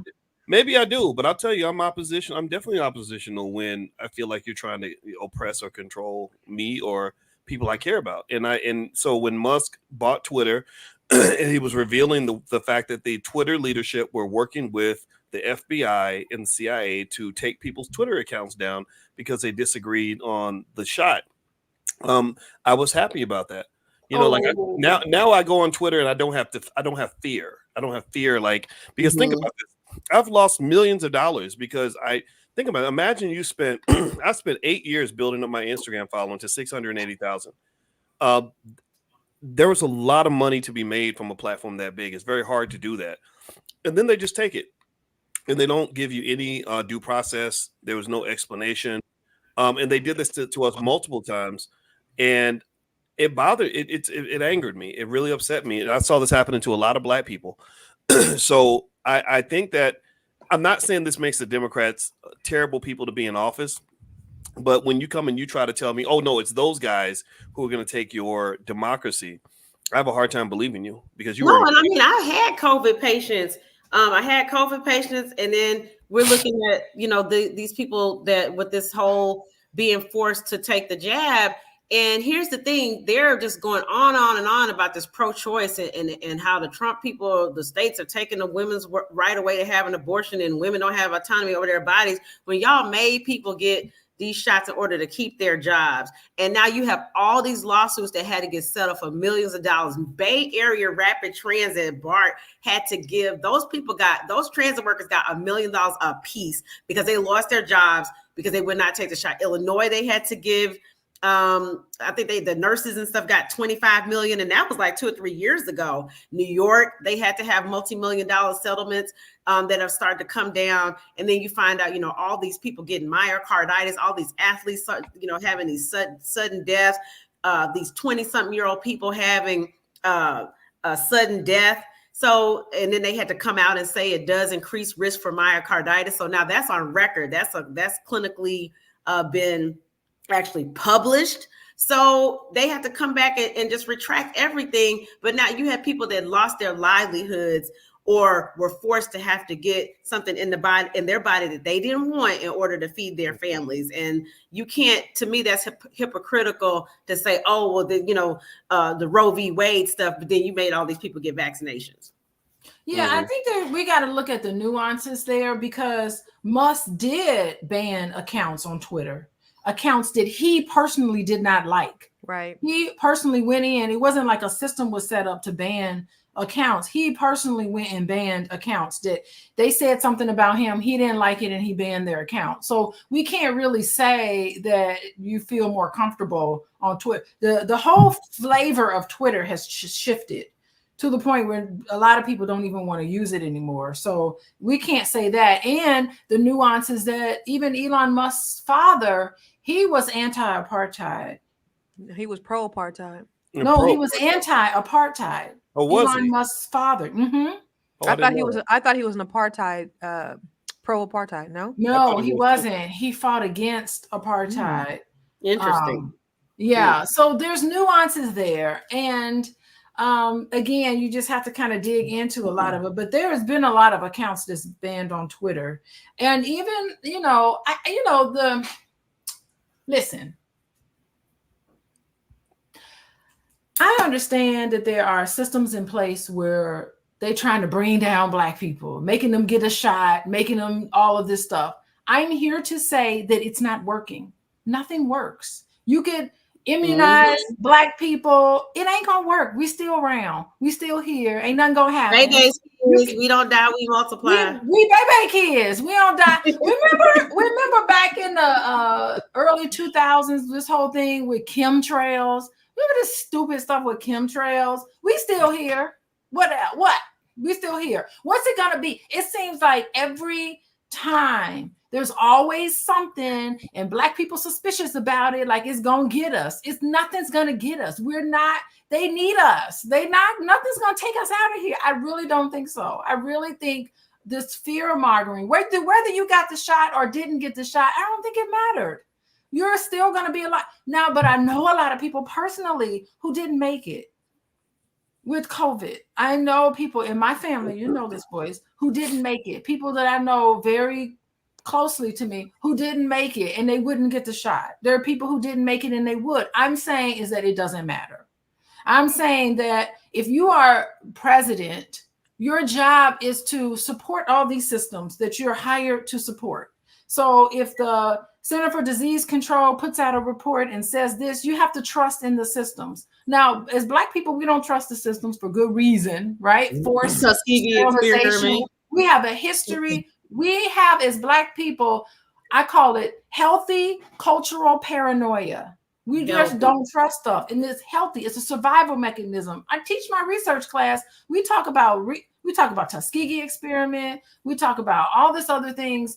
And even what's the other one? Henrietta Lacks. We talk about all of these things. There's a good reason why we don't trust these systems. But as president, your job as president is to support these systems. That's your job. If you're anti-system, I don't know.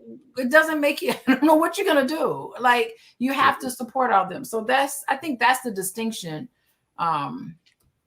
we should make. I thought it was very weird to have a president, sort of talking like they're the underdog, all the institutions are illegitimate. All the news is fake news. And I don't like that. I think that that's very bad for the country.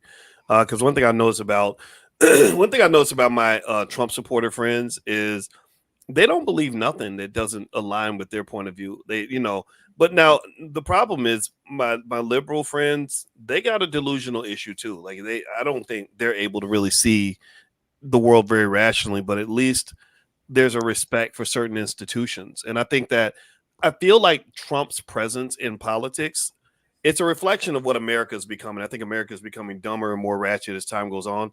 And he's dumb and ratchet to some extent. Not completely dumb, but just kind of ignorant. Like, how about this? He acts ignorant and kind of ratchet. And I think people kind of like that. That makes him seem more down to earth. But also, when Trump came in first, he was coming in insulting people and just saying all this stuff politicians don't normally say. And the Democrats are trying to keep it up here. Y'all remember when Michelle Obama said, when they go low, we go high? Yes. That tone has changed. Now they're like, well, we got to go low with you. We got to get down in the ghetto. We're going to hell. Right. So they've gotten down in the mud. They started slinging more insults at Trump. But before, they weren't really doing that as much. And so I don't feel like Trump's presidency has been all that great for the country. And overall, I think, but where Trump is correct is that there has to be something at some point that's going to drain the swamp. Here is the one thing, even though I'm going to lose a lot of money if Kamala don't win this election, because I literally bought all those Kamala contracts. So I'm kind of mad if I don't get my bread tomorrow. But one thing I can say that is good about a Trump presidency is that him working with someone like Elon Musk, they have a very rude, no nonsense, politically incorrect way of dealing with stuff. And I could see, when Elon came into Twitter, he came in and said, we got too many people here working here. So there's let's say there's 80,000 employees. He says, no, we're going to operate with 10,000 or whatever. Right. And they're like, but you can't do that, Elon. He's like, no, I bet you, watch me do it. Right. And that attitude, let's just be honest. Let's just be fair. That attitude, that approach to things, sort of defining what he decides to be possible rather than listen to people saying that that's not possible. That's what got him to be able to do impossible things. And when he started Tesla, people said you cannot start a major automobile manufacturer in the United States. Tesla's rolling. SpaceX, he has launched more successful rockets than fucking Boeing. Excuse my French. Boeing and Tesla, Boeing and SpaceX around 2011, NASA gave the bulk of the money to Boeing. They gave a little bit of money to SpaceX. Boeing, with all that money, has yet to get a rocket out into space and back. And they got astronauts stuck in the space on the Boeing ship. Yes, I didn't forget about it. Stranded as we speak. They're stranded as we speak. And guess who went up there? Who's going to go up there and get them? SpaceX. Oh Lord Jesus. SpaceX. That's in your So I just kind of think, I know people get offended by Musk politics. I'm offended by it too. But can we at least take a moment to try to also appreciate what he can do? I don't think the man is. I don't think I hate the way the government spends money. It drives me insane. Like, I want somebody to go in there and tell me how you hate the way the government spends money, because I think there's a lot of misconception about how government spends money. 60% of our budget is spent on defense. There's no other country that does this. And by the way, I just want to say, Elon Musk, he sought to buy Twitter as an impulse. He didn't even think it through. He just was like, I'm going to buy Twitter. And then when he got in there too deep, he tried to pull out. And they made him. They did not allow him to pull out. He did it out of impulse. Because first of all, his little ego was bruised on Twitter because he is a little boy who was reacting more to being bullied because he had a terrible childhood. He was almost beaten to death in boarding school when he was, he really was. He had an awful childhood. And where they beat him so bad, he was put into the hospital. That's how bad it was. And his parents did nothing to protect him. When he got out of the hospital, they just put him right back in that same environment that beat him up. Like, I would have changed schools or protected him in some way. They didn't. So he has this wound. Don't get me started with Elon Musk. Yeah, she's doing a deep dive. I love it. And then when he goes and someone on Twitter says something about him, weren't there a group of people that were tracking his flights?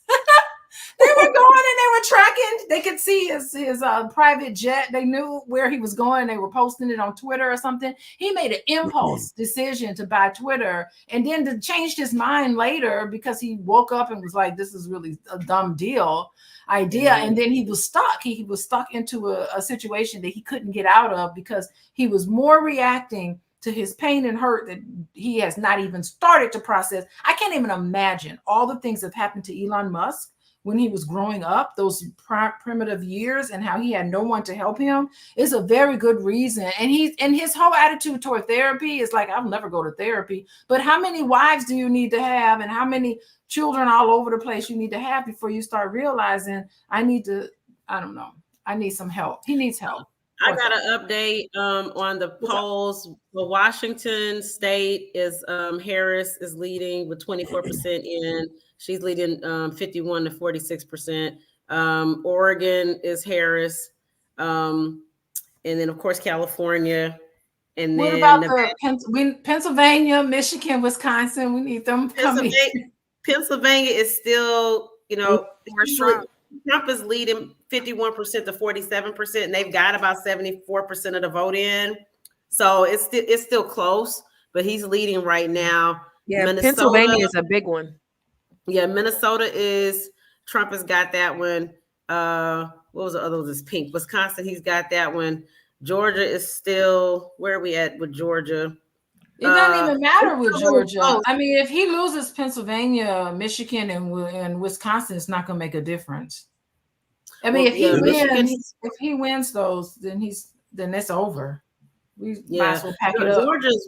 Georgia's still neck and neck, but he's winning, and they've got 90% of the vote in. I don't know if that county that had the bomb threats, if they were finished yet, but it says they've got 90% of the vote in. Nevada, they're saying Nevada, we're not going to know till November 12th, but we'll see what happens tonight because of that whole thing where they've got to certify the signatures or make sure the signatures are good for the voters. It's some new law they have out there. But I thought Arizona was going to be blue this time. Arizona was blue last time. Still neck and neck. It's 49.6% for Trump, 49.5% for Kamala Harris. Yeah, it's leaning and that way. Only 51% of the vote is in, so we still don't have, the most of the votes. Still half the votes are in. So if I got to listen to this man talk about him winning for 4 years, I might slip my wrist. I just can't. And his crowd sizes. Oh God. That's so funny. Yeah.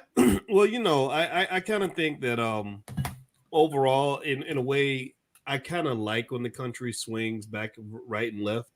I feel like Obama took us too far left. I thought Obama was going to show up as a black man. He didn't do any. Obama is central. He is not. If you call Obama liberal, he'd look at you and spit in your face. Well, I'll say nothing liberal about that man. There's a reason that I think it was Newsweek named him the first gay president. I don't know if y'all remember that. They had him on the headline, and they had the little rainbow flag, and they said the gays got a lot of rights under Obama. Yeah, he really pushed that gay stuff, and I think with the revelation of what happened at those Diddy parties, kind of tells you what some of these elites are really up to. Not to speak on that too much, I'll let you read between the lines. And I just think that agenda is the agenda that was most effectively pushed forward. And I think a lot of black people. What's interesting with black people is that overall black people are conservative. They're not into a lot of that stuff, and I think that when they try to bundle us up with all the other non-white male rejects, a lot of black people are just like, no, I don't, that's not me. I'm not down with that. And I think that's where topics like whether it's some LGBT trans conversations or maybe the issue with terminating pregnancy, I think that causes a clear dividing line. Like when I think about my friends that go to church, I got friends that would go to a Jamal Bryant church because it's very entertaining and you get to pretend like you love God even if you ratchet all week long. And then I got my fire and brimstone friends that are like, no, these pastors, they come in there telling me who to vote for. They telling me that I should go abort my baby and all these other things. That's against God. That's against what's in the Bible. Right now, again, I'm not here to say that there's a right or wrong way to look at that, but I listen carefully to my friends that are in both categories. Like I found it really interesting that when I look at, let's use Jamal Bryant as an example. I'm just like, how are you not rectifying. What's the word I'm looking for? How are you clarifying the connection with these political beliefs and just the fact that you're telling people who to vote for with what you're teaching from the Bible? There's so many things that just come off as such a direct contrast. I'm like, what? I don't understand this. So it's almost like you feel like if the Democrats came in and said, we'll pay you $1 million, but you got to tell everybody to go worship Satan, you'd have black pastors saying, Satan is the true God. I really believe you'd have that. You'd have that, right? And then I again, I have my friends that are more right wing who are like, no, they're like, no, aborting the child is wrong. The gay stuff, their position on the gay stuff tends to be more like, you do what you do in the bedroom. Just I don't need to know about it. I don't have to acknowledge it or talk about it, right? Yeah, so I kind of feel like there has to be room for those conversations with the black community because everybody wants to put black people in the liberal Democrat box. And I think that that's linked back. If you go back 100 years, it's linked to agendas that related to communism and socialism. Like the Black Panther Party was a very communist organization. Same thing with the civil rights movement. It was rooted and funded and supported by a lot of communism. Communism's not always bad. Marxism's not always bad. But not every black person is that supports, say, the Black Panthers is signing up to be a Marxist. Right. And I think that because we're diverse, as we see that diversity, we get to this point where people are arguing, well, you ain't really black if you don't believe this or if you don't believe that. And that to me is the colonizer trying to claim our blackness to say, well, if you don't vote for me, then you ain't black. Or if you don't do this, you ain't black. If you don't support the right to choose, then you're not black. No, you could be very black and still just say that's not my thing. Well, if I don't go to bed, I'm gonna be fat, not black, because I gotta wake up. We gotta wake up in the morning, boys. If you weigh 250 pounds and you ain't black. Dr. Alicia, I really love your hair. I just wanted to tell you that I love that. Girl, it is one big. The hair has clumped together. I need to take it down, but I'm not going to. Let me tell you guys really quick what I'm seeing just from states that were blue last election that are kind of more leaning towards red right now. So Arizona was blue in 2020. It's leaning red. Last election, Colorado's still blue. Minnesota was blue. It's leaning red. Wisconsin was blue. It's leaning red. Pennsylvania was blue. It's leaning red. Woo! Georgia was blue, is leaning red. North Carolina, let's see, Virginia State. What about North Carolina? Did that come in? North Carolina is leaning red. Wow. I'm going to bed. Wow. Boys, let's go to bed. Wow. Yeah, I'm gonna go to bed with you in a minute. That is very interesting. I gotta set my outfit out, or I'm not gonna be able to put on my. I need to go to bed. I have to set my clothes out. Everything has to. I can't think in the morning because I'll be too tired. Yeah, that's interesting. Ooh, buddy, we might have President Trump tomorrow, or maybe the next day, or whenever they finish settling. That's interesting. I think I'm gonna get off. Yeah, I'm gonna tell you the truth. I'm starting to question all those Kamala Harris contracts I bought. I'm starting to wonder if I made a mistake. I had to buy them because I just hated to see her. I just couldn't believe the contract was 10 cents. Like turning 10 cents into $1. That's crazy, right? I don't regret it because it was the best decision I could make based on what I knew. But now I'm looking at these results, and what I really think might be happening too is that the Democrats and the liberals tend to be loud. The conservatives are not. The conservatives. No. Hold on. Wait. No, sorry. Let me explain it in a different way. The liberals have bigger. I think they have bigger mainstream platforms. So you'll see a Kamala Harris rally, and you'll have Beyonce and every Hollywood, superstar kind of supporting that, and we will think that that's where the nation's going. But then you've got a lot of these conservatives that people are ashamed to tell people that they vote for Trump. They're scared. They're kind of hiding in the shadows, right? And so they secretly go to the polls. They just place their vote and they don't say nothing. And I know this because one example I saw. This is just one story, and take it for what you want, right? But I remember seeing some of my friends get together, and I knew them both very well. One couple was deep red, Trump. The other couple was very, very blue, like love MSNBC, whatever. And they were talking back and forth. And here's what I noticed. My friends that were blue were really vocal. Like, oh, Trump is terrible. Only an idiot will vote for Trump. Why would you do that? Just kind of, the MSNBC kind of rhetoric. And my conservative friends just didn't say a word. They just listened. They didn't argue. They didn't say nothing. And I was sitting there and I was laughing because my friends that were blue assumed that because the other couple was black, that they were agreeing with them. But they weren't agreeing. They were just like, you can say what you want to say. We're going to just vote with how we want to vote. We don't need to explain to you why your vote is a stupid vote, right? And I wonder if that's happening nationwide. I really do. Because if Trump wins this election, it will surprise me because I really thought the momentum was in favor of Kamala. I really did.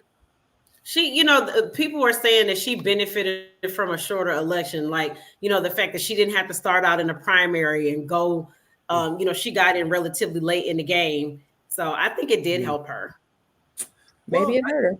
I think it definitely gave the Democrats a boost of energy that they were like Joe Biden just had the Democrats depressed because he got up there stumbling and fumbling and couldn't finish his sentences. And I mean, it was really funny. Like, so watching, I was thinking about the black Democratic stooges, the Rollins and the DLs. And I said, how you going to defend that? You can't defend what that man was doing. Oh, yeah. And, but then they kind of gave them a shot in the arm when they popped Kamala in there. I did not think that the country was going to be that enthusiastic about her. And I understood why they were. So then what happened was they flipped it on the Republicans. First, the Republicans were the ones who looked like they had the young, energetic, vibrant candidate, and the Democrats had the stodgy old man. Now it's completely flipped. And the same arguments they were making about Biden being unfit mentally and all this, now they were saying that about Trump.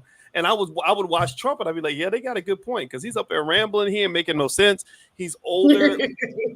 When older people have a cognitive decline, it happens really fast. Have you ever seen the video where Biden was speaking in 2019 versus how he sounded in 2024? Oh, yeah. And they tried to say he had a cold. But what was concerned about to me is what's going on with Kamala. Like, is she on benzodiazepines or what? Because I'm serious, because she's slurring, like every other interview or speech where she gets the slurring. And I'm just wondering do they got her medicated? Seriously, as a doctor, because why do these I'm watching these speech patterns on why are you slurring, girl? Wow. I haven't heard. I have to pay attention to. I didn't hear any. I have never heard any. Tell me about benzodiazepine. Those are for anxiety. Xanax. That's a benzodiazepine. Xanax. Interesting. So, or Ativan. So there's just, somebody, and that's what I've read, that people saying that that's maybe what's going on, is that she gets really anxious. And so they give her, that maybe what's going on. But she definitely does slur to the point where people do skits about her and they will mimic her slurring.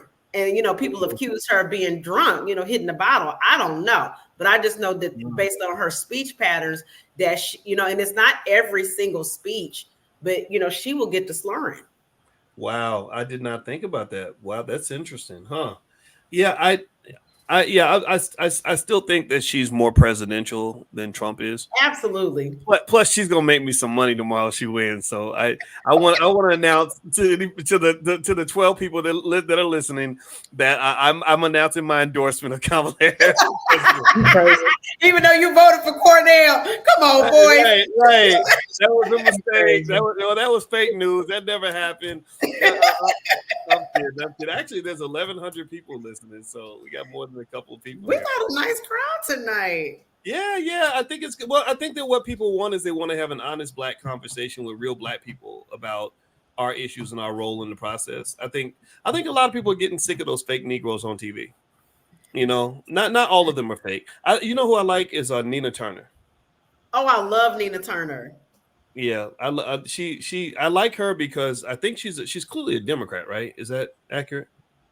I'm pretty sure she is. Yeah, she's a Democrat, but she does it with a tremendous amount of respect for the Black community. Like, so she's very Black. She's very B1, just super Black first. But she still stands on what she believes as a Democrat, but she kind of checks the Democratic Party in how they approach Black people. And I really appreciated what she said about Black men. and just like they don't want to be told what to do. I said, thank you for saying that. That's it. Just don't be up in here barking at us. Like, what are you talking about? I tell you what to do all the time, boys. Well, you tell me what to do, and I have to ignore you too sometimes. But you can't ignore me. But still, though, it's like really, no. I mean, just to keep it real, like generally speaking, I don't do nothing unless I want to do it. That's it. And there's nothing radical about that. White women say it all the time. Like no means no, my body, my choice. They say all these things, right? So I think Black men want sovereignty. Like what you're really seeing is something that I think is very good for the Black community right now. Is you're seeing a lot of Black men standing up and saying we want to be grown-ups and we want to be heard. I think some of them are misguided. Like I think when they are talking crazy about single mothers, that makes me angry, and it's unfair and it is immature. But at the same time, the fact that men are just saying, "Hey, we're here too. We matter as well." I think that's really good for the Black community because I don't think you would have had this say 10 or 15 years ago. So there we go.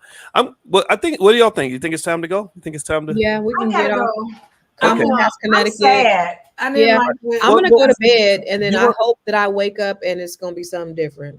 What do you want to share before we go? Do you want to share your information about where people can follow you and all that stuff?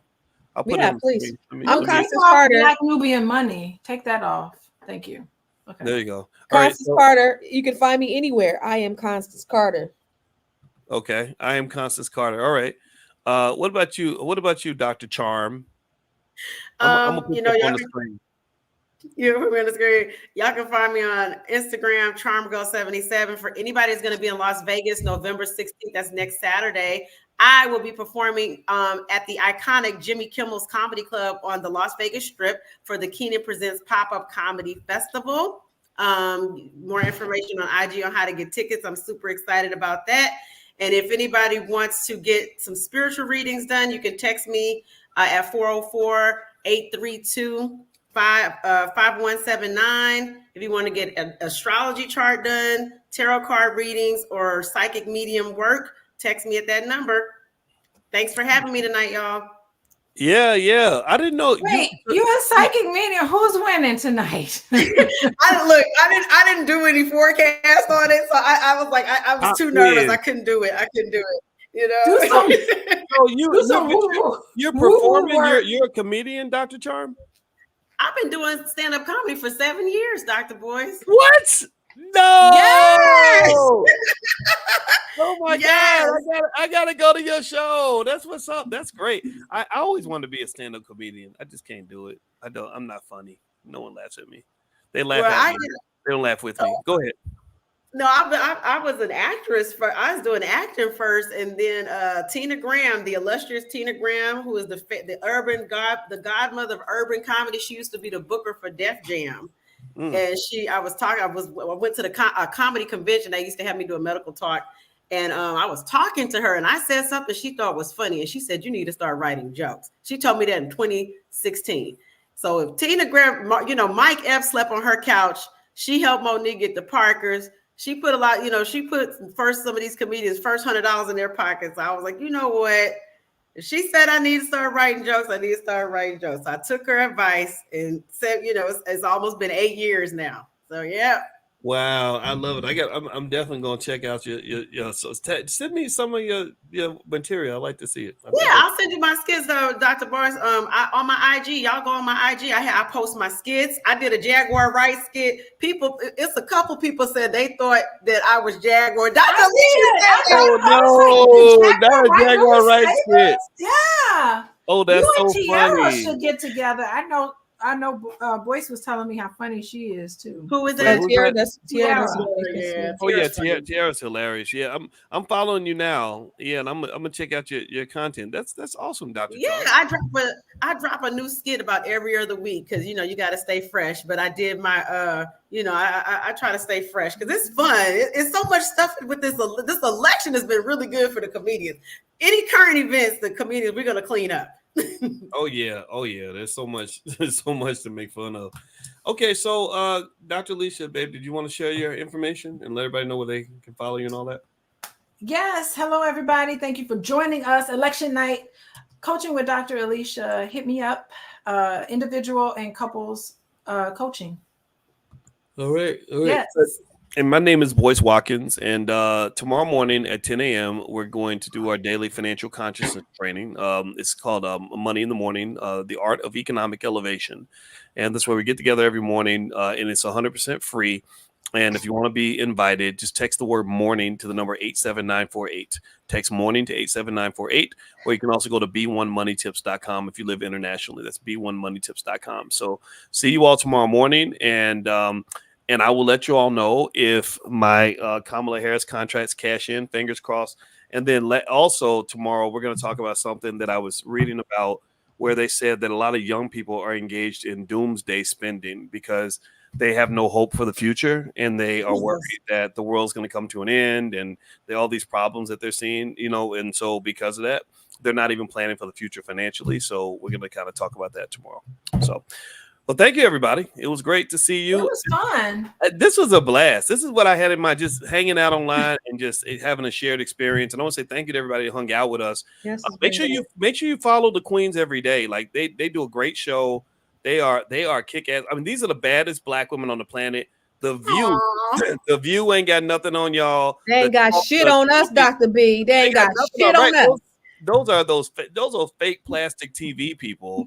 These are real Black women that are super smart and amazing. So if you want to be notified when they go live every single day, Monday through Friday, 1 p.m., everybody pull out your phone, text the word Queens to the number 87948. Text Queens to 87948. And they'll send you an invite when they go live. I'll put it on the screen. And we got to support the sisters. We got to support the intelligent Black conversations. So I'm asking everybody in the chat to let's be intentional. Put a yes in the chat if you're going to text Queens to 87948. And then when you get the link, you're going to click on it and come in and make a comment and support. You do that. We didn't ask you to pay money. Just pay attention, right? We got to do this because our people, we got all these ridiculous outer space Negroes representing us on TV, and you got real ones out here that are really accomplishing it, getting it done, raising the families, doing amazing things. These are the women that we all need to know about, whether you are Trump, Kamala, or anything in between. We got to make sure our community is always represented. Do we agree? Give me a yes in the chat so we can all walk out of here feeling good. All right. So thank you so much for saying yes, and thank you for hearing me out on that. All right, everybody, have a good night. Thanks, Constance and Dr. Charm and Dr. Dave. I'll see you in another room in a minute. Have a good night, everybody. Hey, Dr. B, let's get back on y'all tomorrow and let's talk about the results, and let's have a conversation. That part. Let's do it. We gonna finish up. All right. So, have a good night, everybody. See you later. Everybody. Bye-bye.